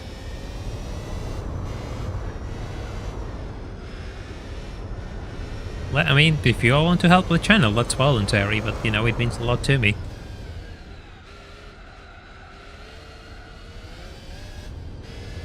Ferrari keeps disappointing me. I mean, fair enough. Fair enough, it will disappoint everyone.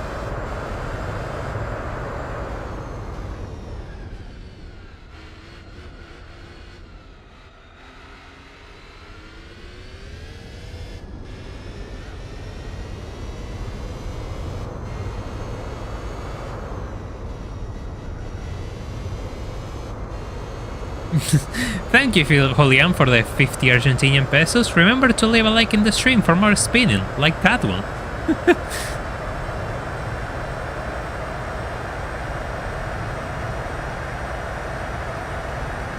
God, the 905 is really struggling to break past 350. You can really feel the car's running out of power. Needs that oil change. It really does need that oil change. I won't have it because we cannot change oil during the race.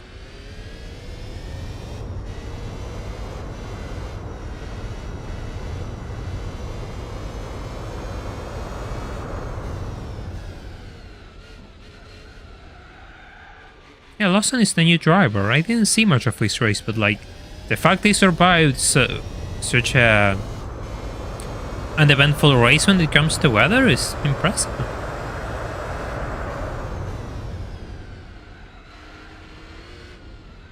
Did you hit every cone on Fuji? No.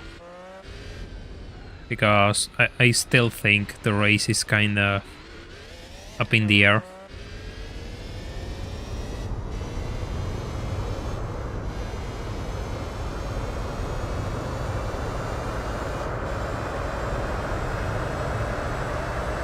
There's no cones here.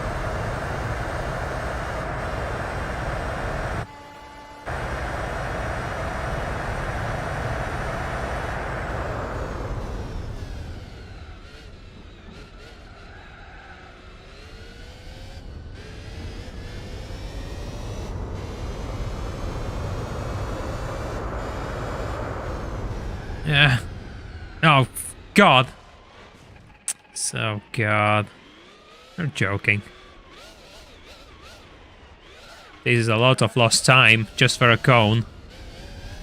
I don't know how I did that. I literally didn't see that lap, and when I realized, I got it. So yeah, your question is I asked the same thing. How?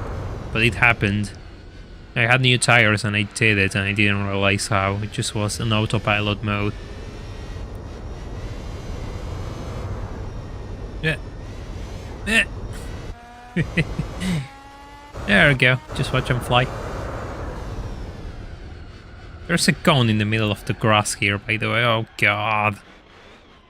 There's a cone in the middle of the grass there, by the way.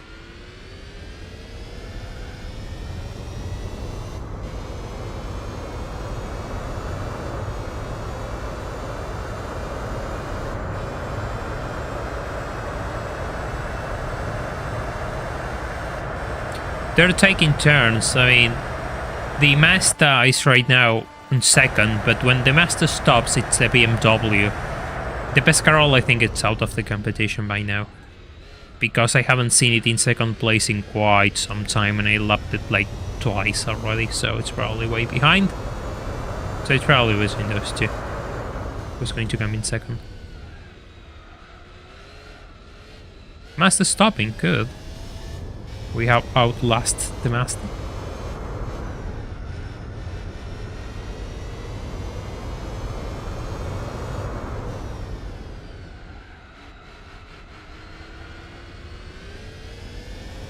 Time to clock really good laps.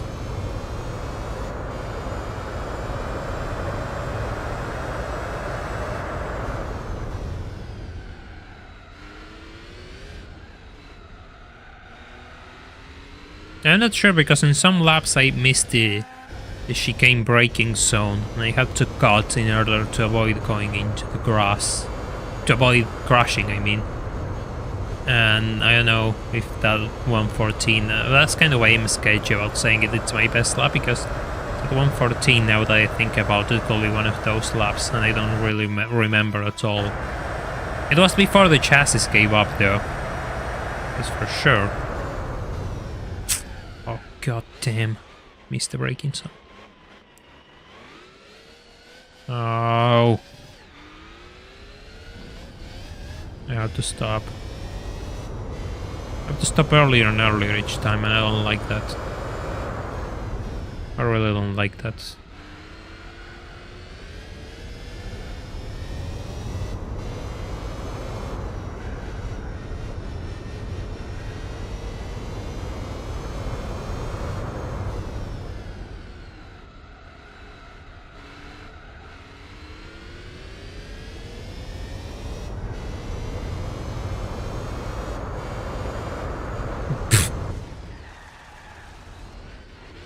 Oh yeah, it's your birthday, you told me last stream, Julian, so happy birthday to you. Just more skill issues for you to enjoy, I guess. Whoa, what the hell? The hell is this? Oh god, the Pescarol is here, I don't want to... I'm blocking you as hard as I can.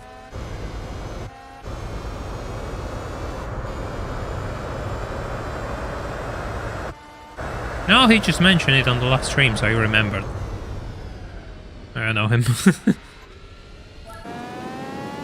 Lost a lap to the Pescarolo, by the way.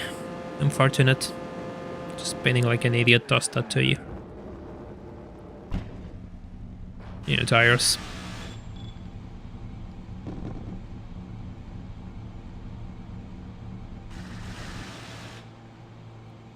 Come on, come on, come on. Come on. I want to lose that lap to the master. Because it already stopped. Go, go, go, go, go. Move, move.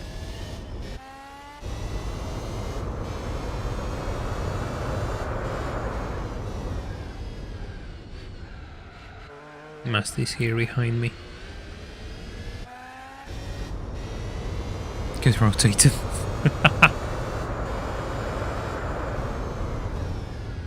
Quite literally.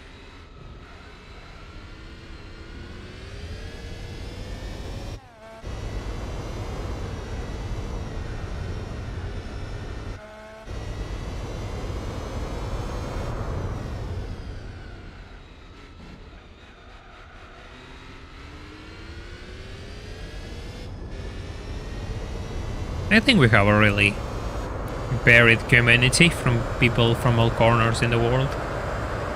With people from all corners of the world. That's what I meant.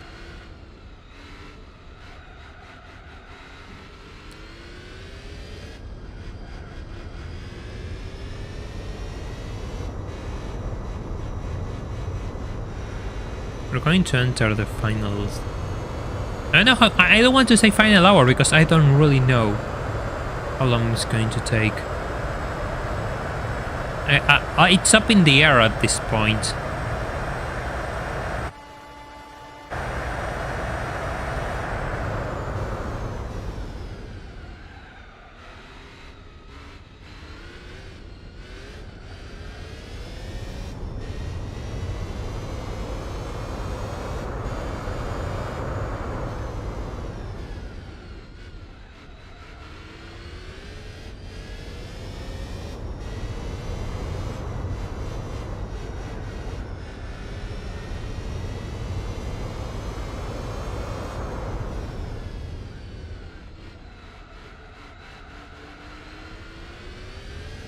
Oh. Spinning baguette with absurd downforce, fair enough.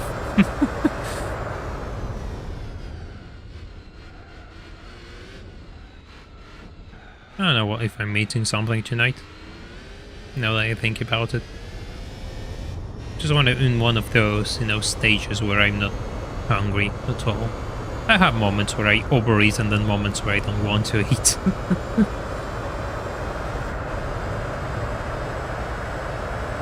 Again, it's winter, so one does less, obviously, and you have to burn a bit of that weight, which you gain. While doing nothing, it's easier to maintain your weight in summer. Supercopter.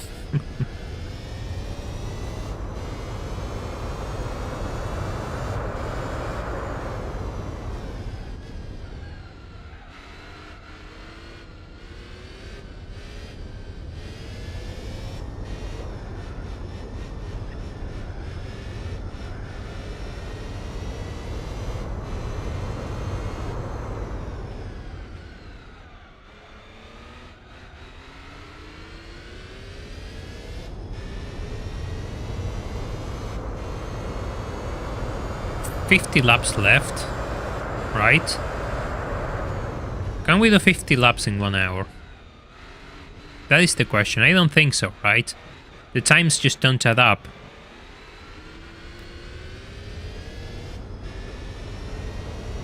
What was the next stream going to be about? We're going to start tackling the 1000 miles.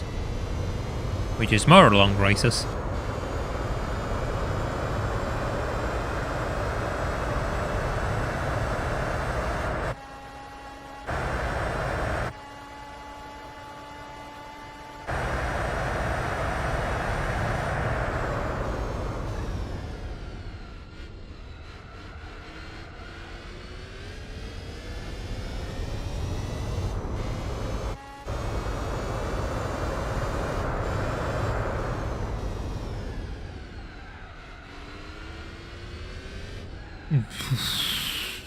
Wow.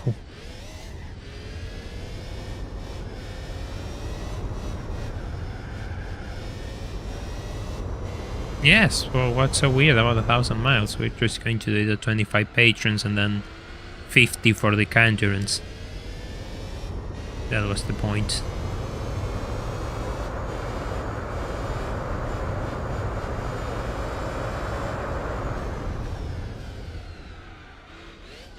Oh, Sweden, interesting. People from all corners in the world. How long that will take, roughly? Depends on the race, but it's probably 4 hours for some races. I mean, each race is 4 hours or thereabouts, depending on the car that I will use. Kind of like a bit shorter than this per race. So I'm just probably going to do one race per stream.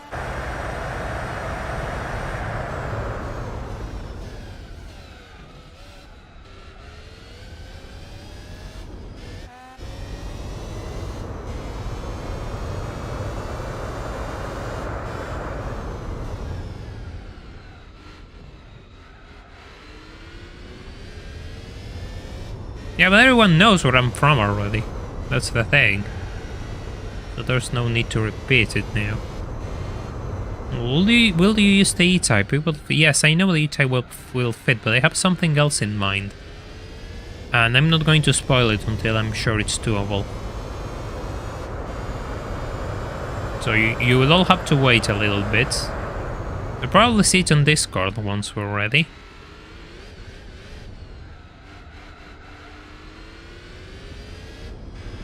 But I don't think you all are expecting what I have in mind.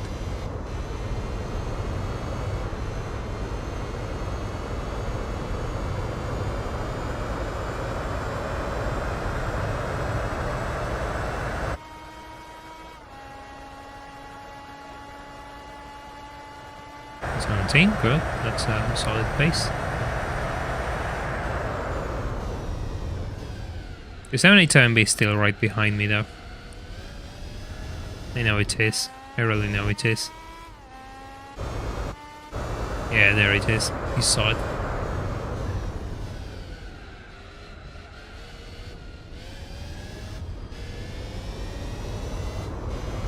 I don't think if I just, drive well, there's a chance that I'll lose this race. Come on, man, stop spamming in Spanish, dude, come on. You know how we do things here.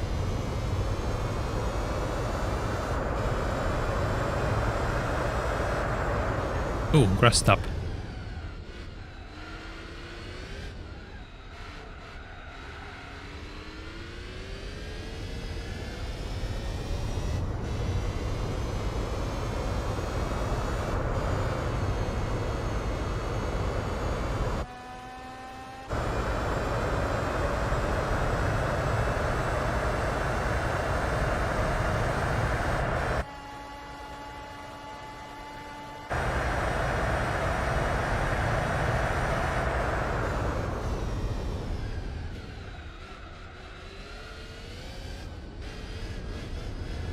Ouch.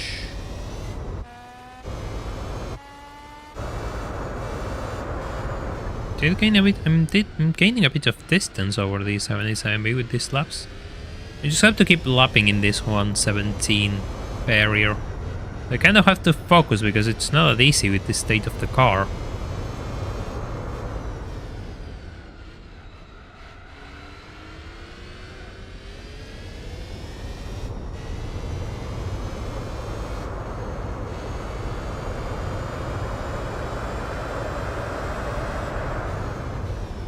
Carlos stopping. Guess that's an extra lap. I will recover that 2-lap advantage over the Pescarolo.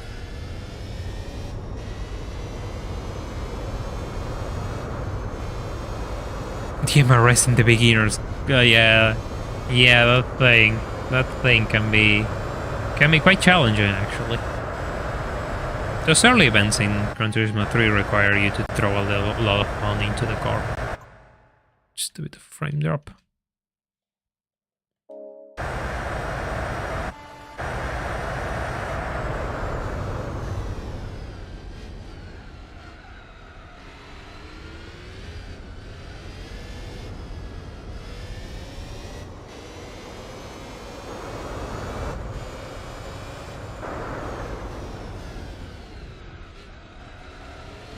God, that B8 sound is so good.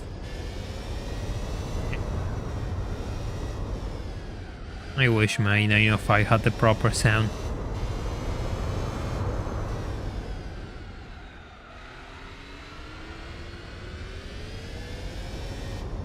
Will you ever play GT3 concept mod? I mean, it's not out. I don't know, like, people ask me, will you play X, will you play Y? The answer to all of those questions is, I don't know. I don't know what I'm going to play. I don't know if I can play it even, like, if it's going to work, etc. Oh, great, here it is, there goes my advantage. Absolutely brilliant. Well, we'll cross that bridge whenever I get access to those things. Well, like, yeah, if it's interesting enough and I can play it, yes, odds are I will play it. If it's not interesting enough, then no. Usually I don't want to do the same, thing which everyone does, which is like, oh, look, this fancy new thing, we're going to stream it just once and never come back to it again. I don't want to do that. My idea is just streaming games which I can do complete playthroughs on. That's my idea. I don't know if it's good for views. I'm personally kind of don't care. I just don't like having unfinished projects in the middle of the channel. It's really annoying. I don't like it when other channels do it, and I don't like it when I'm not going to do it with mine. If I start something, it might as well be until the end. Numbers be damned, I guess.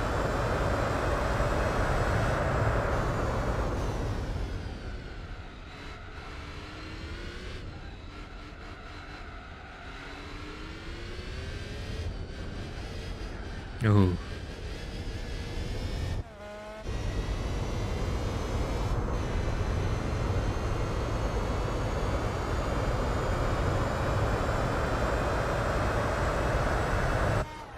Damn, for how long have I been with this GT4 playthrough? At least 2 months, right? This thing has been taking quite... I mean, GT4 is a massive game, and we're kind of at the, at the end of the content that GT4 offers. It's not that the XJR9 is bad, it's that it's outclassed. I mean, it's not going to be much of a reaction when it's already predictable. I don't really get the point.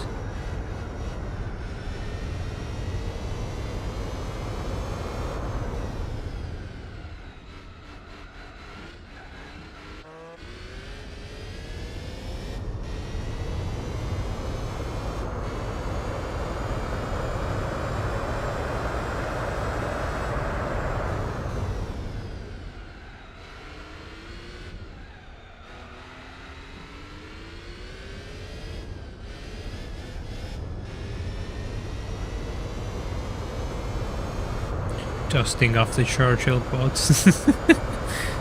Guess you really see everything in these streams.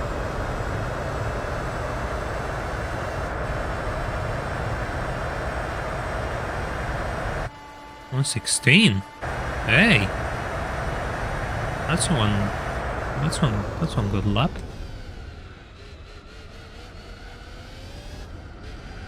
I don't really want to lose that extra lap I got on the 787B in case something catastrophic happens.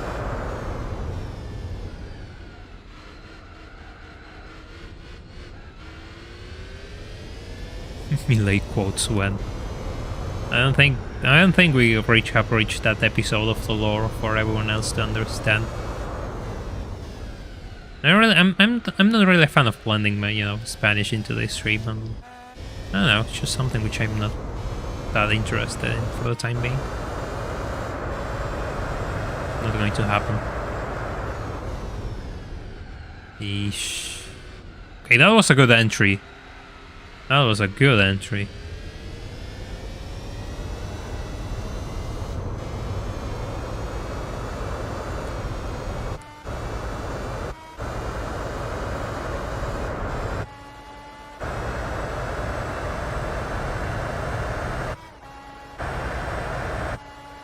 Hey, 915? 115, not 915.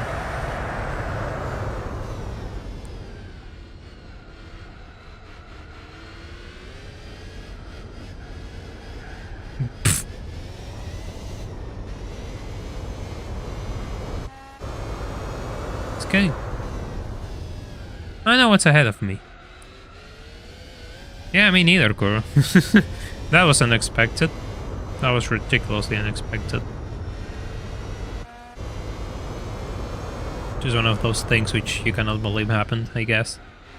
Kind of why you want to keep, you know, getting better at the channel, so more people join. More people have their eyes on this little thing. That stream was big, like...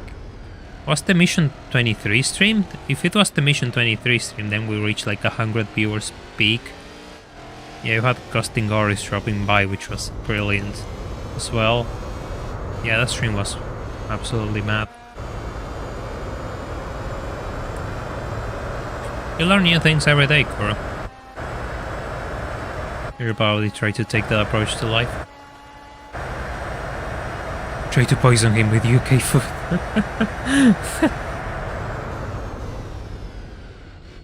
GT World Championship stream was like 7 hours long. Literally 7 hours. 7 hours and a half. That stream was absolutely mental. 7 hours and a half of live stream.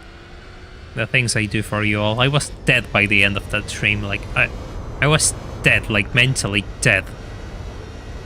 And I realized that I couldn't do such long streams and had to start, you know, making them a bit shorter. Oh, 40 laps till the end.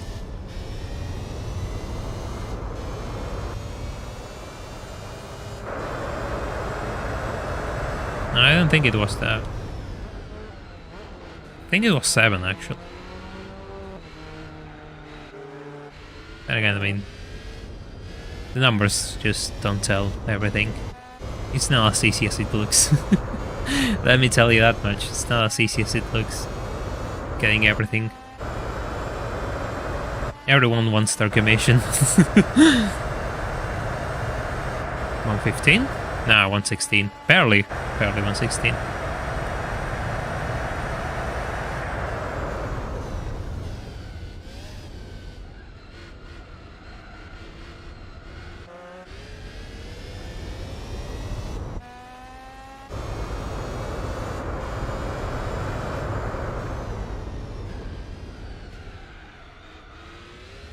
I'm not sure if they stopped. I just didn't do one this week because I had to finish the next video. I'm not sure what I'm going to do, if I'm going to keep streaming at the end of the week, during the week or not. Usually I like to stream on Wednesdays. I want to stream at least once during the week and once during the Sunday. Because otherwise there's no way I'll be even finishing any games like this long game. Even with 2 streams a week, it's still we still have content in Gran Turismo 4 after streaming for like two months this game. Which is mental to me.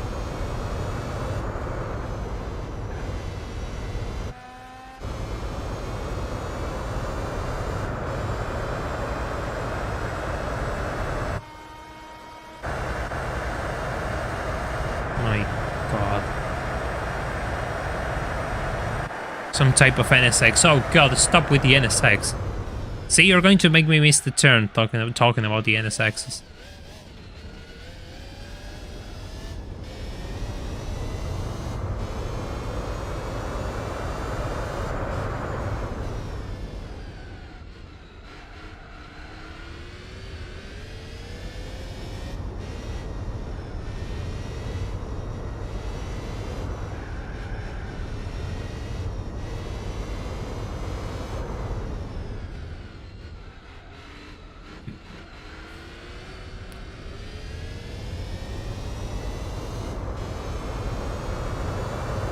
Ooh.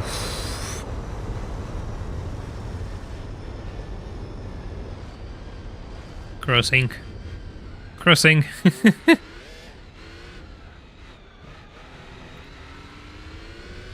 NSX cars, oh god. Please break the NSX cars. Please break the NSX cars.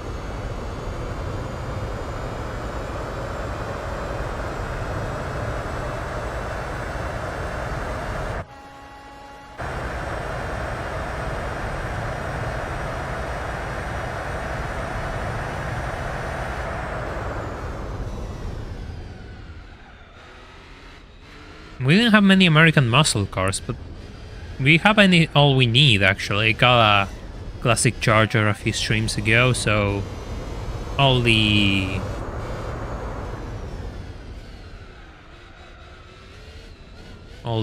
classic American races have been done. Do you need a Shelby, though? You do need a Shelby for the Shelby events. It'll be another one less car to buy. I did the Corvette event, so I don't need a Corvette.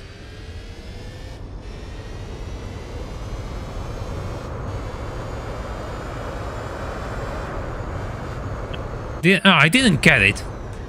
Damn. Just do another flyby. Just do another flyby.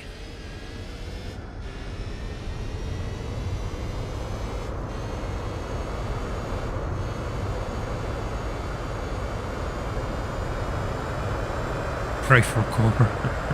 I mean, it doesn't need to be a 427. It can be any Shelby. It can be a Series 1, which is the one I will prefer, or the 350R, which is nice as well.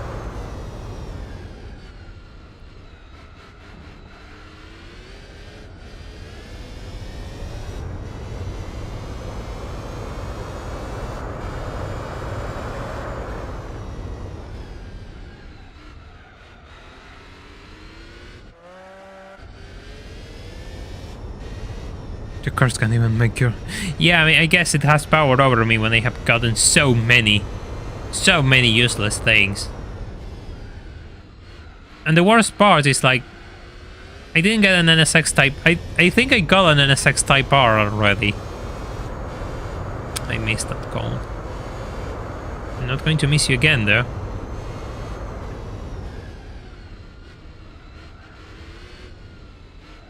Sacrifice to the oil guy. I make sacrifices to the oil guy every single stream. Nobody makes sacrifices for me, though. Like, can someone make a sacrifice for me for a change? Why you always have to give things? Why? It isn't fair.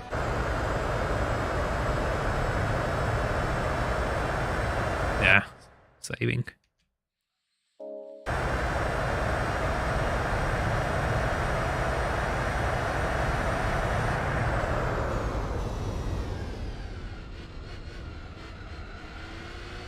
Yeah, 787 be stopping. It's me or everyone stopping earlier? Like, it's me or everyone stopping earlier, like... It's probably me, right? It's probably my brain.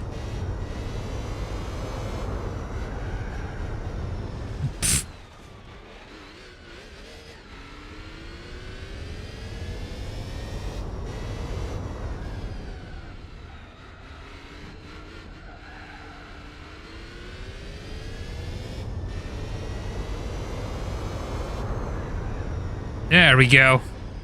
There we go. Worth it. We can sacrifice oil guy for you. Nah, oil guy is on the oil guy is in our side. No. I don't think I'm on Dustin Eden's radar.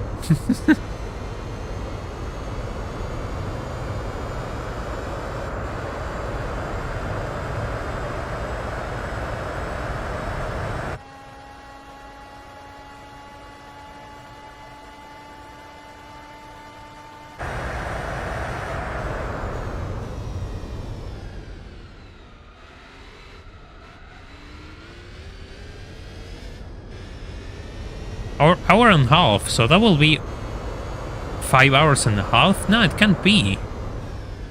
5 hours and a half to beat this race? Nah. It's to be a bit less than that.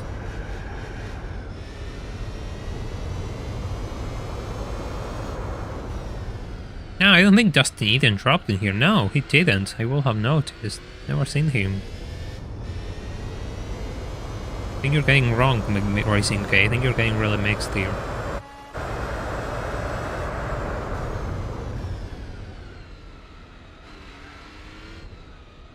Yeah, 30 minutes or thereabouts.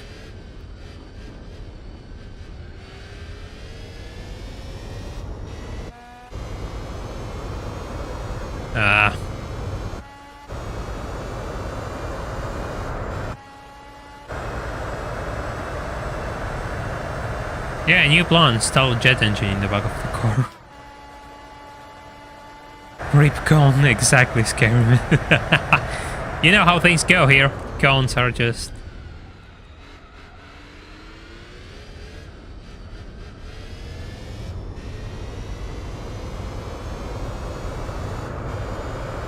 We always take care of the cones in these streams.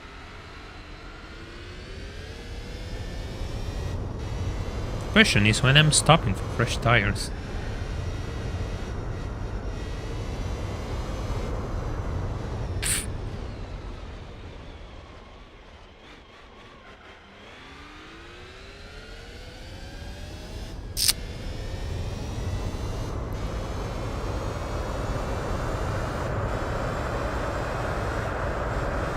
Yeah, I know that 30 minutes is half an hour. I mean...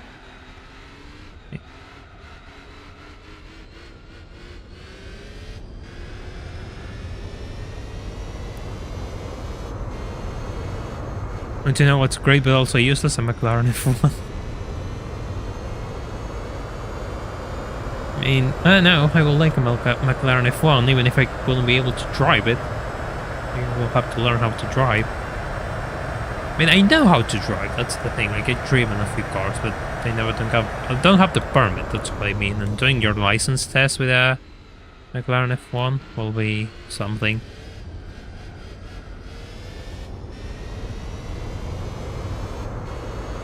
Imagine you just have an idiot doing their license test with a McLaren F1 of all things. What will the instructor say? I mean, like the bureaucrat who takes you the test. Never done Fuji 90s without cutting the chicane. Well, there's always a good time to start doing things properly.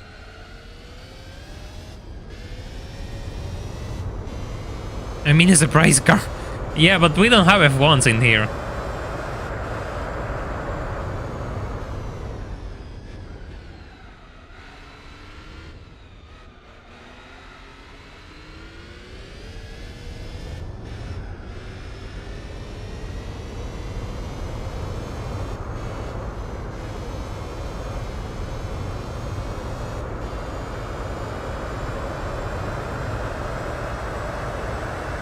The Oppenheimer will never die. One of those things that people will run into the ground.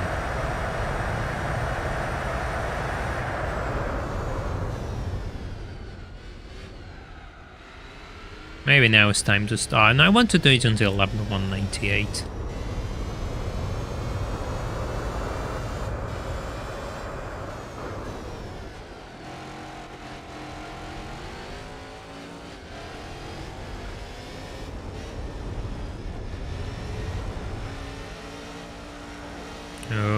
Okay.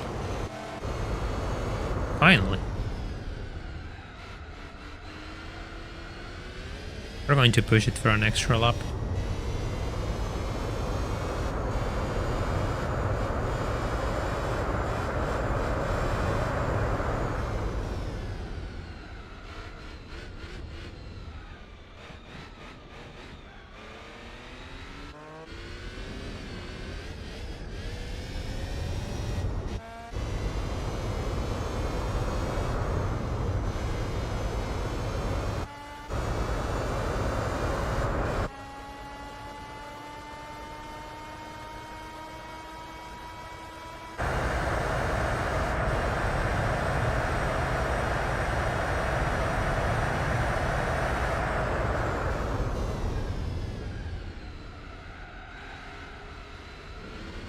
Okay, box next lap. This lap's, well, this is 198, so we have 40 laps until the end.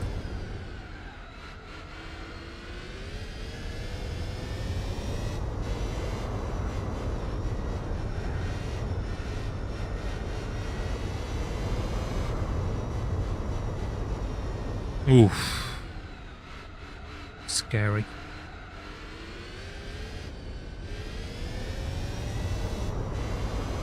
Yeah, this is as far as it will go. We're stopping now.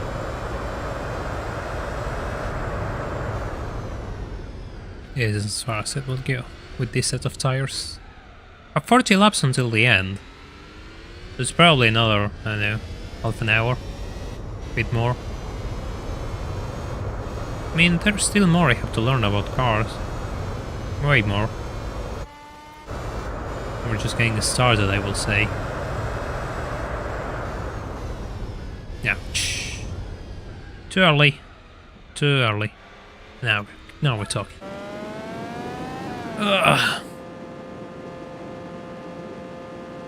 If you let them go, we'll touch your whole country with the NSX play. I mean, imagine if I could find an NSX under my drawer and just sell it for 100k every single day. God, that will be so nice. I mean, I will have one for myself, probably the best color, and then sell the rest. That will be so good, but sadly, it's not going to happen.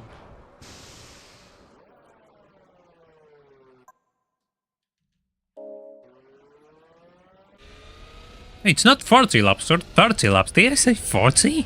No, we'll probably have to pit once more. Probably have to stop one final time.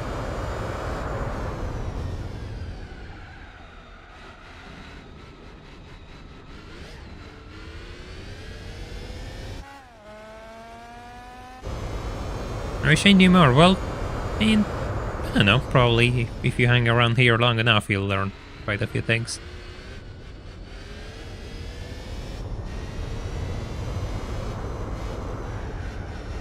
Now that seems kind of arrogant, but, you know, let me be arrogant for a bit.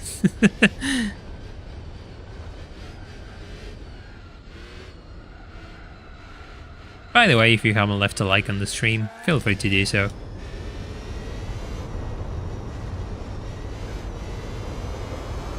So we can help the stream and the channel a bit more. Tomorrow there's going to be a new video, so if you want to see that, you better stay tuned.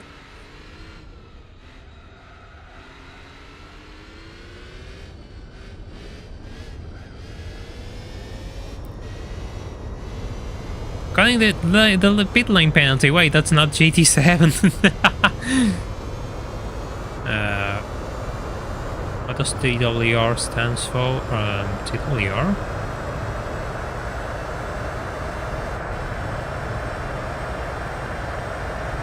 TWR was the Team Walkinshaw team, right? But I don't know what TWR in itself stands for. Team Walkinshaw Racing, I guess. Yeah, Team Walkinshaw Racing. I guess that one was a bit obvious. 20 laps more. I've become MK5 Super.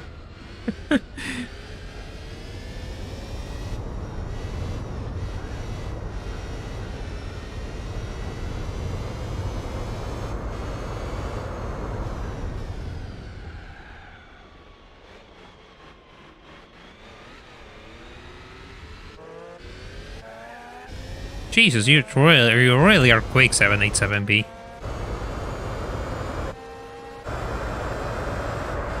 Oh, he's going to tap me, right? He's so going to tap me.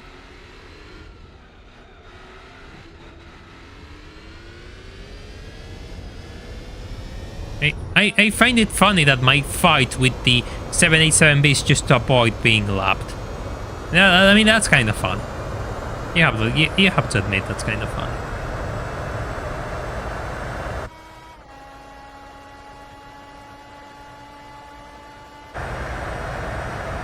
I actually remember it was the BMW, I always forget, but it was like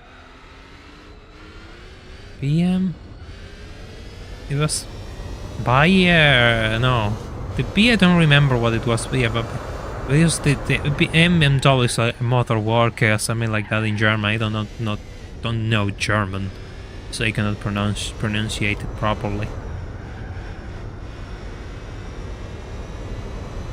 But I always forget about the B.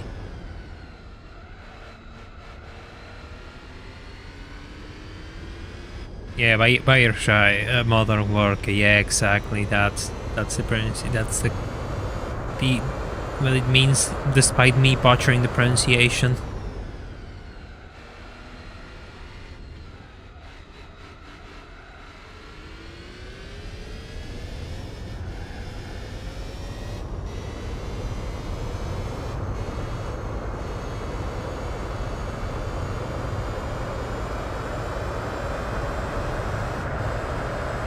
The 787B is one of the best Group C cars. We have been... Yeah, it's one of the best Group C cars in GT4.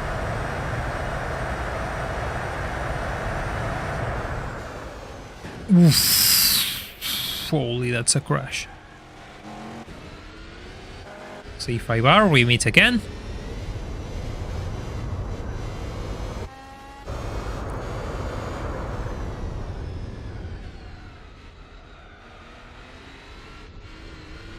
Nah. He's going to get stuck behind the C5R.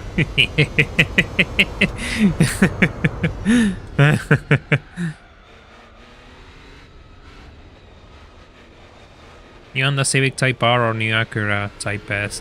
Civic Type R. Oh god, it got past the... it got past the C5R. Please. I was a bit optimistic, I suppose.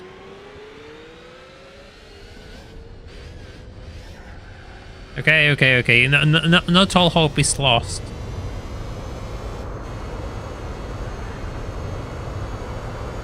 But which one will I get? The Civic Type R in that limited edition yellow. That's what one I will get. Why? Because I like it.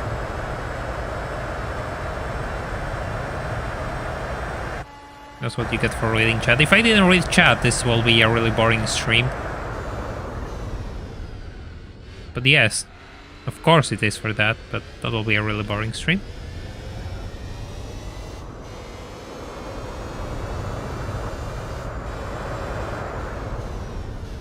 Peace. Skill issues.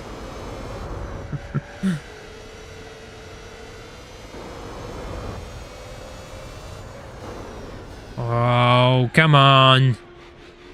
Come on. How early do you want me to brake?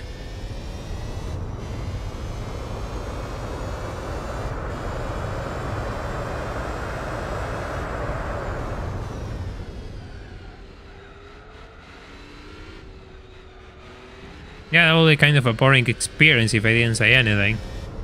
Which, I mean, I get why people don't talk much in racing games, because, my god, it's really hard to focus and read and drive at the same time, but if I didn't do that, then it will be like, I don't know, solo playthrough.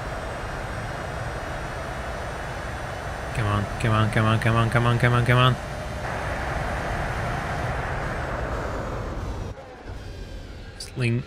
GT4 wind noises. Let's get out of here. By the way, we have knocked all the cones in the circuit. Just to let you all know. No best lap, I see.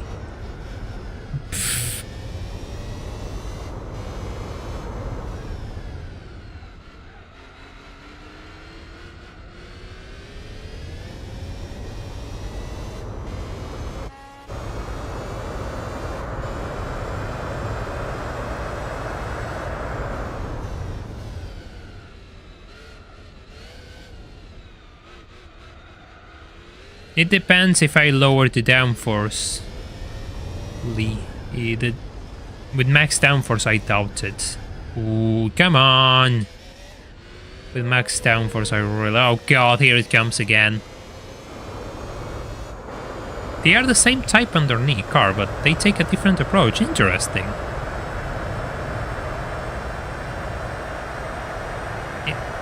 Yeah, I mean, I assume they were the same platform, but like...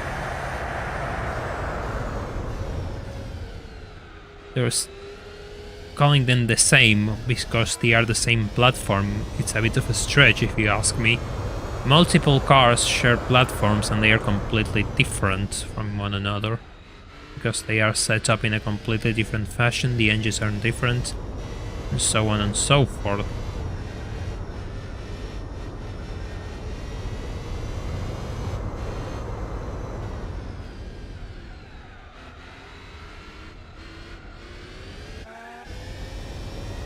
All of this because I want to see that one lap sign, because it makes me feel better with myself to know that I'm lapping opponents in a game which has like over 15 years old.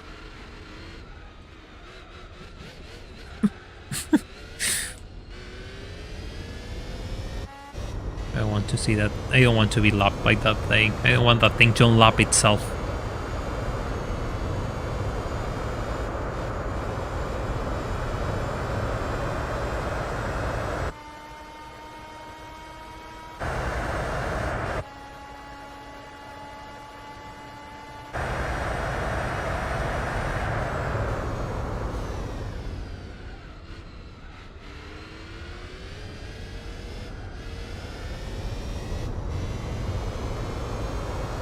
Can we do this race before the 5-hour mark?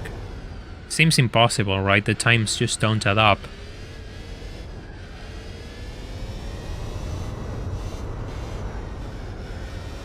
I don't think the times add up. We are over 20 laps. Yeah, GT4 is almost 20 years old. My god, I'm old. I'm even older than GT4. Let that sink in. You don't like the Ferrari California? I really like the Ferrari California. I don't like the California. I mean, which one is the weird? I mean, which one is the new? Because you have the California T, which looks a bit better. But I know the original California got a bit, you know, beaten over because it looks weird. But I like it as well. I think it's nice.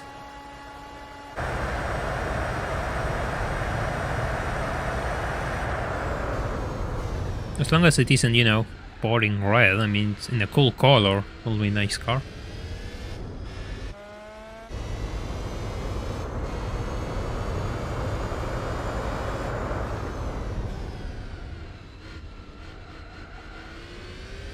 So next year GT4 is turning 20 and nobody but us will care, probably.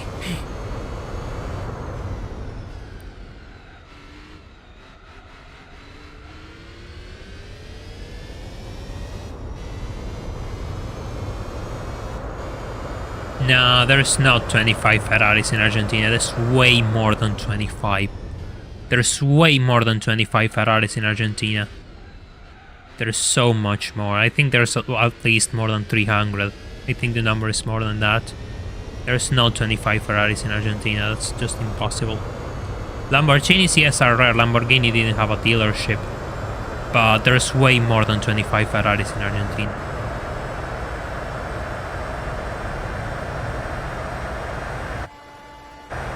That's just absurd. There's no 25. That's just... You can find them. They exist. Yeah, I think so. I think there's around...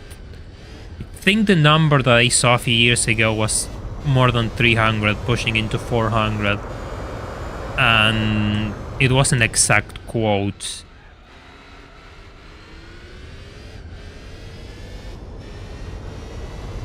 So yeah. The problem with Lamborghini is like Lamborghini didn't have a dealer in... It never got a dealer, and the story for somebody trying to establish a Lamborghini dealership in Argentina is a rabbit hole in and of itself. I mean, that's a funny rabbit hole to go into one day, if I can find all the stories, but yeah, that's kind of why we don't have Lamborghini and we have Ferrari. Because Ferrari importers exist. And you can say what you want about them, but they exist. I mean,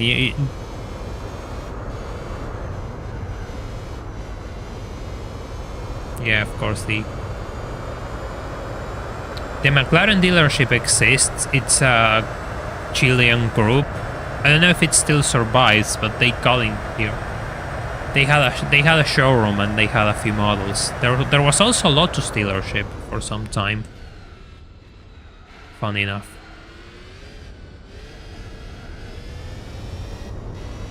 You have Porsche dealerships as well. You have the Porsche Center. I don't remember what it was, but I did remember that I sent tons of resumes to them and they never got back to me. Oh man, such is life.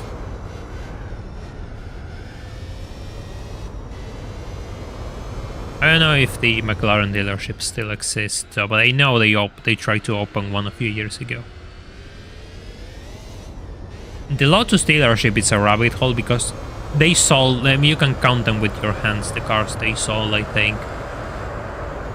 They had stock for years, and I don't know, it was like 2019 and the cars they had were 2016 still, because they just didn't sell.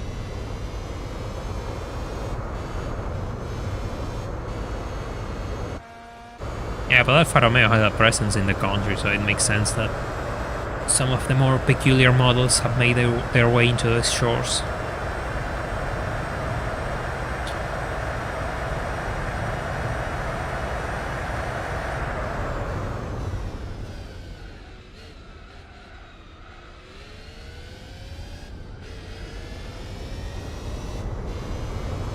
We're not going to make it under the 5-hour mark.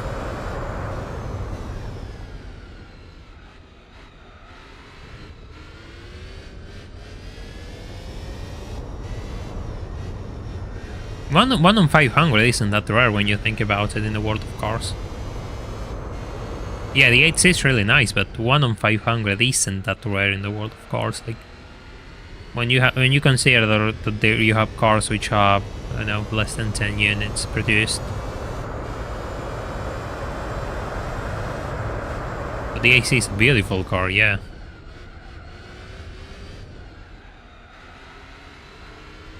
Of course, the chancing on spotting one of those 1 in 500 cars is really limited, next to none. But I mean, you know what I mean. You know what I mean. SF90? Interesting. I didn't know about that one.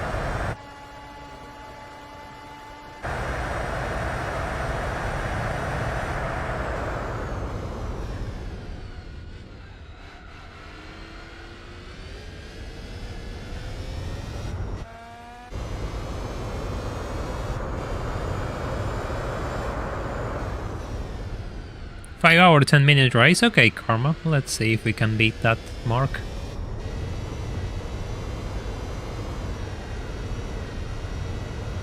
I'm not too crazy in the SF90, personally.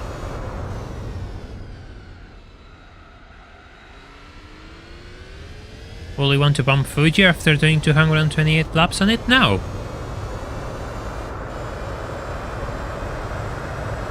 I won't want to do that.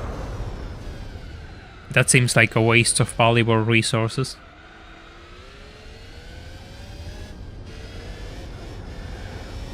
There's... yeah, let me call BS in the Tesla dealership. With the electrical issues this country has and the next to no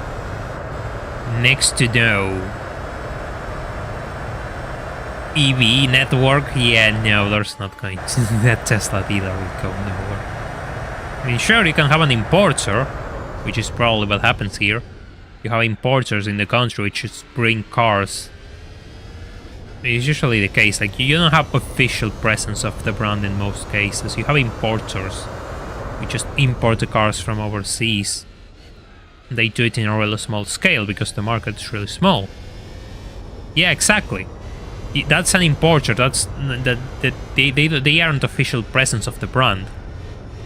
So they have next to no network, usually no network, and those efforts usually die in a few years.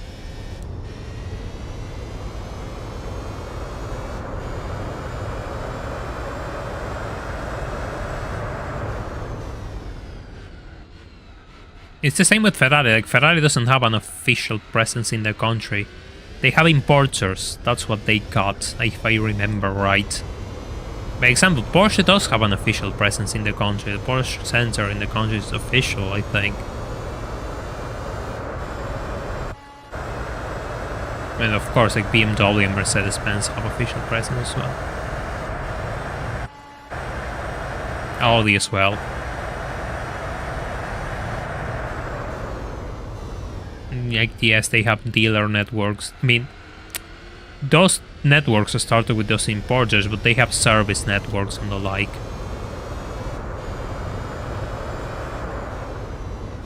Yeah, Porsche Center is absolutely mental.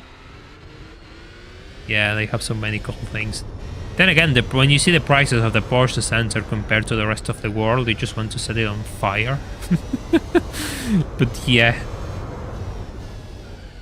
Yes, it's a beautiful building.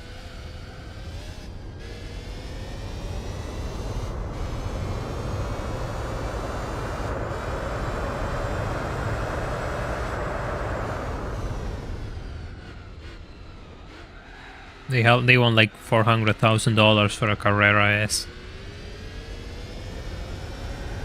Nah, screw you. I'm not paying that. I could live my entire life with that money probably.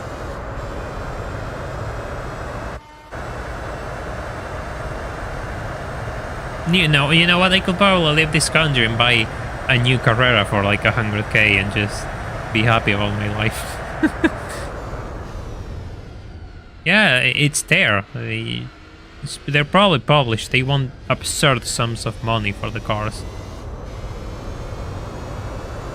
I know they wanted to sell a 911 for 400k, and it wasn't a special one. It's probably published. If not, when the stream is over, I'll try to find it if it's still up. Yeah, sometimes you have to pick, the usual app we use for sale here, and you'll find the prices of those used cars published by the Porsche Center, and the prices are just so absurd. Yeah, the SLS is just one of those cars that I would like to get my hands on one day. I really like the SLS.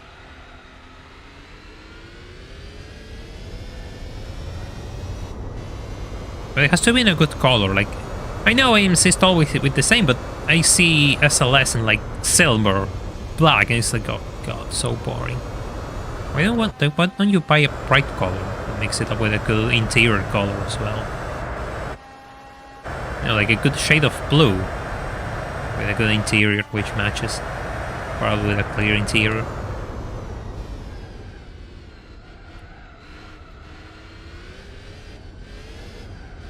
Pearl white, yeah, pearl white works really well for the SLS actually. People who bought an SLS Roadster, I think the SLS Roadster and the SLS Coupe were offered at different periods. So the Roadster, when the Roadster was offered, the Coupe wasn't offered anymore, if I recall, or could it be that I'm wrong? But yeah, I mean, the Roadster is way cheaper in the second-hand market than the Coupe. People want the Coupes all day. Also, something happened, like, the 787B stopping early, and even after stopping, it didn't get overtaken by the BMWs. So there's something up with that 787B. It's really, really quick. Impressive. Yeah, the SLS in that pearl yellow. I don't know the name of the color. But yeah, there is a pearl yellow which Mercedes-Benz makes, and it's so good. So good. There was an AMG GTC here for sale for a few years in that color. It sat in the dealership for at least a year or so. And then I moved on from that work. I didn't have to check prices anymore, so I don't remember the fate of it. But yeah.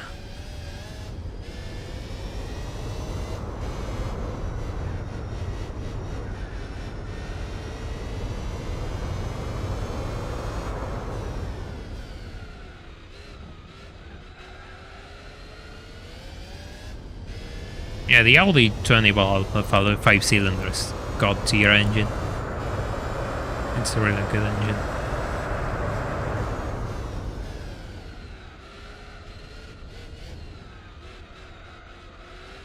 Yeah, I mean, Mercedes-Benz has a good presence in the country, so there's a few rare things.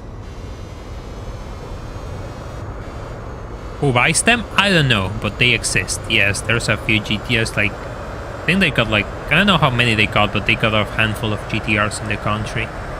GTCs, yes, there are a few GTCs. And then the GT as well.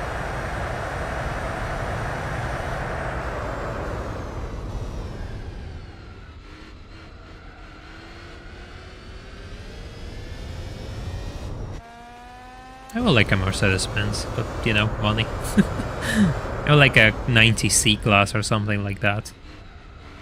With a manual, probably with a manual. Most of them are automatic in here, which is a disappointment.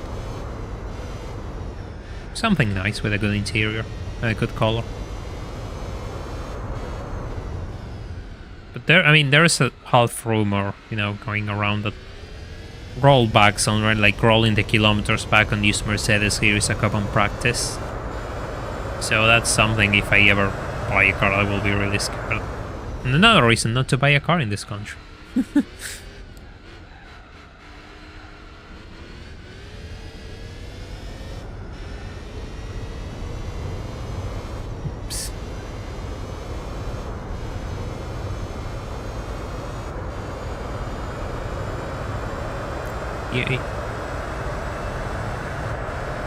I think the 787B is at the end of the straight. I don't make it, I cannot lap it again, but Jesus Christ.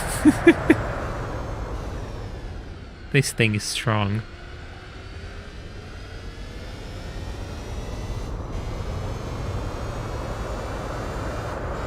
I'm trying to push the final stint so I can go for full mediums on the front, hards on the rear.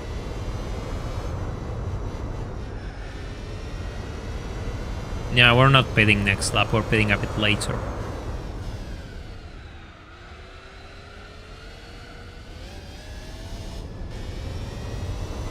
Just a bit later.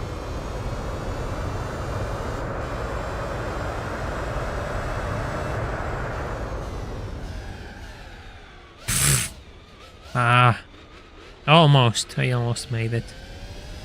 I had to ruin that chicane.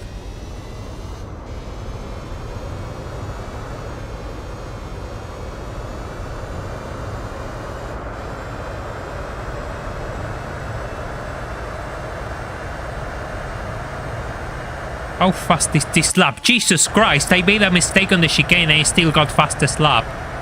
How fast was that lap? My God. Holy. Holy. That was a good lap. Come on, come on, come on 905. Come on 905. Find that. Oh no, it's understeering. It's understeering.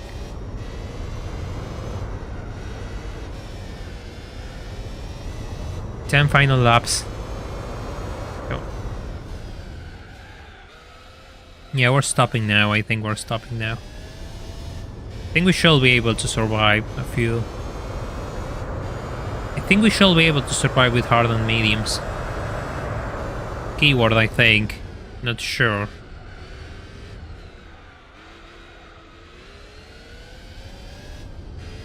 Purple bird went.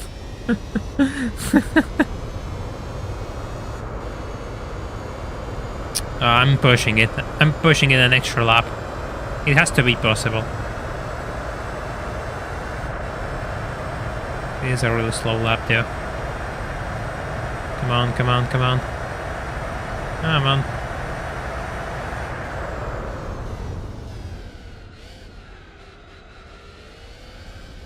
Ten final laps, 10 final likes. It will be nice. It will be nice, Elias.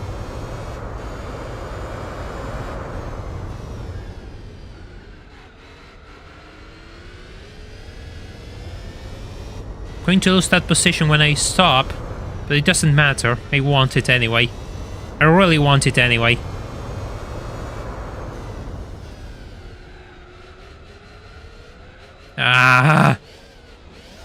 You... Oh, God. Yeah, those front tires are gone.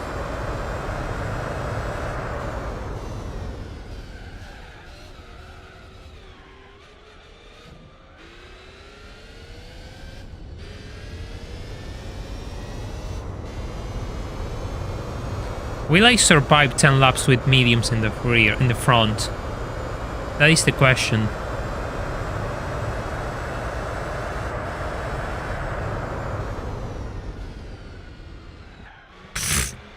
Okay, here goes nothing. Here goes nothing. We don't have to refuel the full tank. So there's a chance that I might get that lap, extra lap on the 787B. Come on, come on. Refill, quickly. Quickly, go, go, go. This should be alright. This should be good enough. Super softs won't make it. Okay, let's go. The LMR is going to...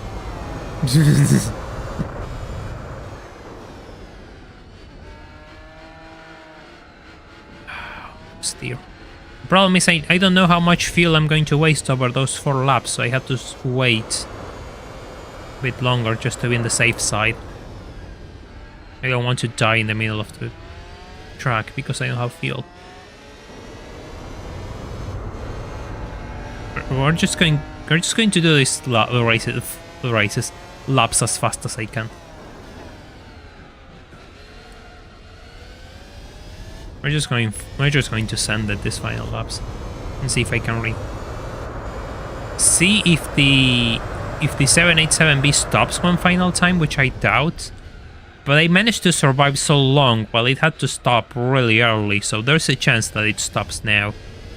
There's a big chance that it stops now. Yeah, fuel is fine now. But I didn't know how much I was wasting, so I just went better safe than sorry approach. Alright, let's go. We have 7 laps, I think. No, 6 laps. I don't think it's going to happen now.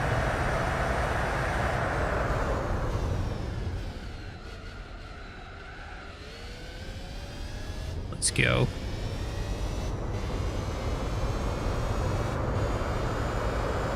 Let's go.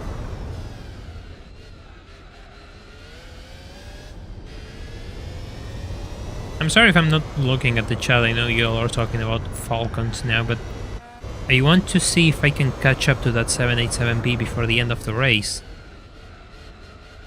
I know it's a bad idea, probably one of the worst I had, but I really want to see if it can work out. It was so close, it was so close! And I don't know where it is right now. I really don't know where it is right now, so I can have an accurate idea of how far it is from me.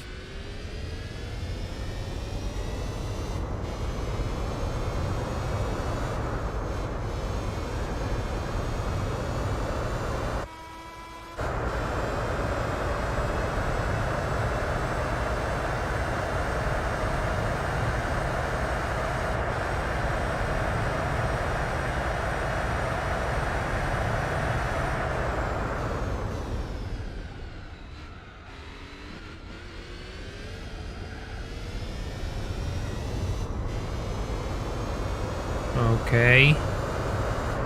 I don't know who's going to start praying, but I don't know if we do that in this channel.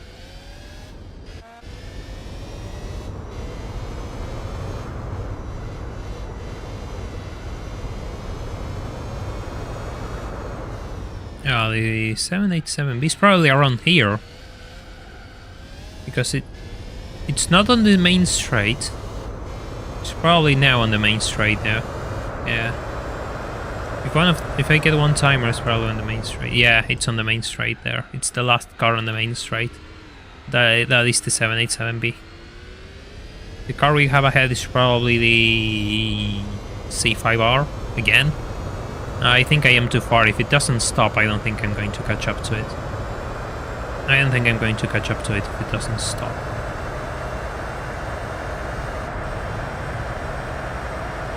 Hey!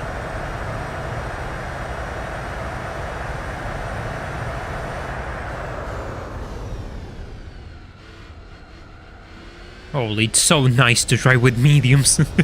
It's so nice to drive with mediums.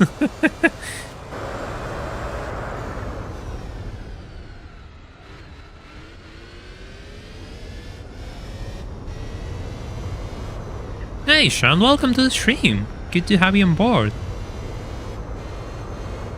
Yes, this is a really long race, and we're trying to catch up to a 787B, which I lapped, but I want to lap twice, and I want to see if it's doable.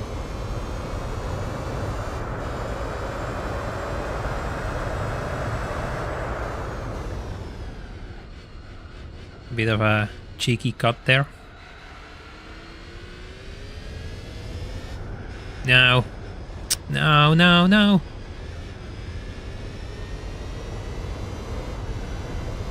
I don't think I can. Like, if it doesn't stop, I don't think I can. It's unfortunate, but that's the reality of it. I lost too much time refueling and I really had to refuel. But I needed new tires as well, like tires were shot, so I had to stop.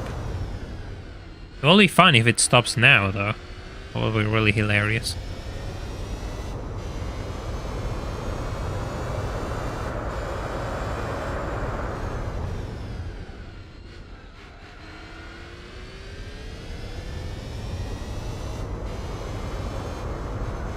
Here's some the chat to avoid the NSX cars.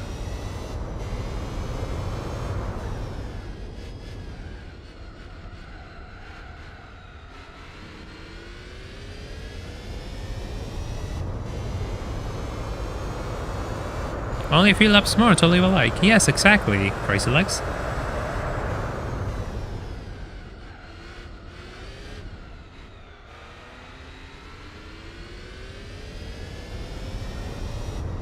The next car is the 787, yeah, but I'm kind of far from it.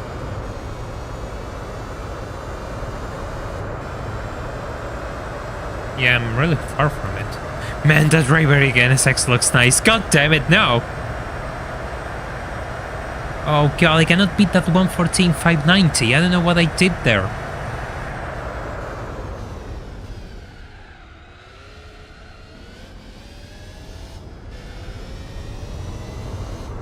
God, it will be so fun if the 787B stop. It will be so fun if the 787B stop. We only have 2 laps until the end of the race.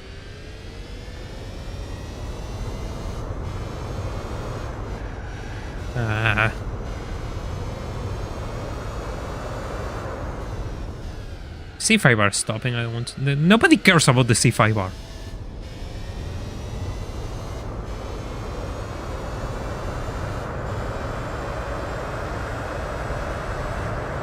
Oh god. Saved it. Holy, that was a nice drift.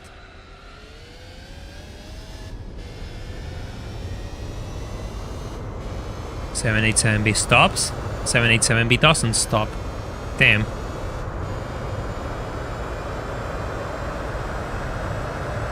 And they're racing the pits. No, I want to catch up to the 787B.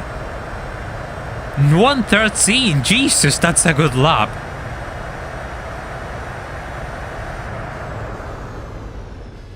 Holy, that was a good lap.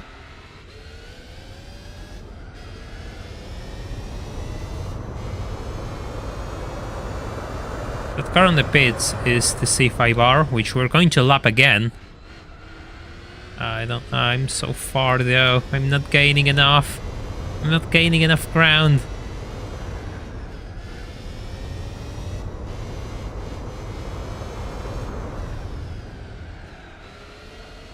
Going to get past this thing in no time. We're just going to slingshot.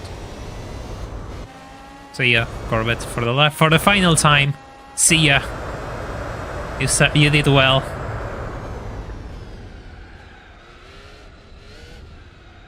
Can we wait until the C5R finishes the lap to see how many times do we lap him? No. Thank you for the 50 Argentinian pesos, Julian. Yeah, you're back just in time, but I don't think I'm gonna make it on lap the 787B twice. Damn, that's unfortunate. That's really unfortunate.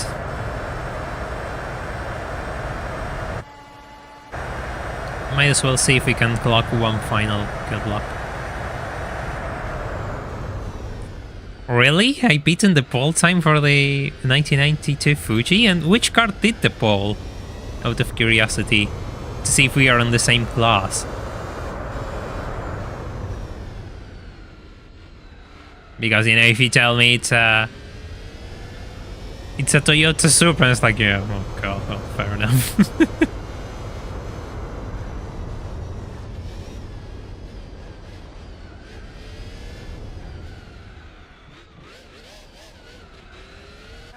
Wait, won't we see when the Corvette crosses the finish line how many laps behind it is?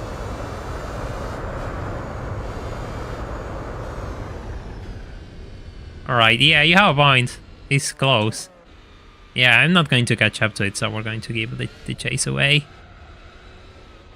We're just going to keep up. You should cross the... If I cross the finish line and the Corvette crosses right after me, it's going to show us how many laps behind we are, right? I'm not going to end in the pits.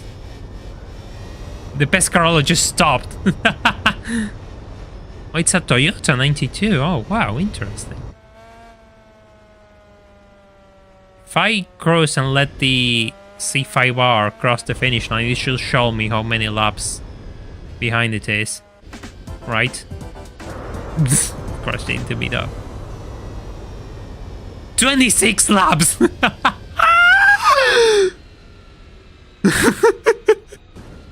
26 laps! I've beaten it by a whole second.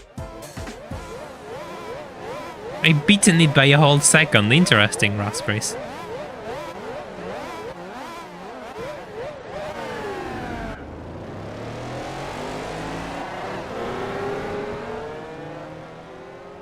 Oh god. Yeah, we're going to see the price cars. Oh. I feel bad for the C5R. Holy, that's a lot of money. Only if it was that easy. Okay. Let's see what awaits me after racing for 5 hours in the same circuit.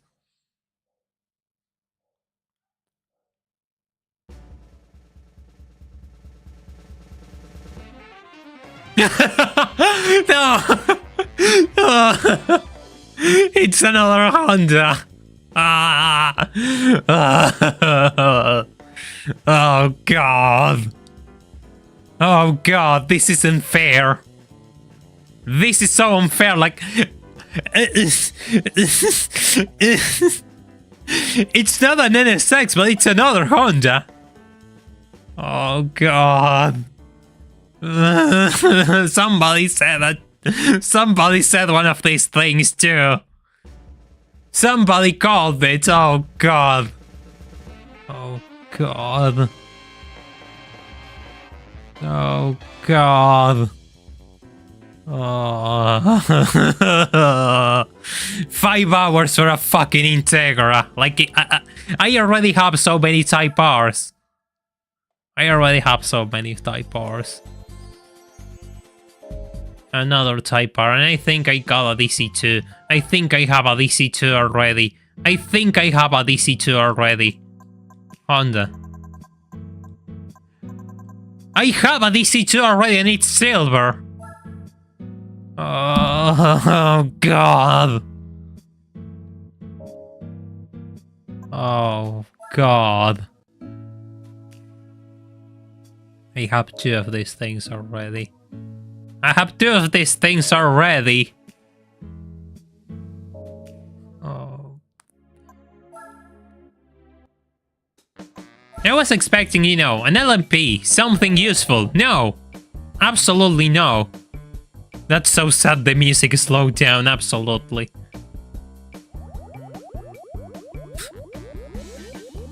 Oh, god. Why? Why?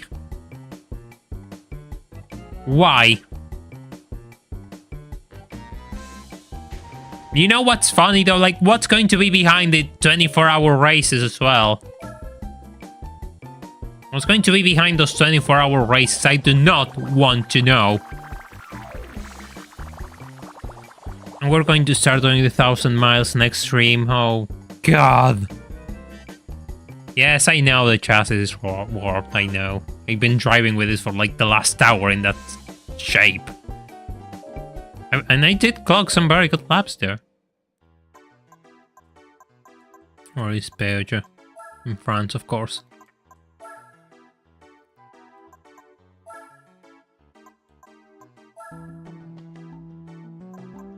Hey!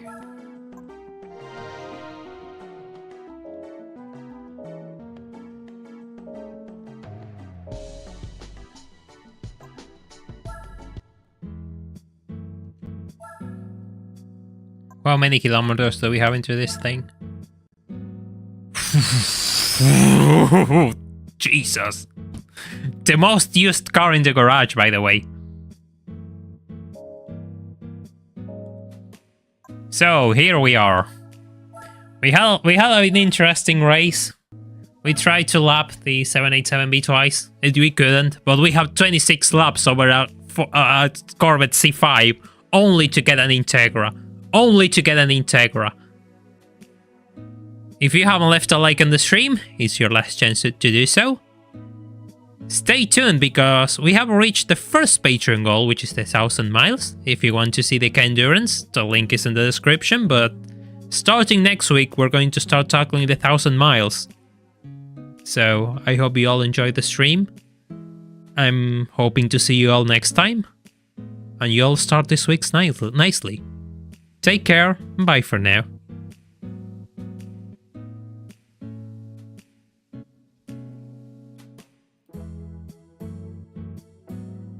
No, just as I'm going to close things, like we have a super chat. Es el mismo de ese dos que tenemos, pero eres blanco. For those who don't know Spanish, that means it's the same DC2 we got, but now it's white, yes. And on that note, yes, we're closing the stream, so thank you all. Thank you all. Going to see you all next week.